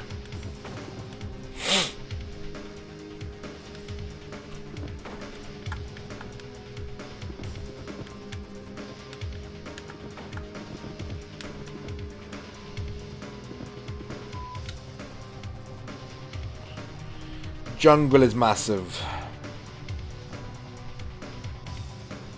Blast Core's got some good songs, yeah. Is it the song in the Final Castle with da da da da da da da da? Yes, all of them do, Shio. All of them do.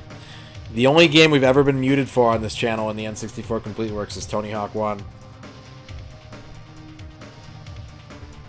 I've had a couple things get flagged on YouTube, but on Twitch, that's the only one. Yeah, that's I mean, Mystical Ninja's got a ton of great music, and that Final Castle, it's the best song in the game.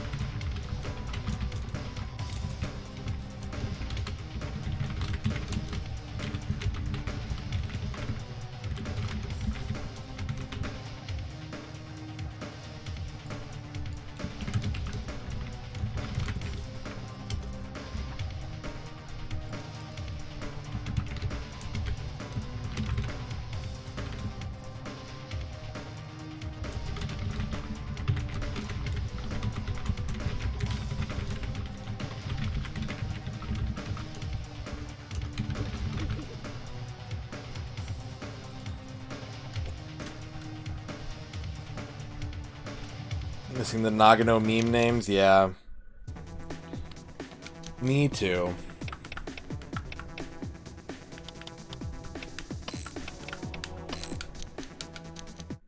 Division St. Andings. Fighters, on your mark. Yeah, the Tony Hawk 1 on N64 has short versions of the songs. So like the loops I think are like 40 seconds instead of 2 minutes or whatever. The only songs that have lyrics are Superman and there's another one, I can't remember what it is. But the rest are all instrumentals. Like Jerry Was a Race Car Driver. They just do an instrumental of it. So, not the full song, just short compressed loops of it, and most of them have no words. There's 2 that have words. I can't remember what the other one is besides Superman. I'm curious what the other 2 are going to be like. I assume because like audio compression technology be a little bit better that they might have more, but also the games are way bigger. So they may just use that space for the actual game instead.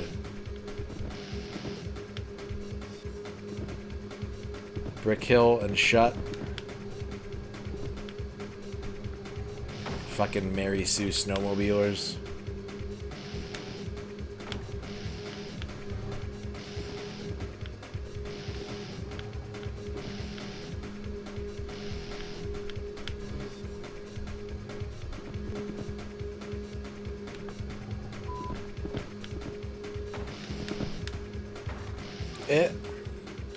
So how do you guys like the new emote? Do you think it's good? Do you think it doesn't read well? Does anything need to be changed on it? What's up, Nero? Doing pretty good. I play N64 games now. If you haven't seen me in 2 years, welcome.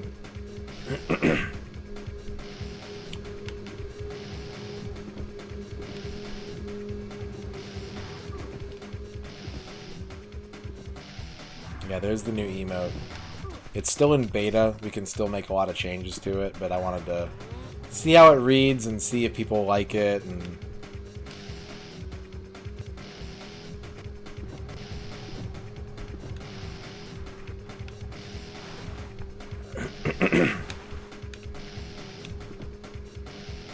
it's on fire because igloo was not the correct answer. The igloo is a mistake. Plus, the imagery of, like, an ice dwelling being on fire is pretty funny to me. But if you think the fire isn't necessary, we can cut the fire. I have more emote slots. I just don't have emotes to fill them. Final lap.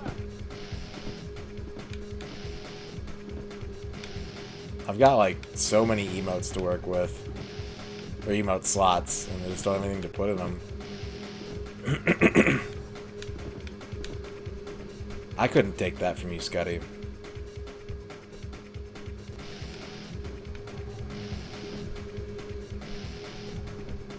Well, the thing is that, like, I commission all my emotes, so, like, I come up with the ideas and my brother draws them.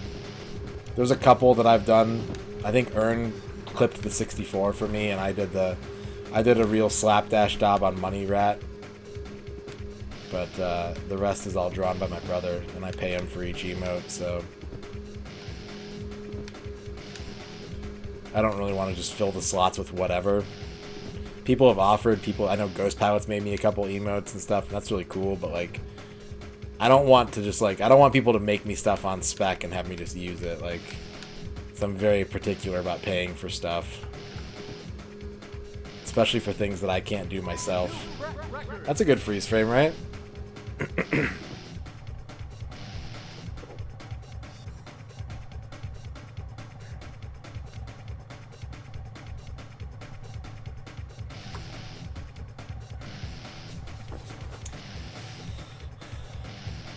I mean, the thing is, Nero, people want to watch the N64, and I'm here to give it to them.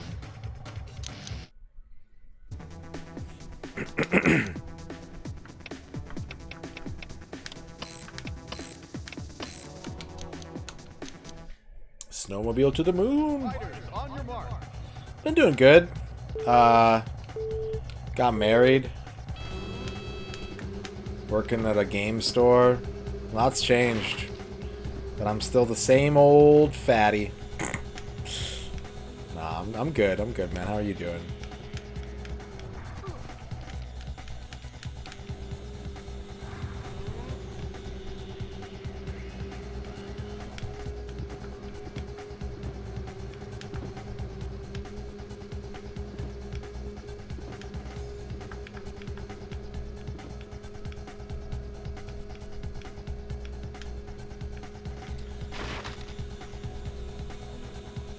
I'm almost deep enough in this challenge to where I'm going to not reopen the backlog, but start working on all the games that people donated to have me play. Start playing some PS2 stuff on the side, start playing some PS1 stuff, a couple N64 games, you know, pay some debts off, and then, yeah. I'm almost to the point to start looking at it. Very close. It's a little janky, a little bland, but so far, so good.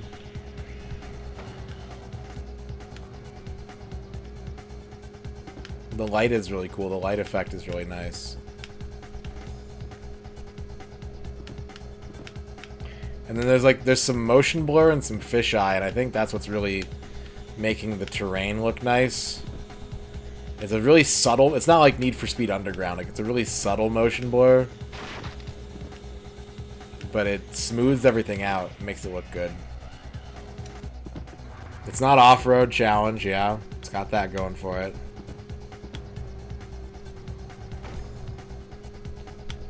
I would say this is better than off-road challenge so far.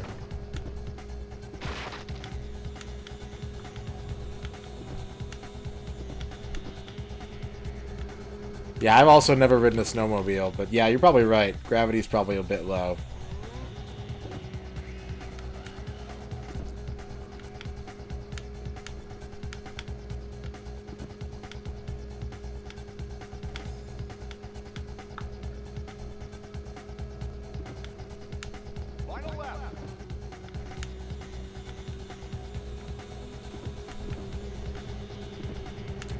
What's up, Shmario?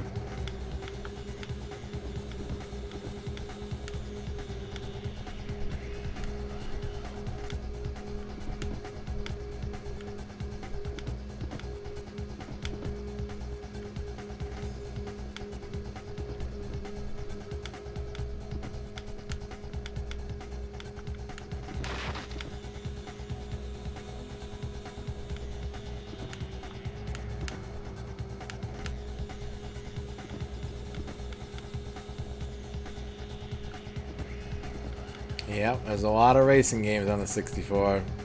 If I don't play them now, I'm going to have to play them all at the end.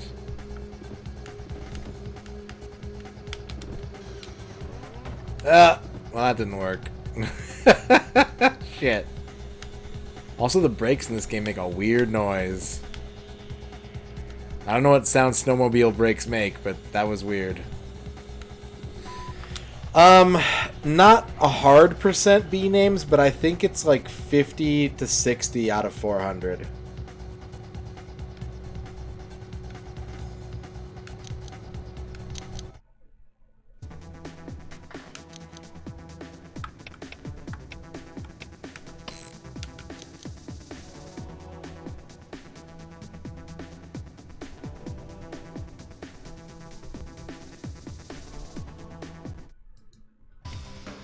Riders, on your mark. It is. It's out of control.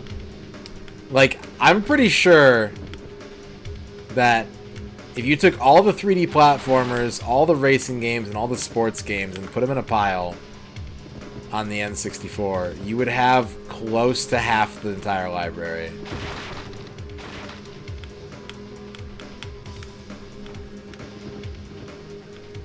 And then the other 200 are everything else.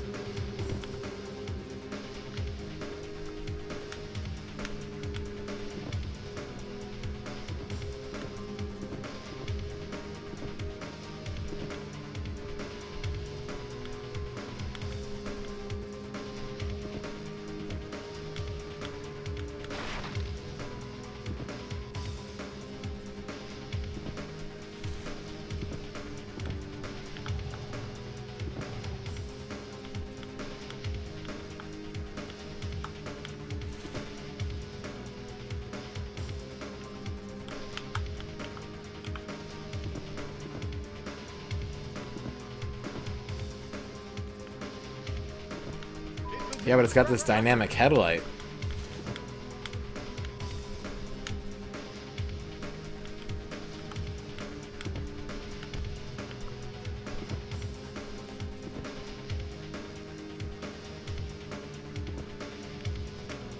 No, I think what really drove it more than anything, Arc Nova, for the racing and the sports is they looked at the N64. The people that were developing N64 games, A, were primarily Western developers, and B,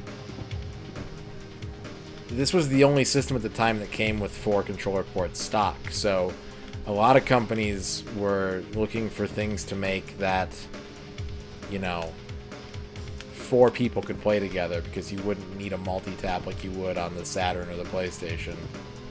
So racing is a real easy one to make work like that.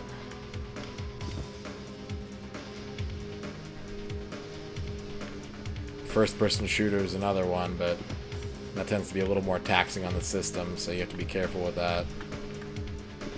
Final lap.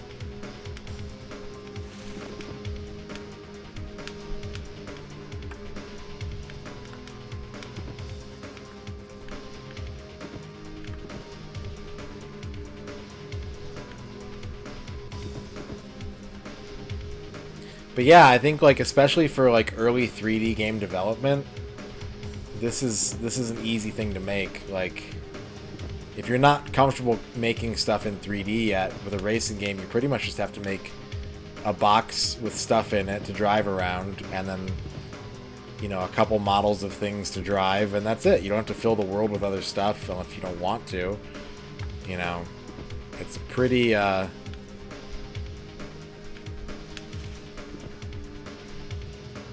pretty straightforward 3D design.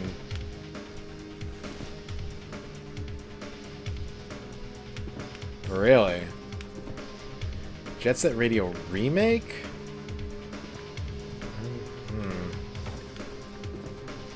Sega's out here doing stuff today, huh?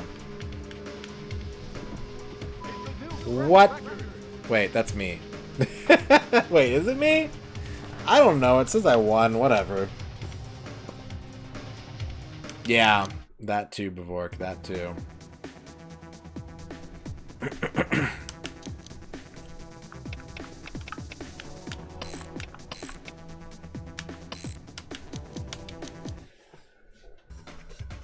Riders, on your mark.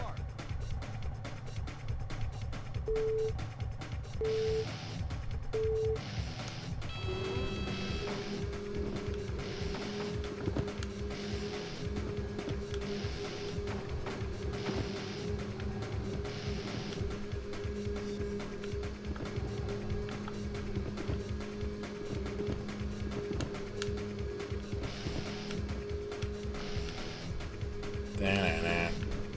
Da-na-na.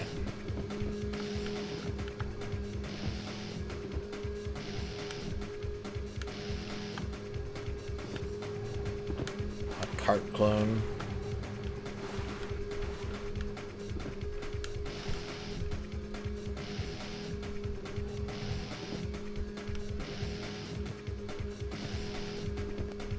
Didn't you get banned or blocked on like WayForward social media for that, Scotty?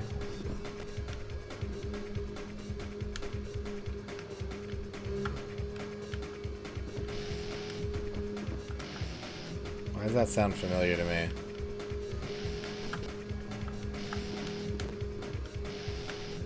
It's a new track record.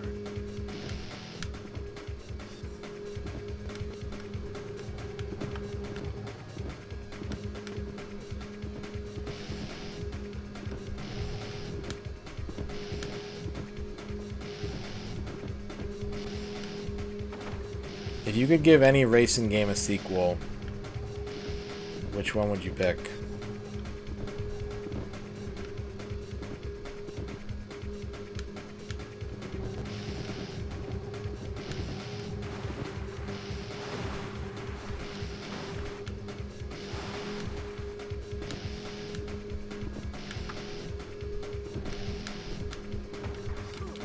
Shit.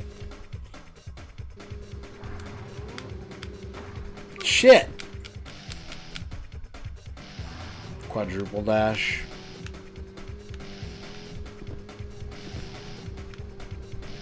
Kart Combat. Carmageddon 3? Beetle Adventure Racing. F-Zero. No, like any game, any racing game. Outrun 3, ooh. Fry Guy. Cheers to the most insane challenge I've seen on Twitch. Thank you, Fry Guy 64, for the 5 months. I will keep it as insane in the membrane.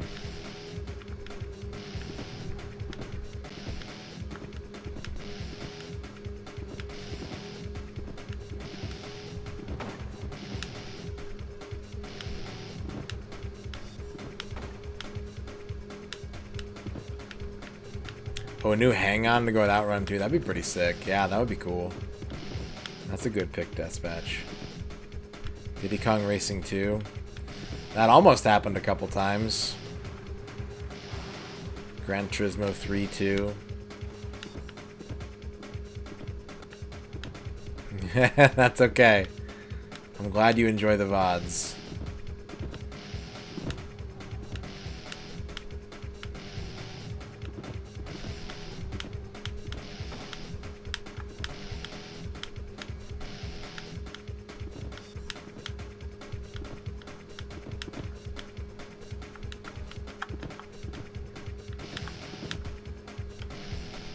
It's a new track record. There was Diddy Kong Pilot that got turned. Well, I don't know if that was originally Diddy Kong Pilot. I think it was, but there was also Donkey Kong Racing, which was planned for the GameCube, that got that was in development hell for like 2-3 years and then got canceled.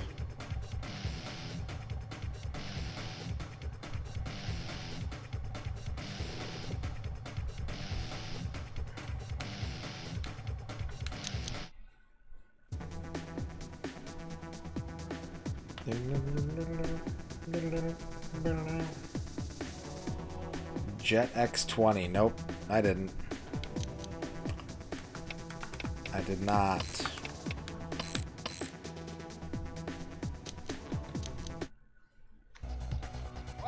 I'd play Labo F-Zero. I've played F-Zero GX in VR. It was pretty sick.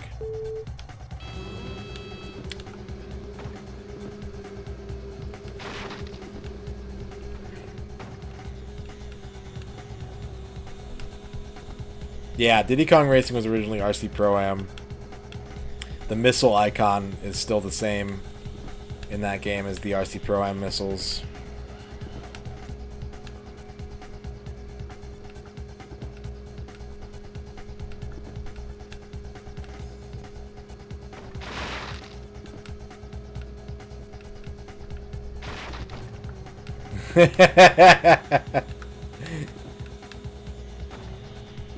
Nice, Pavork.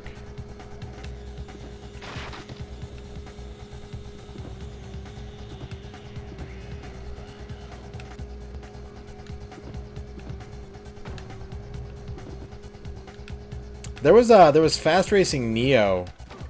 That was a pretty decent little F-Zero type game. Wasn't quite as polished, obviously, but it was an okay little attempt.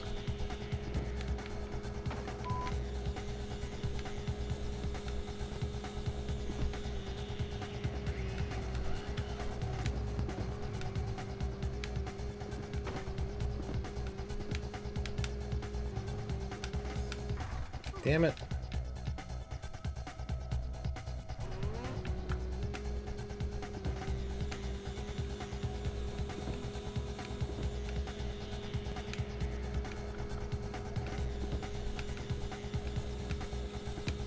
Yeah, Ballistic and, what? Redout? I never played Trick Style, but I remember it.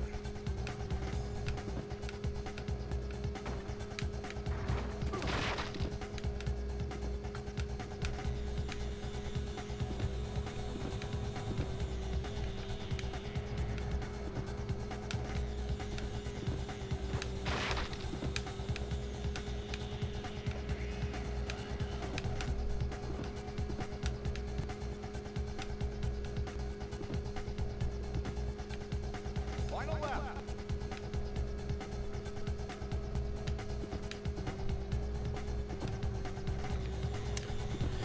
I remember thinking that Ballistic was gonna get, like, pulled for just being, like, way too close of a copy of Wipeout. I remember seeing it and just being like, oh, this is gonna get fucking slammed for copyright infringement, and I guess they never did.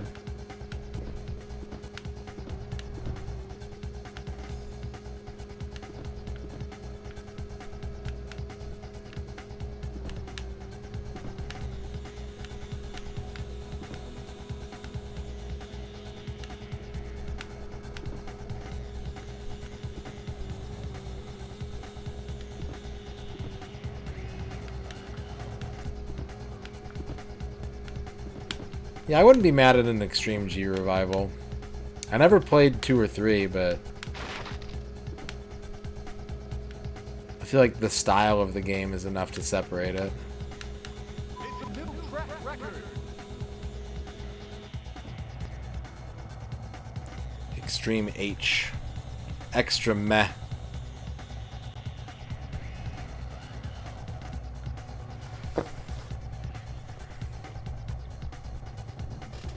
I won every race this time.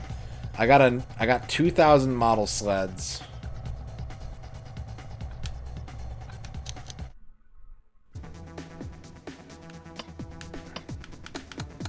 And we're semi-pro now.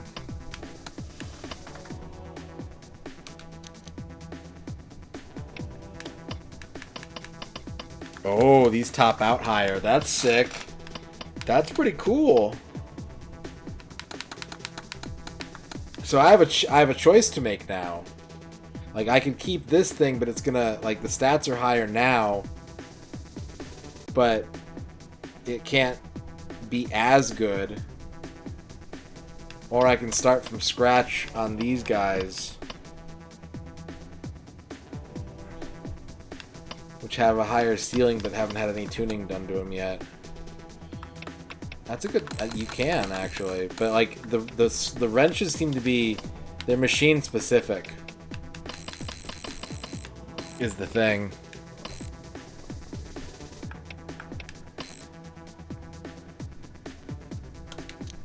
Let's see if I can hang with the other semi-pros. On your mark.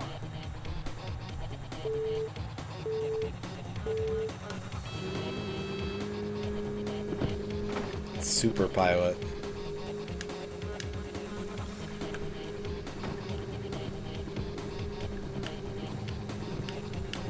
Because I'm thinking, if I can hang with the semi-pros in this thing, I'll just skip the 2000 class. I'll get the next class of snowmobiles. And since I have to start from scratch with them anyways, I can just build those up, right?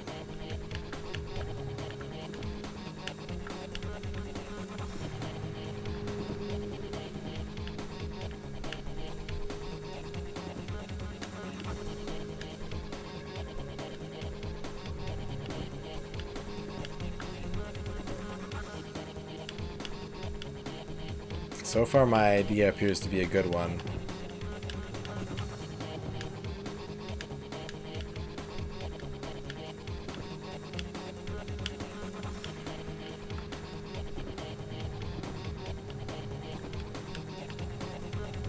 I would like a sequel to Trackmania 1 that isn't Trackmania 2. There's a lot of racing games I'd take a sequel to, though. Outrun was a good one. Doing an outrun through would be sick. Doing,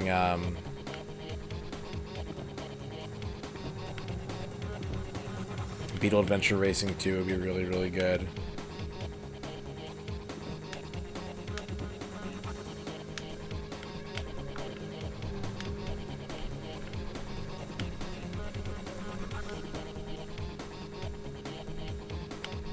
Need for Speed is a series that, like, I feel kind of tops out at an 8 out of 10, but never really goes below a 5 out of 10 from what I've played out of them. Like, it's a really nice, safe racing game series. They're never going to make, like, a really fucking terrible Need for Speed, probably, but... Although someone was telling me there was a really bad one the other day in here in chat, and I can't remember which one it was, or who was telling me. But it just seems like a nice, like, middle of the pack...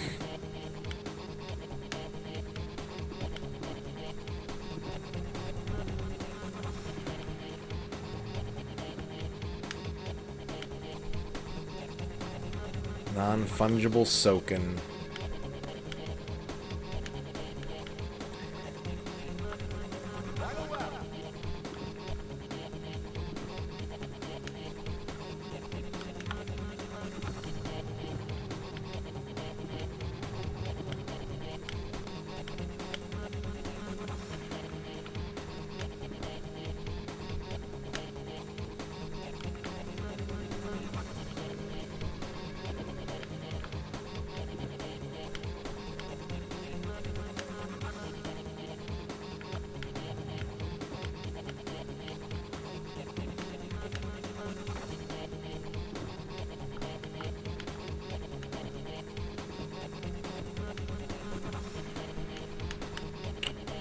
No Need for Speeds on N64, though.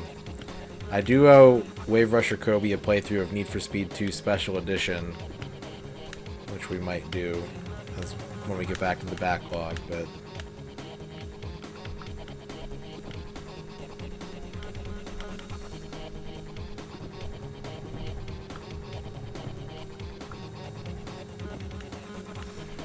I liked Burnout Paradise. It's the only Burnout game I've played, but I liked it a lot. I enjoyed it. It's a new track record. Yeah, this is working out very well for me so far. let's keep tuning up this snowmobile.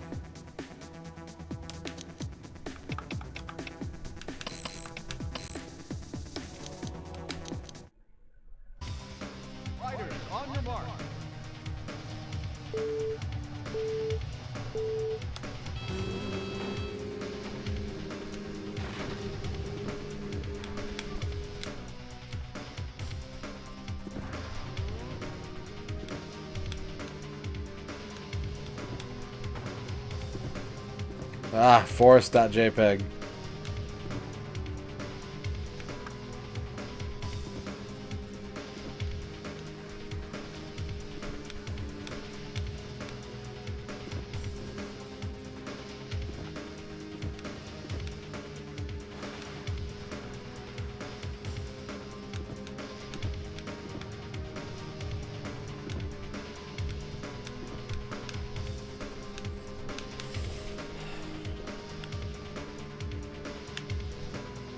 I'm like the one SSX fan that didn't like Tricky, I feel.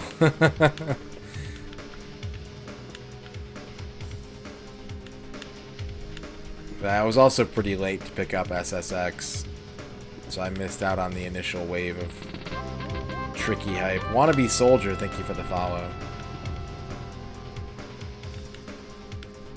It's a new track record.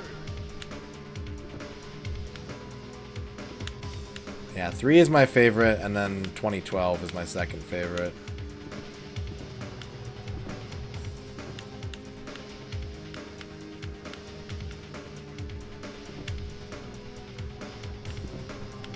Yep, we already played through 1080 and Snowboard Kids, but not Snowboard Kids 2, and not Big Mountain 2000.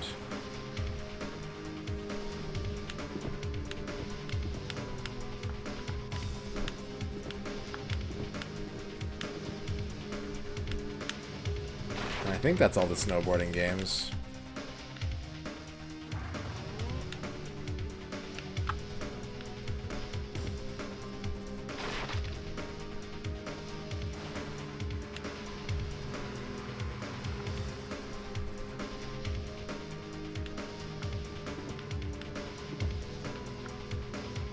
I'm getting totally whooped this time. Like, I might be able to steal third. Final lap. Track record.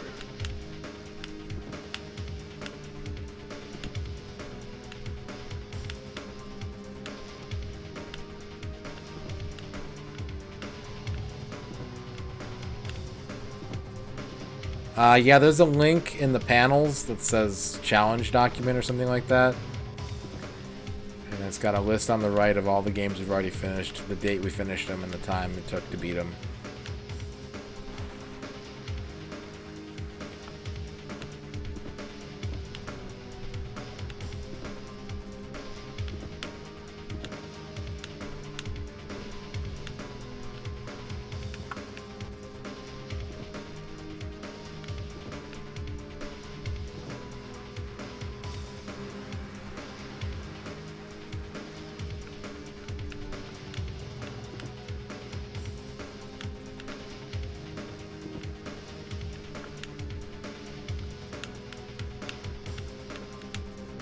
Damn.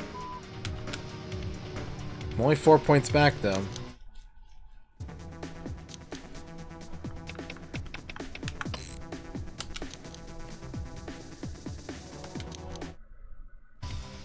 Riders, on your mark.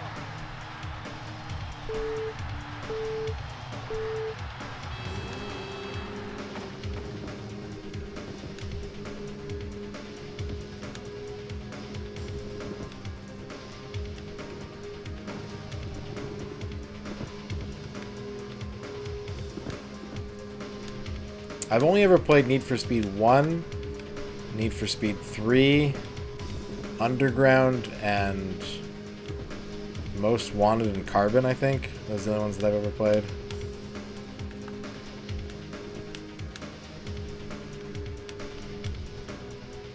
Yes, Bavork, yes.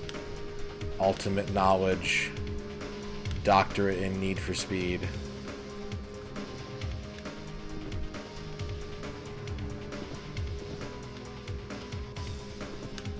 Yeah, I've heard the 3DO one is really good, but also I used to play the PC one with a wheel, and so I think that would impact my experience a little bit.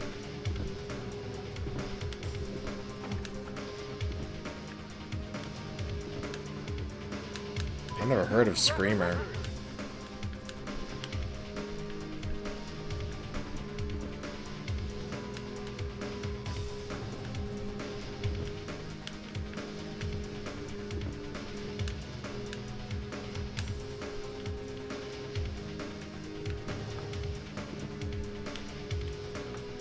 kind of looks like I'm hitting my limit here. For some reason, I was able to beat him on the first track. And they're making me fight tooth and nail on this one to steal a win. Man, the physics of the up and down movement in this game is so weird. It kind of feels like I'm floating.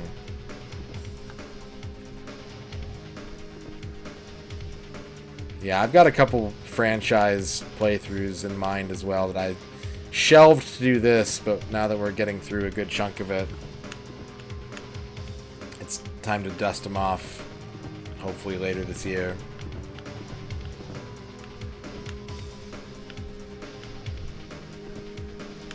Final lap.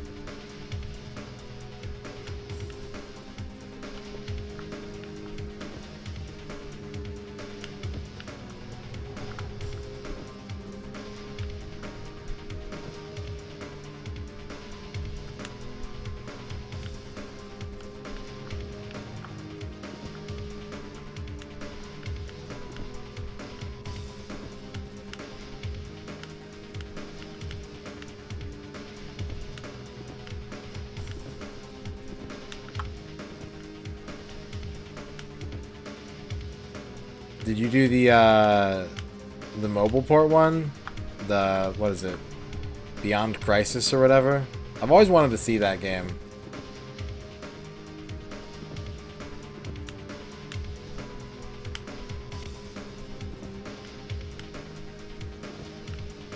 I've played all the other ones, I think. Not the remake, but Dirge of Cerberus and Crisis Core, but I always wanted to play that mobile one where you play as the Turks.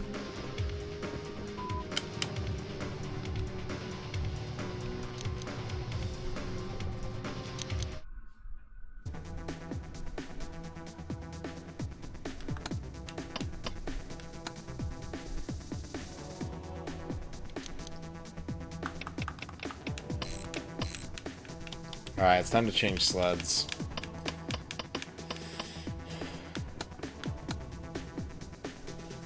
Oh, that's cool.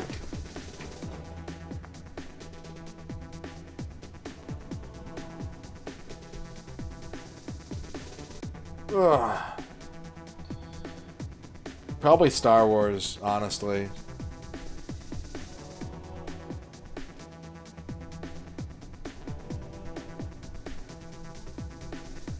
Star Wars is sneaky like that.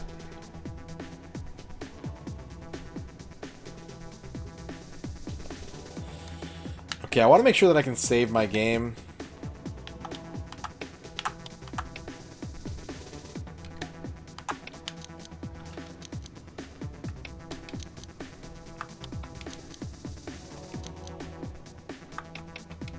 I think Madden would be bad if you didn't like sports games, but if you didn't mind them, it wouldn't be that bad.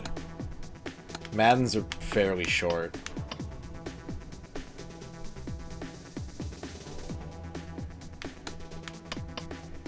Star Wars has 2 dead MMOs, though. The unattainable carrot.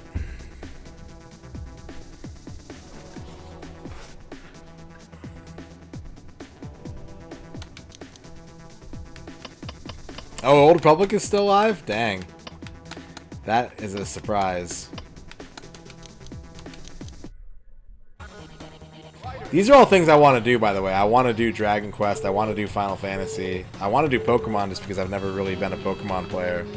But my first franchise goal is Saga. And then my second one is Front Mission. And then after that, I'll probably let chat pick something.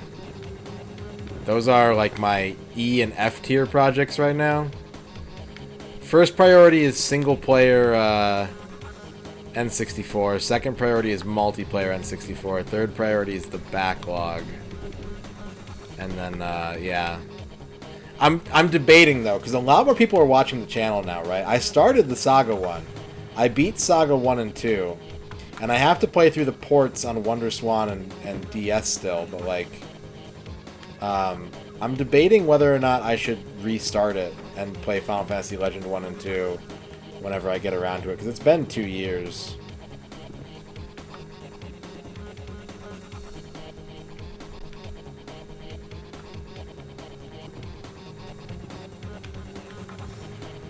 Or if I should just say, fuck it, it's done. I have to and want to terribly play. I love Unlimited Saga. I'm a huge Unlimited Saga fan.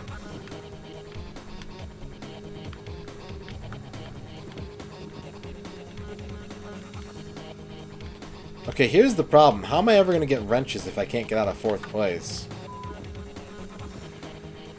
Should I grind the easier cups with the 2000 class snowmobile? This game is weird.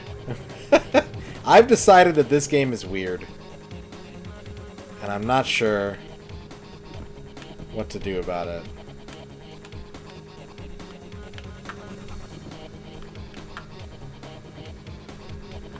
Yeah. Yeah, there's no... You have to look it up online or, like, do exhaustive science to figure out how that game works. It's great. I love it.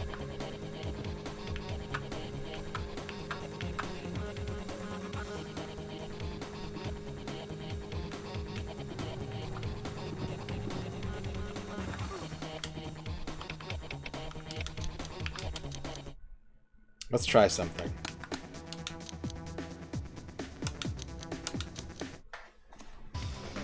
Fighters, on your mark.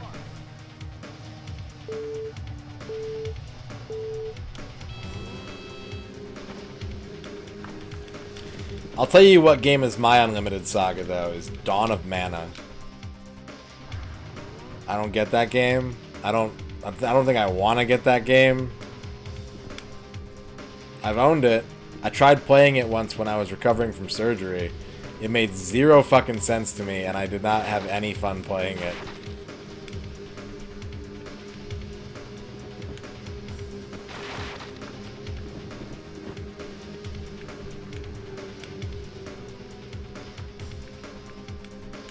I think in general, I'm not a fan of the Seiken Densetsu franchise. I played a little bit of Legend of Mana, but maybe like an hour or two tops.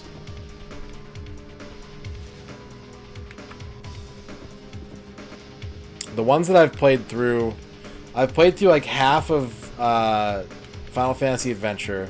I've played through Secret of Mana. I've played through probably a quarter of Seiken Densetsu 3. And an hour or two of Legend of Mana. And I've played like an hour or two of Dawn of Mana. And I played through Children of Mana. So I've only ever finished 2 of them, but...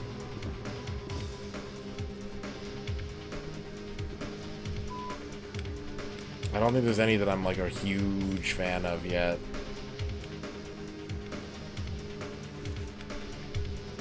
I can see that, honestly. I played it single player and it was so boring. Maybe I need to replay it and give it like more attention, because I feel like I was just kind of not paying attention while I was playing it, but...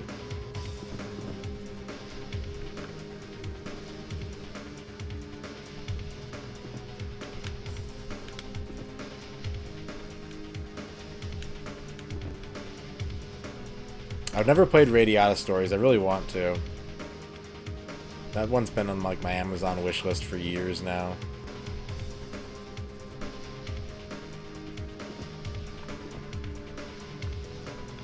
I've never played a Grandia game.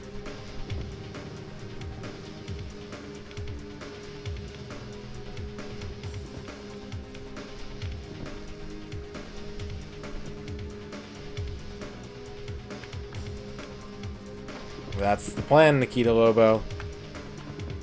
You show up in this chat not wanting to play any games, and you leave wanting to play every game.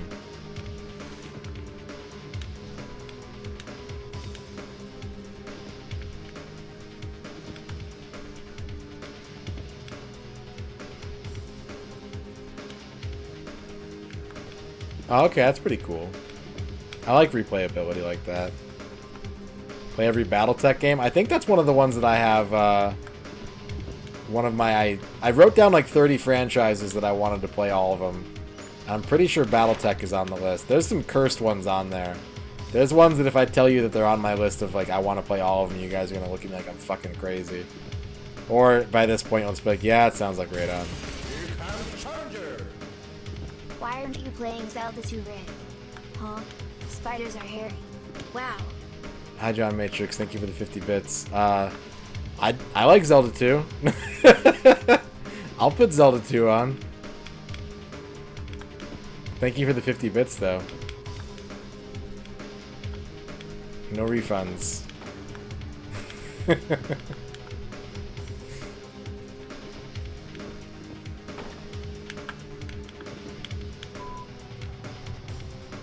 I love Zelda 2. I would want to do all the Zelda games because I've done so few of them. Battletech is on my list. Battletech / mech blah blah blah. Do you guys want to hear my cursed fucking list?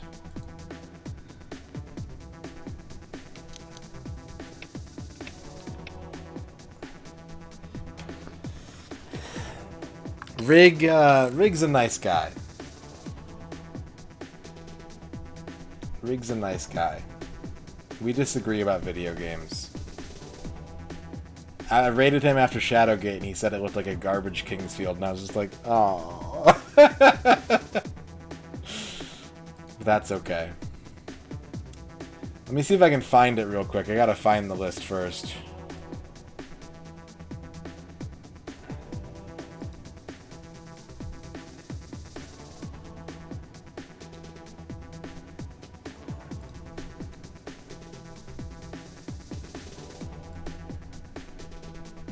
I gotta find where I put it.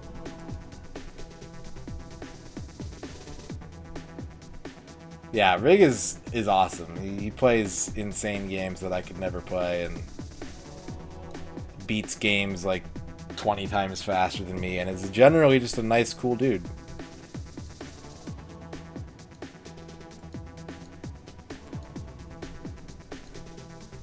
Where the fuck did I save that?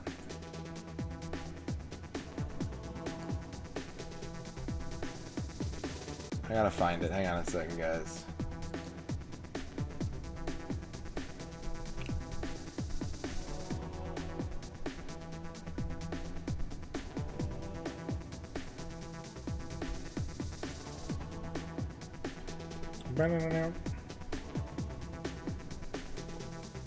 Is it this one? No, I don't think it's this one.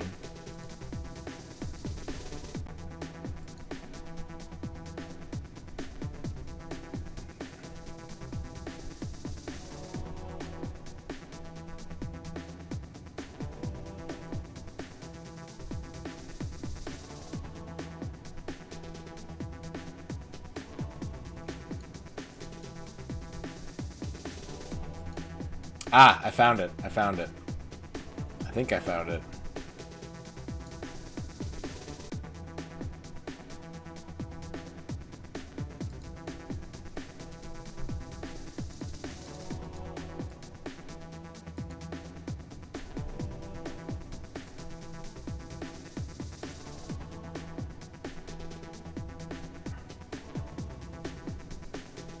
Oh my god, I'm insane.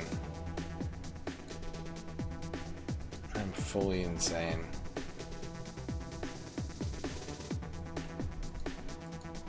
I'm looking through these old documents and just being like, what is wrong with me? Why do I want to play infinite games?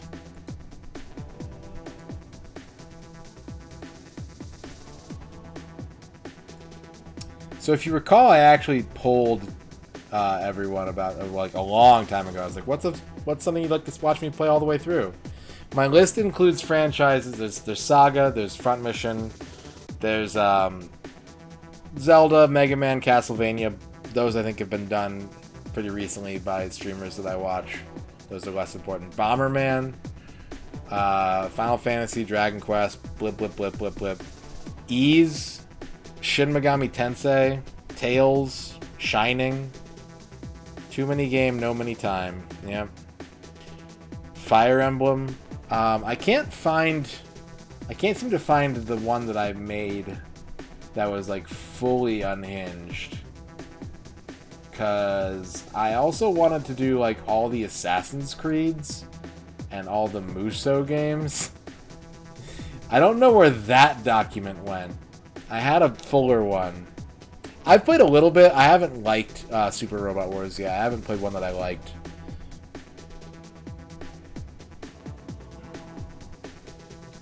All Falcom games, but if I do that, then I have to play like fucking Dragon Slayer. I'm not ready for that. I'm not powerful enough for that.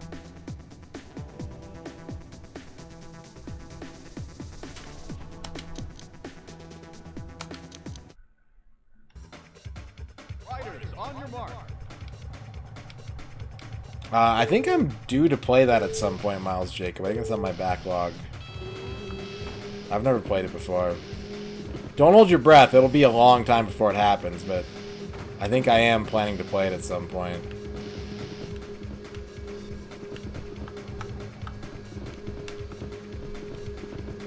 I think Otaku asked me to play that one.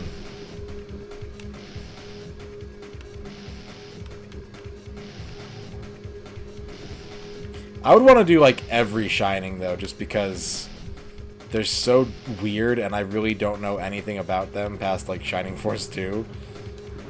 I played Shining Soul, I think, for like 10 minutes and was like, what?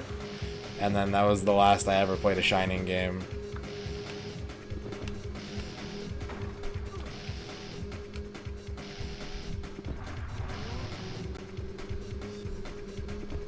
Ys, I've played through 1 and 3. I would love to play through all of them, but I've only ever beaten 1 and 3.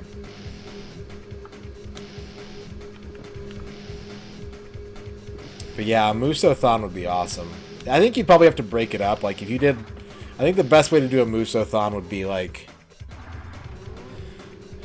stream for 6 hours a day, and, like, the first 2 to 3 hours of the stream is Muso, and then the last 2 to 3 hours is something not Muso. Because I think if you just played nothing but Muso all the time, you would become a vegetable. You would just morph into a vegetable.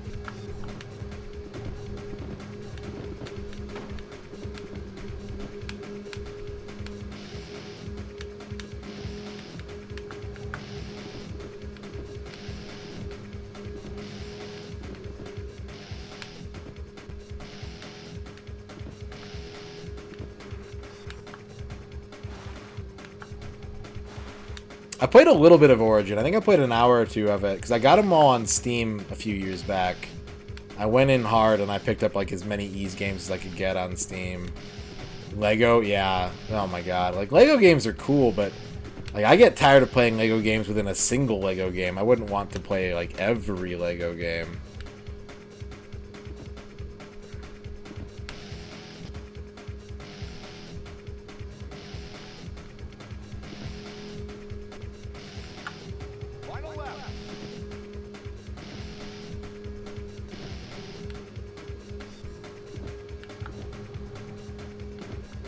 But yeah, I played through... it's one of those things, like, I really need to break stuff up, because every time I get really into a franchise, I'm like, I'm going to play through them all. I go in really hard on the first one, and I go right into the second one, and I'm always just like, I need to change things up. Like, it's honestly difficult, I think, to marathon a franchise if you're not doing anything else in between. It's really, really hard to keep your patience and like your focus, because I think it was over Christmas one year that I played through Ys 1. I did it in like 3 days. Super fucking loved it. Started Ys 2 and was just like, nope.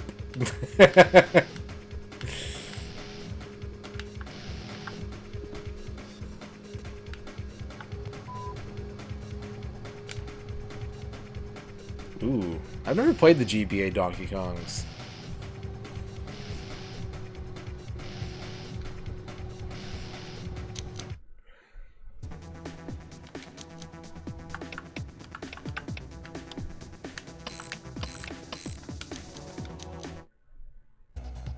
Fighters, on your mark. I want to do all the Yakuza games too, but I'm also like super inclusive, like to a fault. I think it makes it so that you land better. Like, you don't lose as much speed or get off balance when you land it from a jump. It seems to be pretty important, honestly. Probably keeps you on the machine so you don't fall off, too. I want to do it. I want to do it, Bavork. But, like, so for example, RP Genius did his Mega Man anthology. And I was like, I'll help you, you know, compile the list of games. And he's like, okay. And so, like, I think I was on a Discord call with him for like 2 hours, just giving him all... Like, I cut it down by like 25%, I think. Where I was like, don't play this one, don't play that one, blah, blah, blah.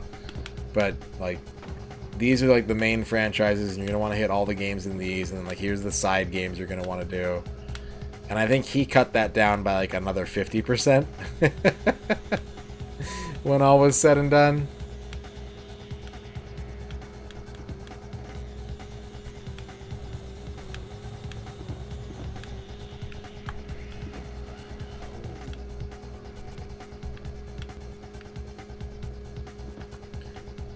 And that was a lesson for me to be like, oh yeah. Oh yeah, don't go full ham. Pit droids. I've never even seen Star Wars pit droids.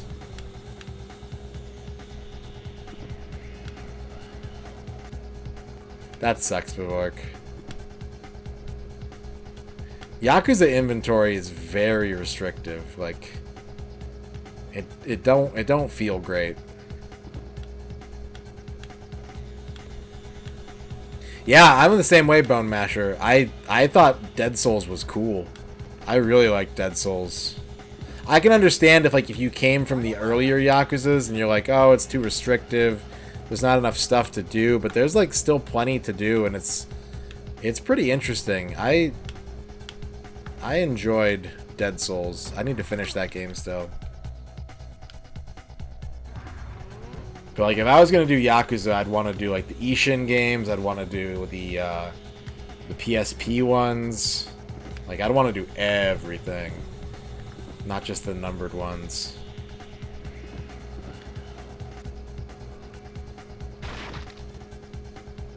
And I think that's what sets me apart a little bit, because I'm willing to play, you know, I'm willing to play pretty much anything. Not everyone else is. So you have a chance to... I'm not like full macaw level or anything, but you have a chance to see games here that you might not see in a lot of other places. Oh, shit. Does it play like Dark Forces? Dark Forces is maybe not my favorite Star Wars game, but it is top 3.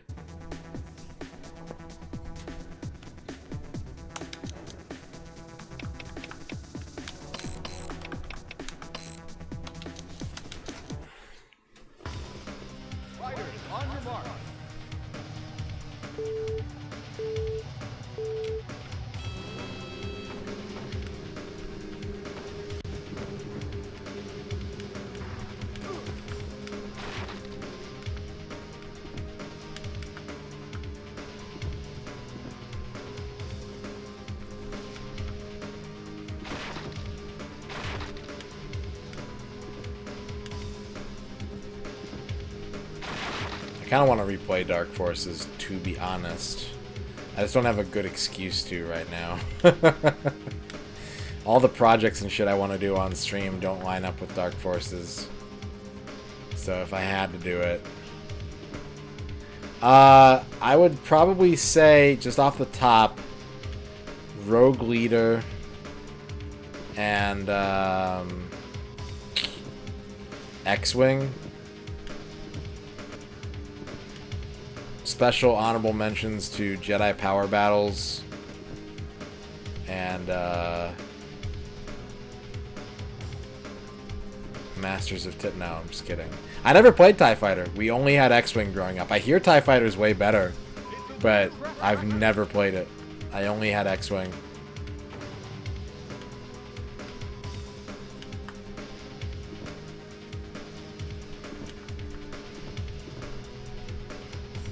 Special May 4th stream.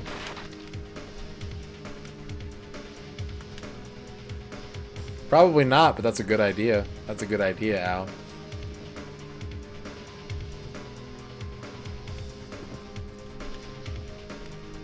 Yeah, Jedi Power Battles rules.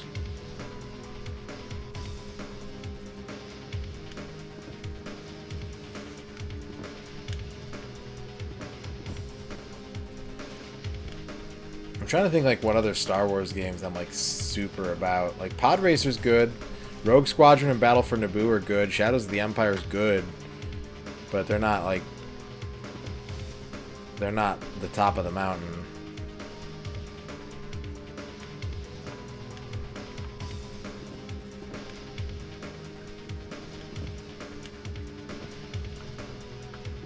Final lap.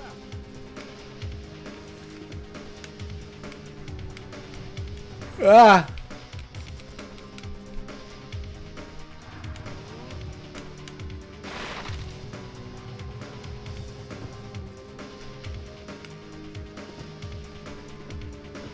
.32X Star Wars Arcade is cool. It's tough, but it's cool.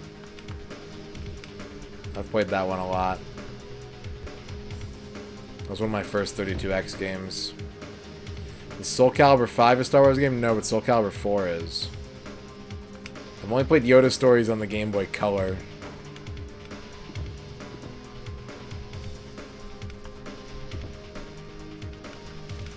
Yeah, 5 is the one with with the Assassin's Creed dude. 4 is Darth Vader and Yoda.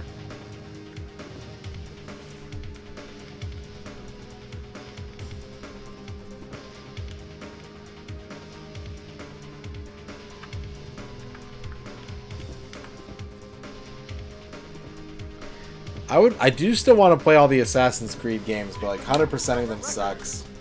And what I'm really... the ones that I want to play the most are like the 2D ones. Those look really good. Those all look really good. So I feel like it would be a lot of vegetables for not a lot of meat.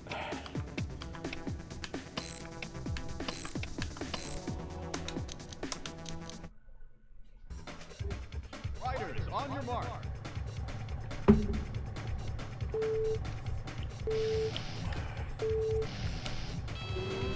Yeah, they are. Like, I like playing them, but it's one of those games that you kind of have to play, like, chunks at a time.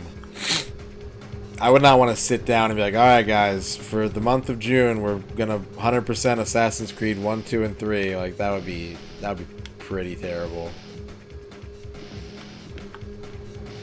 You get serious fatigue, like, a third of the way through each of those games.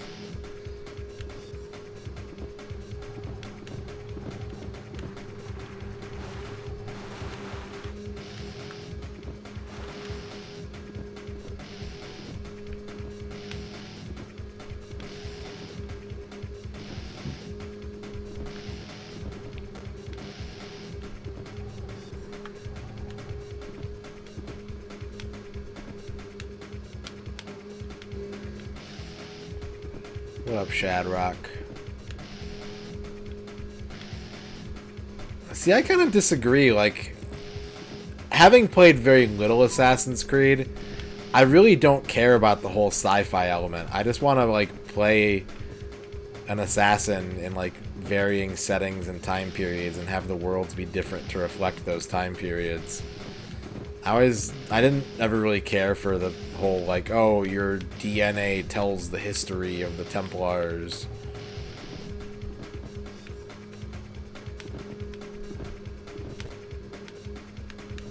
We have to hook you up to Trips 21 with the Battletoads to solve the riddle of the Da Vinci Code.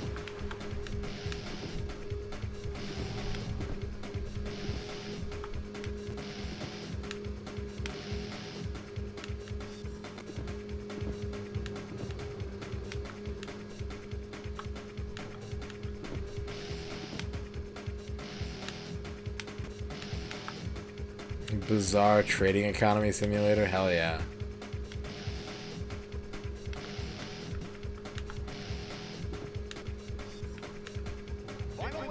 track record.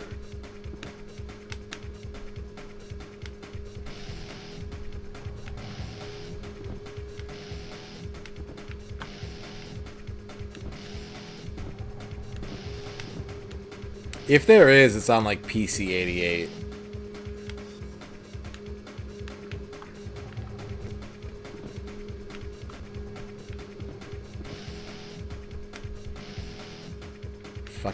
Fucking booby soft.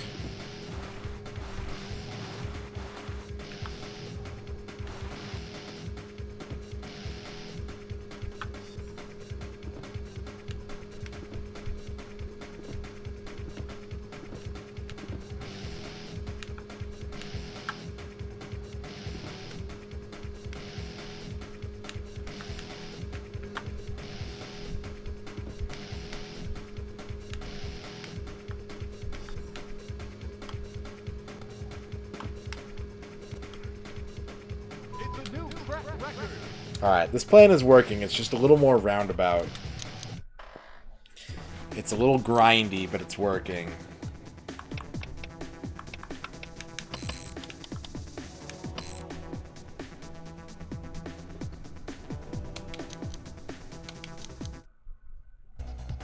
Riders, on your mark.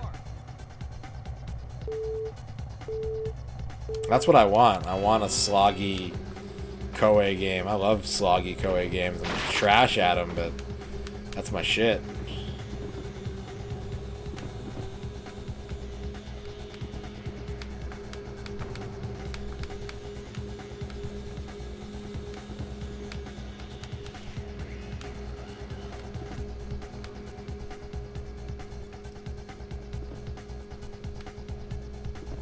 Do a Romance of the Three Kingdoms franchise marathon.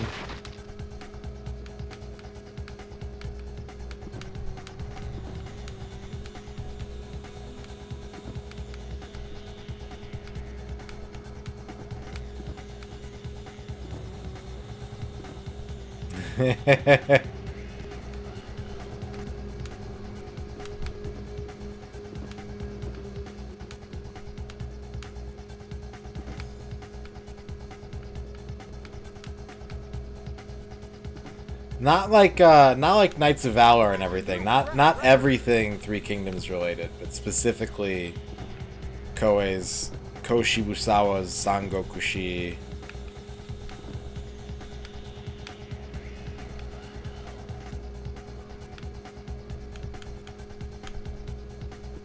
Because if you did everything Three Kingdoms related, you'd finish the N64 complete works before you got done with the entirety of fucking China's video game output, Taiwan's video game output. It's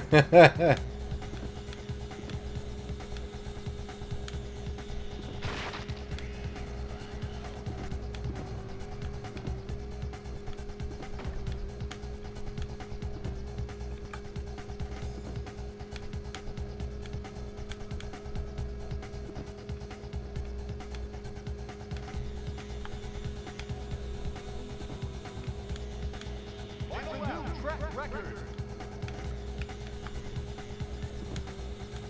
Anyone who's played Koei strategy games, what's your favorite Koei strategy game?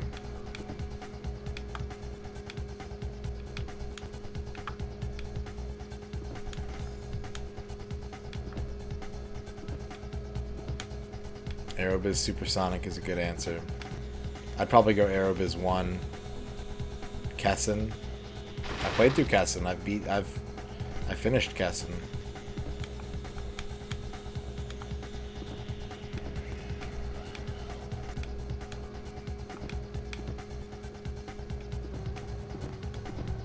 Dynasty Tactics is good. Did Dynasty Tactics 1 ever come out in America? I've owned Dynasty Tactics 2 since I was in like high school, and I've never tried to get like anything else like it. I want to play the 32X Sangoku Shifor It's a new track record. real bad. I want to play that one.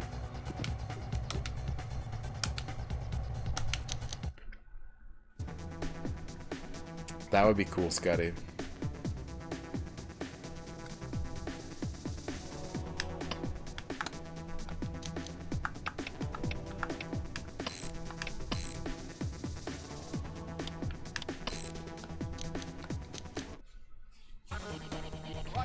On your mark.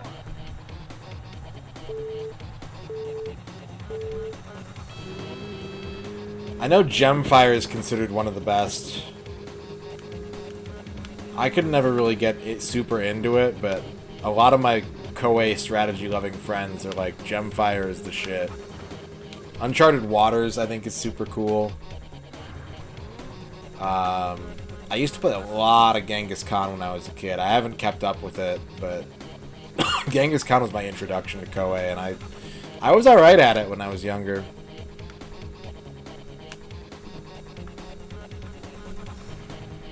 Dororo.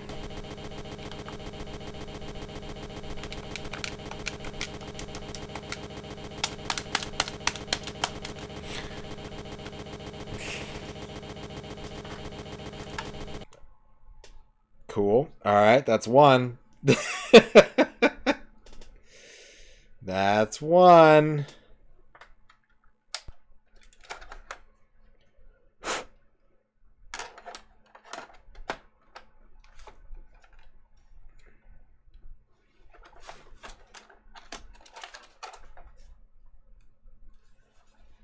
You guys have a cursed N64? I don't know.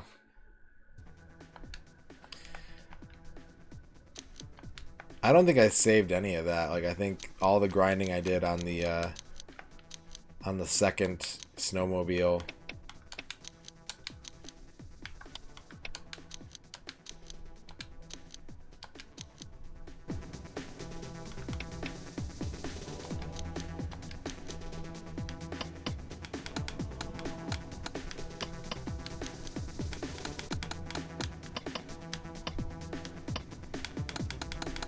Yeah. That sucks.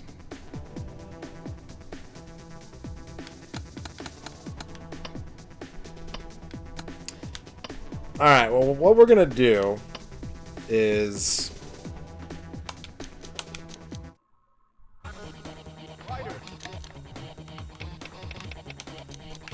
we're gonna grind out the first cup again.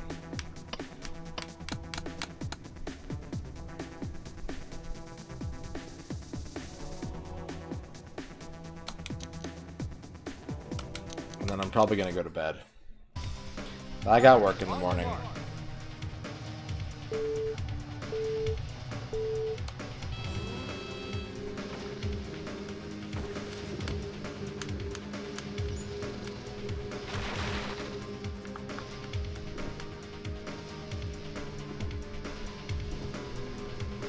Oh no, my sword.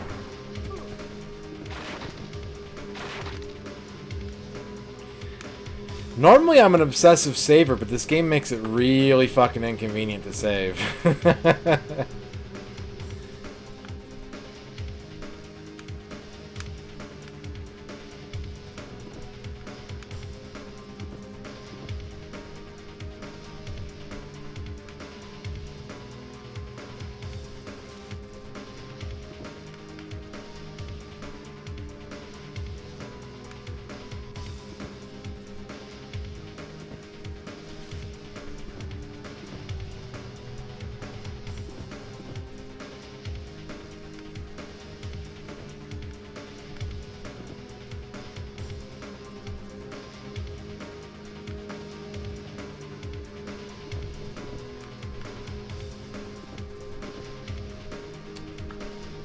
Oh no, my SnoCross.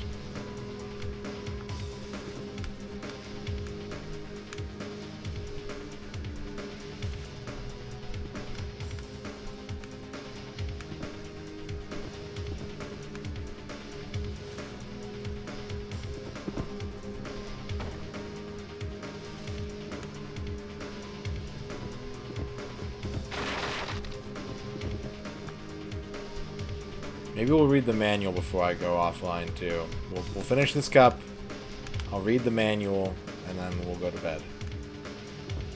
And by go to bed, I mean I'll stop streaming and I'll sit here for like 2-3 hours. Watching Rig or somebody.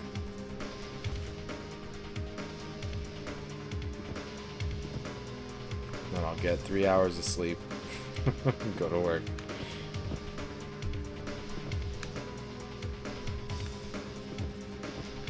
Probably not. I'll probably go to bed fairly soon. I did a lot today. I'm kind of tired. I should be able to hit the pillow with relative ease. Final lap.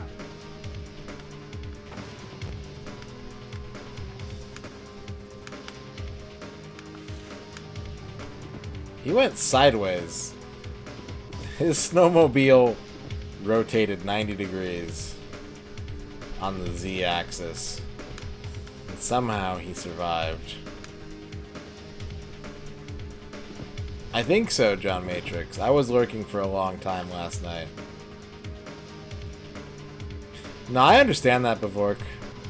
I've learned that for me it's like 4.5, 6, 9, I think, are like the magic targets. I feel rested when I land on one of those 3. But 8, I always feel like shit when I get 8 hours of sleep.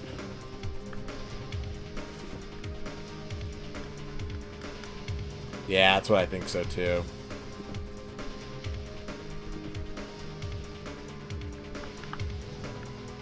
Micronaps work for me. I 100% can function on micronaps.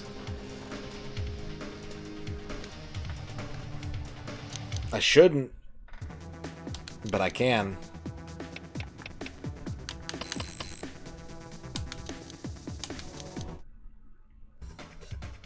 Riders, on your mark.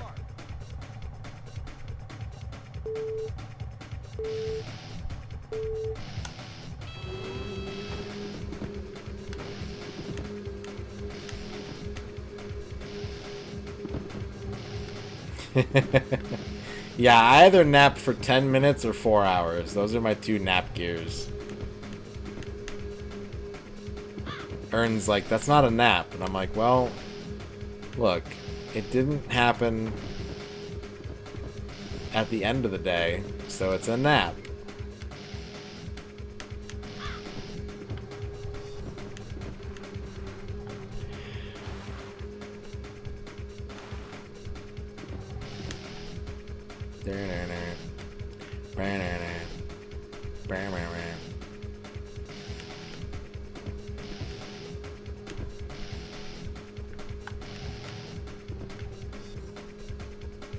How long is a wink?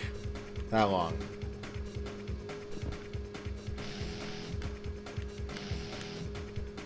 My preferred sleep schedule before I got back to working in the real world again, like, It's a new track record. for years, like full years when I was self-employed, it was, and it did some fucked up shit to the stream schedule, but I would be up for 18 hours and I would sleep for 8. Pretty consistently, like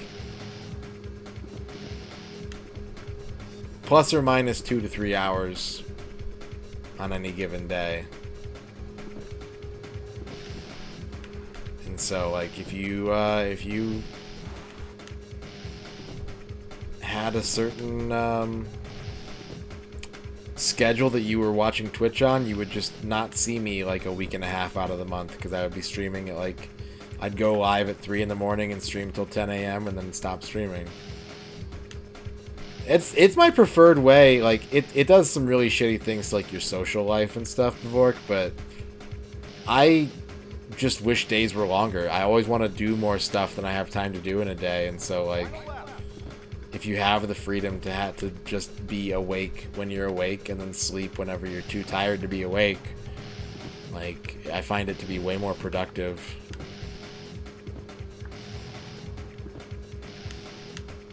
What's up, Armored Macaw?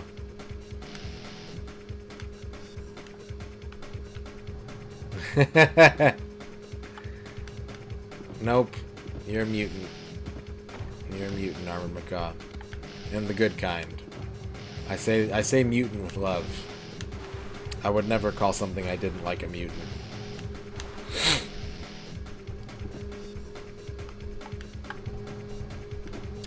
But, like, one of the things that I love, like, if I ever want to get shit done in a day, the best way for me to do that is to wake up at 1 in the morning.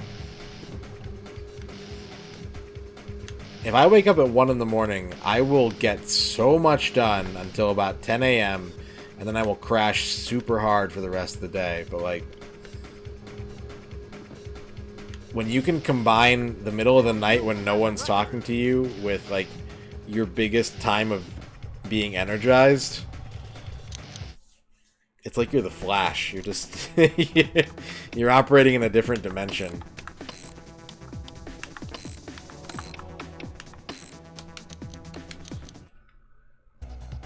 Fighters, on your mark.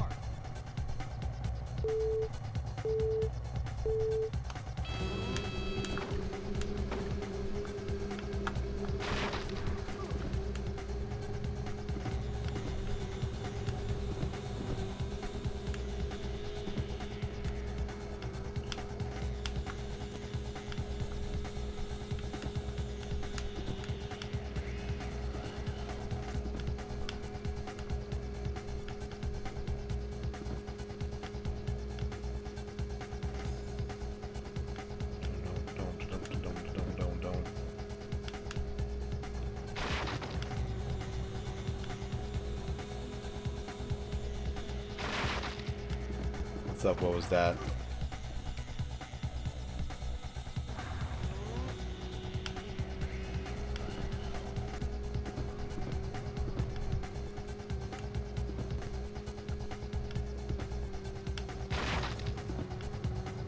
Okay, I think I'm too fast to go this way now.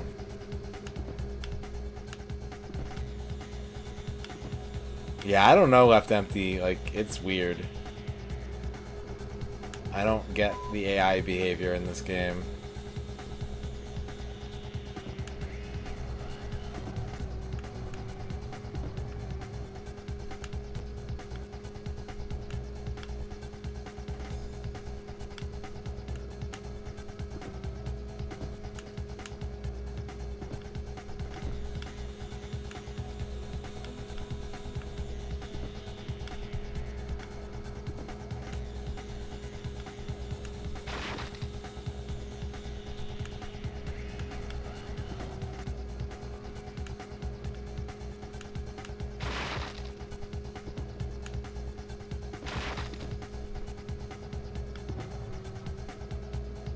Right at the finish line, right? Because I've seen that happen. I think that's part of the reason why the, yeah, like right there, it just went from 4th. I think it's part of the reason why the timers at the end of the race are so fucked. That's why I don't think my N64 is cursed, because, like, the games it tends to crash on are the ones that are, like, already a little suspect under the hood. You know what I mean? Like, it could be my N64, or it could be the 100 games that no one's played for this system that are just not very well scrutinized.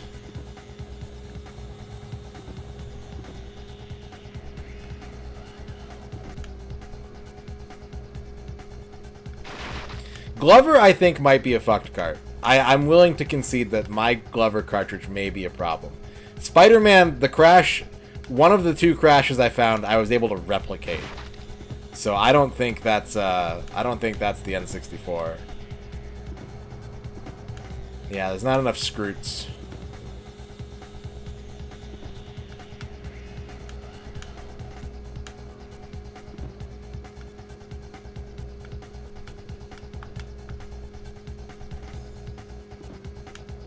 It's a new track record. Okay. Glover does have a known save deleting bug. I think that's probably what Show's referencing. There is a known save corruption bug in that game, but that's not what was happening to me. I mean, it is, but it wasn't. Alright.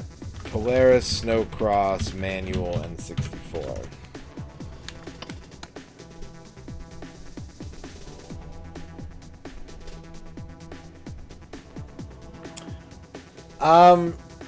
I'll be honest, we don't test our games when they come in. We deal in too much. We have too much intake to test them when they come in. We just offer a warranty so that if they go out and they come back bad, our bases are covered.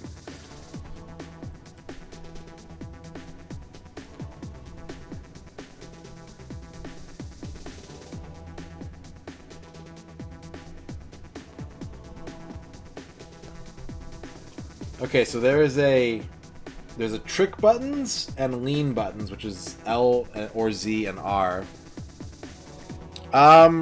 We bought a copy of Pocky and Rocky from GameStop once to stock in the shop, and it was a repro, but that's probably the closest that I've seen to that.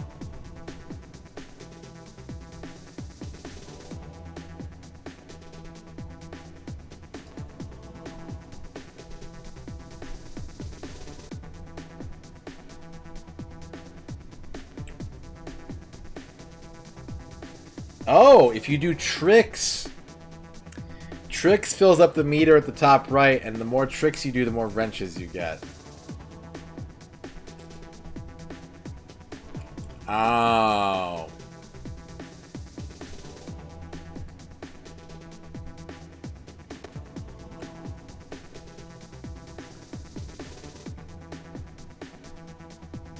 A trick bar counter on the HUD keeps score. You get awarded trick bar lights for each trick you do. The more difficult the trick, the more lights you get. When you hit 10 lights, they get cashed in for a wrench. If you place last in a race, all you're awarded, you do not get any wrenches.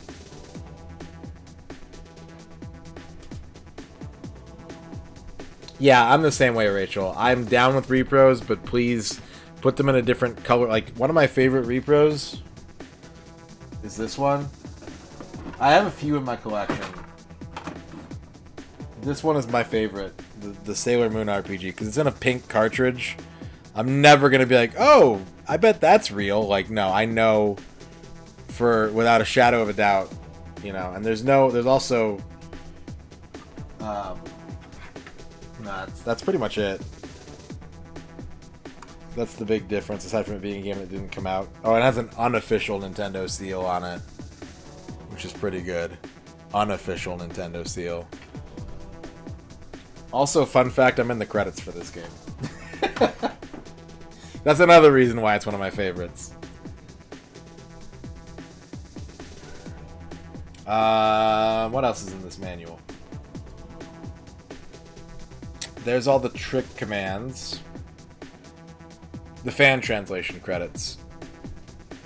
The 20th anniversary fan retranslation they did.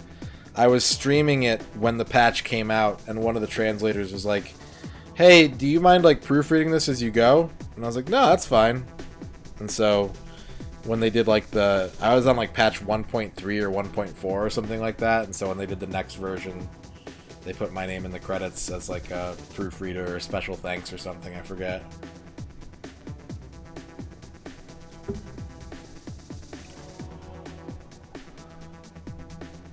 Secret handshake? No. Nope. Okay, so, yeah, I just looked in the manual, by the way, guys, and that rumble setting in the options is the severity of rumble pack vibration. That is actually a vibration slider. This thing right here actually changes how much the rumble pack vibrates. That's pretty cool.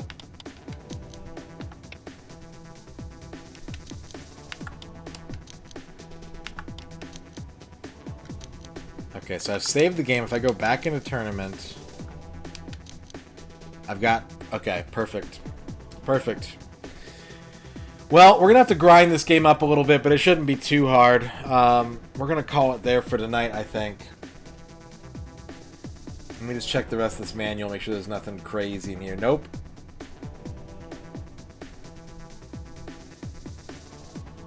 Three pages of notes. What the fuck for fucking what?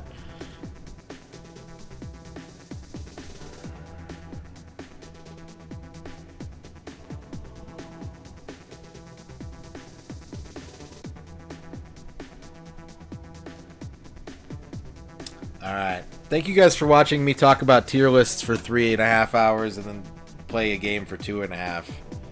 What tricks are good where? There's difficulty levels for the tricks, and so, like... There's 3 easy tricks, 3 medium tricks, 2 hard tricks. It looks like wave race commands for the most part. There are, oh, it says there are even more tricks, and some can even be reversed. So keep an ear to the ground and try moving those fingers, because you could stumble onto a really cool move and score a few trick lights to boot. Oh, yeah, okay, you write down... Yeah, that makes sense. That makes sense. You're smart, Kydrian. You're smart. Smart guy. Alright. Yeah, thank you everybody for watching Tier List and SnoCross. We will pick this up again whenever the next stream is. Probably no stream tomorrow, but I will do my best to squeeze one in, even if it's short or something.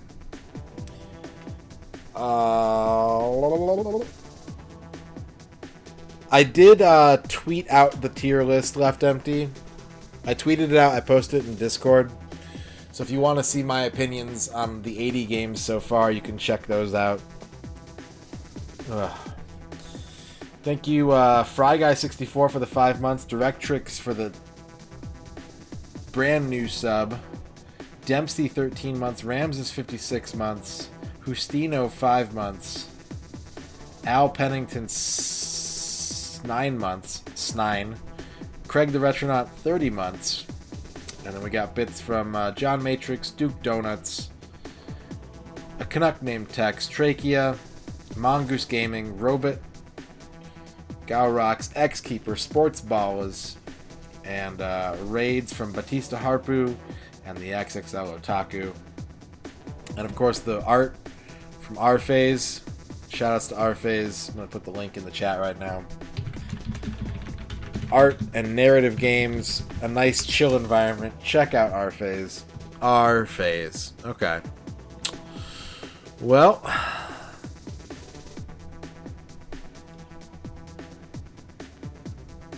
let's raid Rig again. Rig's playing Crystallis. I fucking love Crystallis. I'm not sure what Rphase is working on right now. I know he just finished To the Moon, but I don't know what came after that.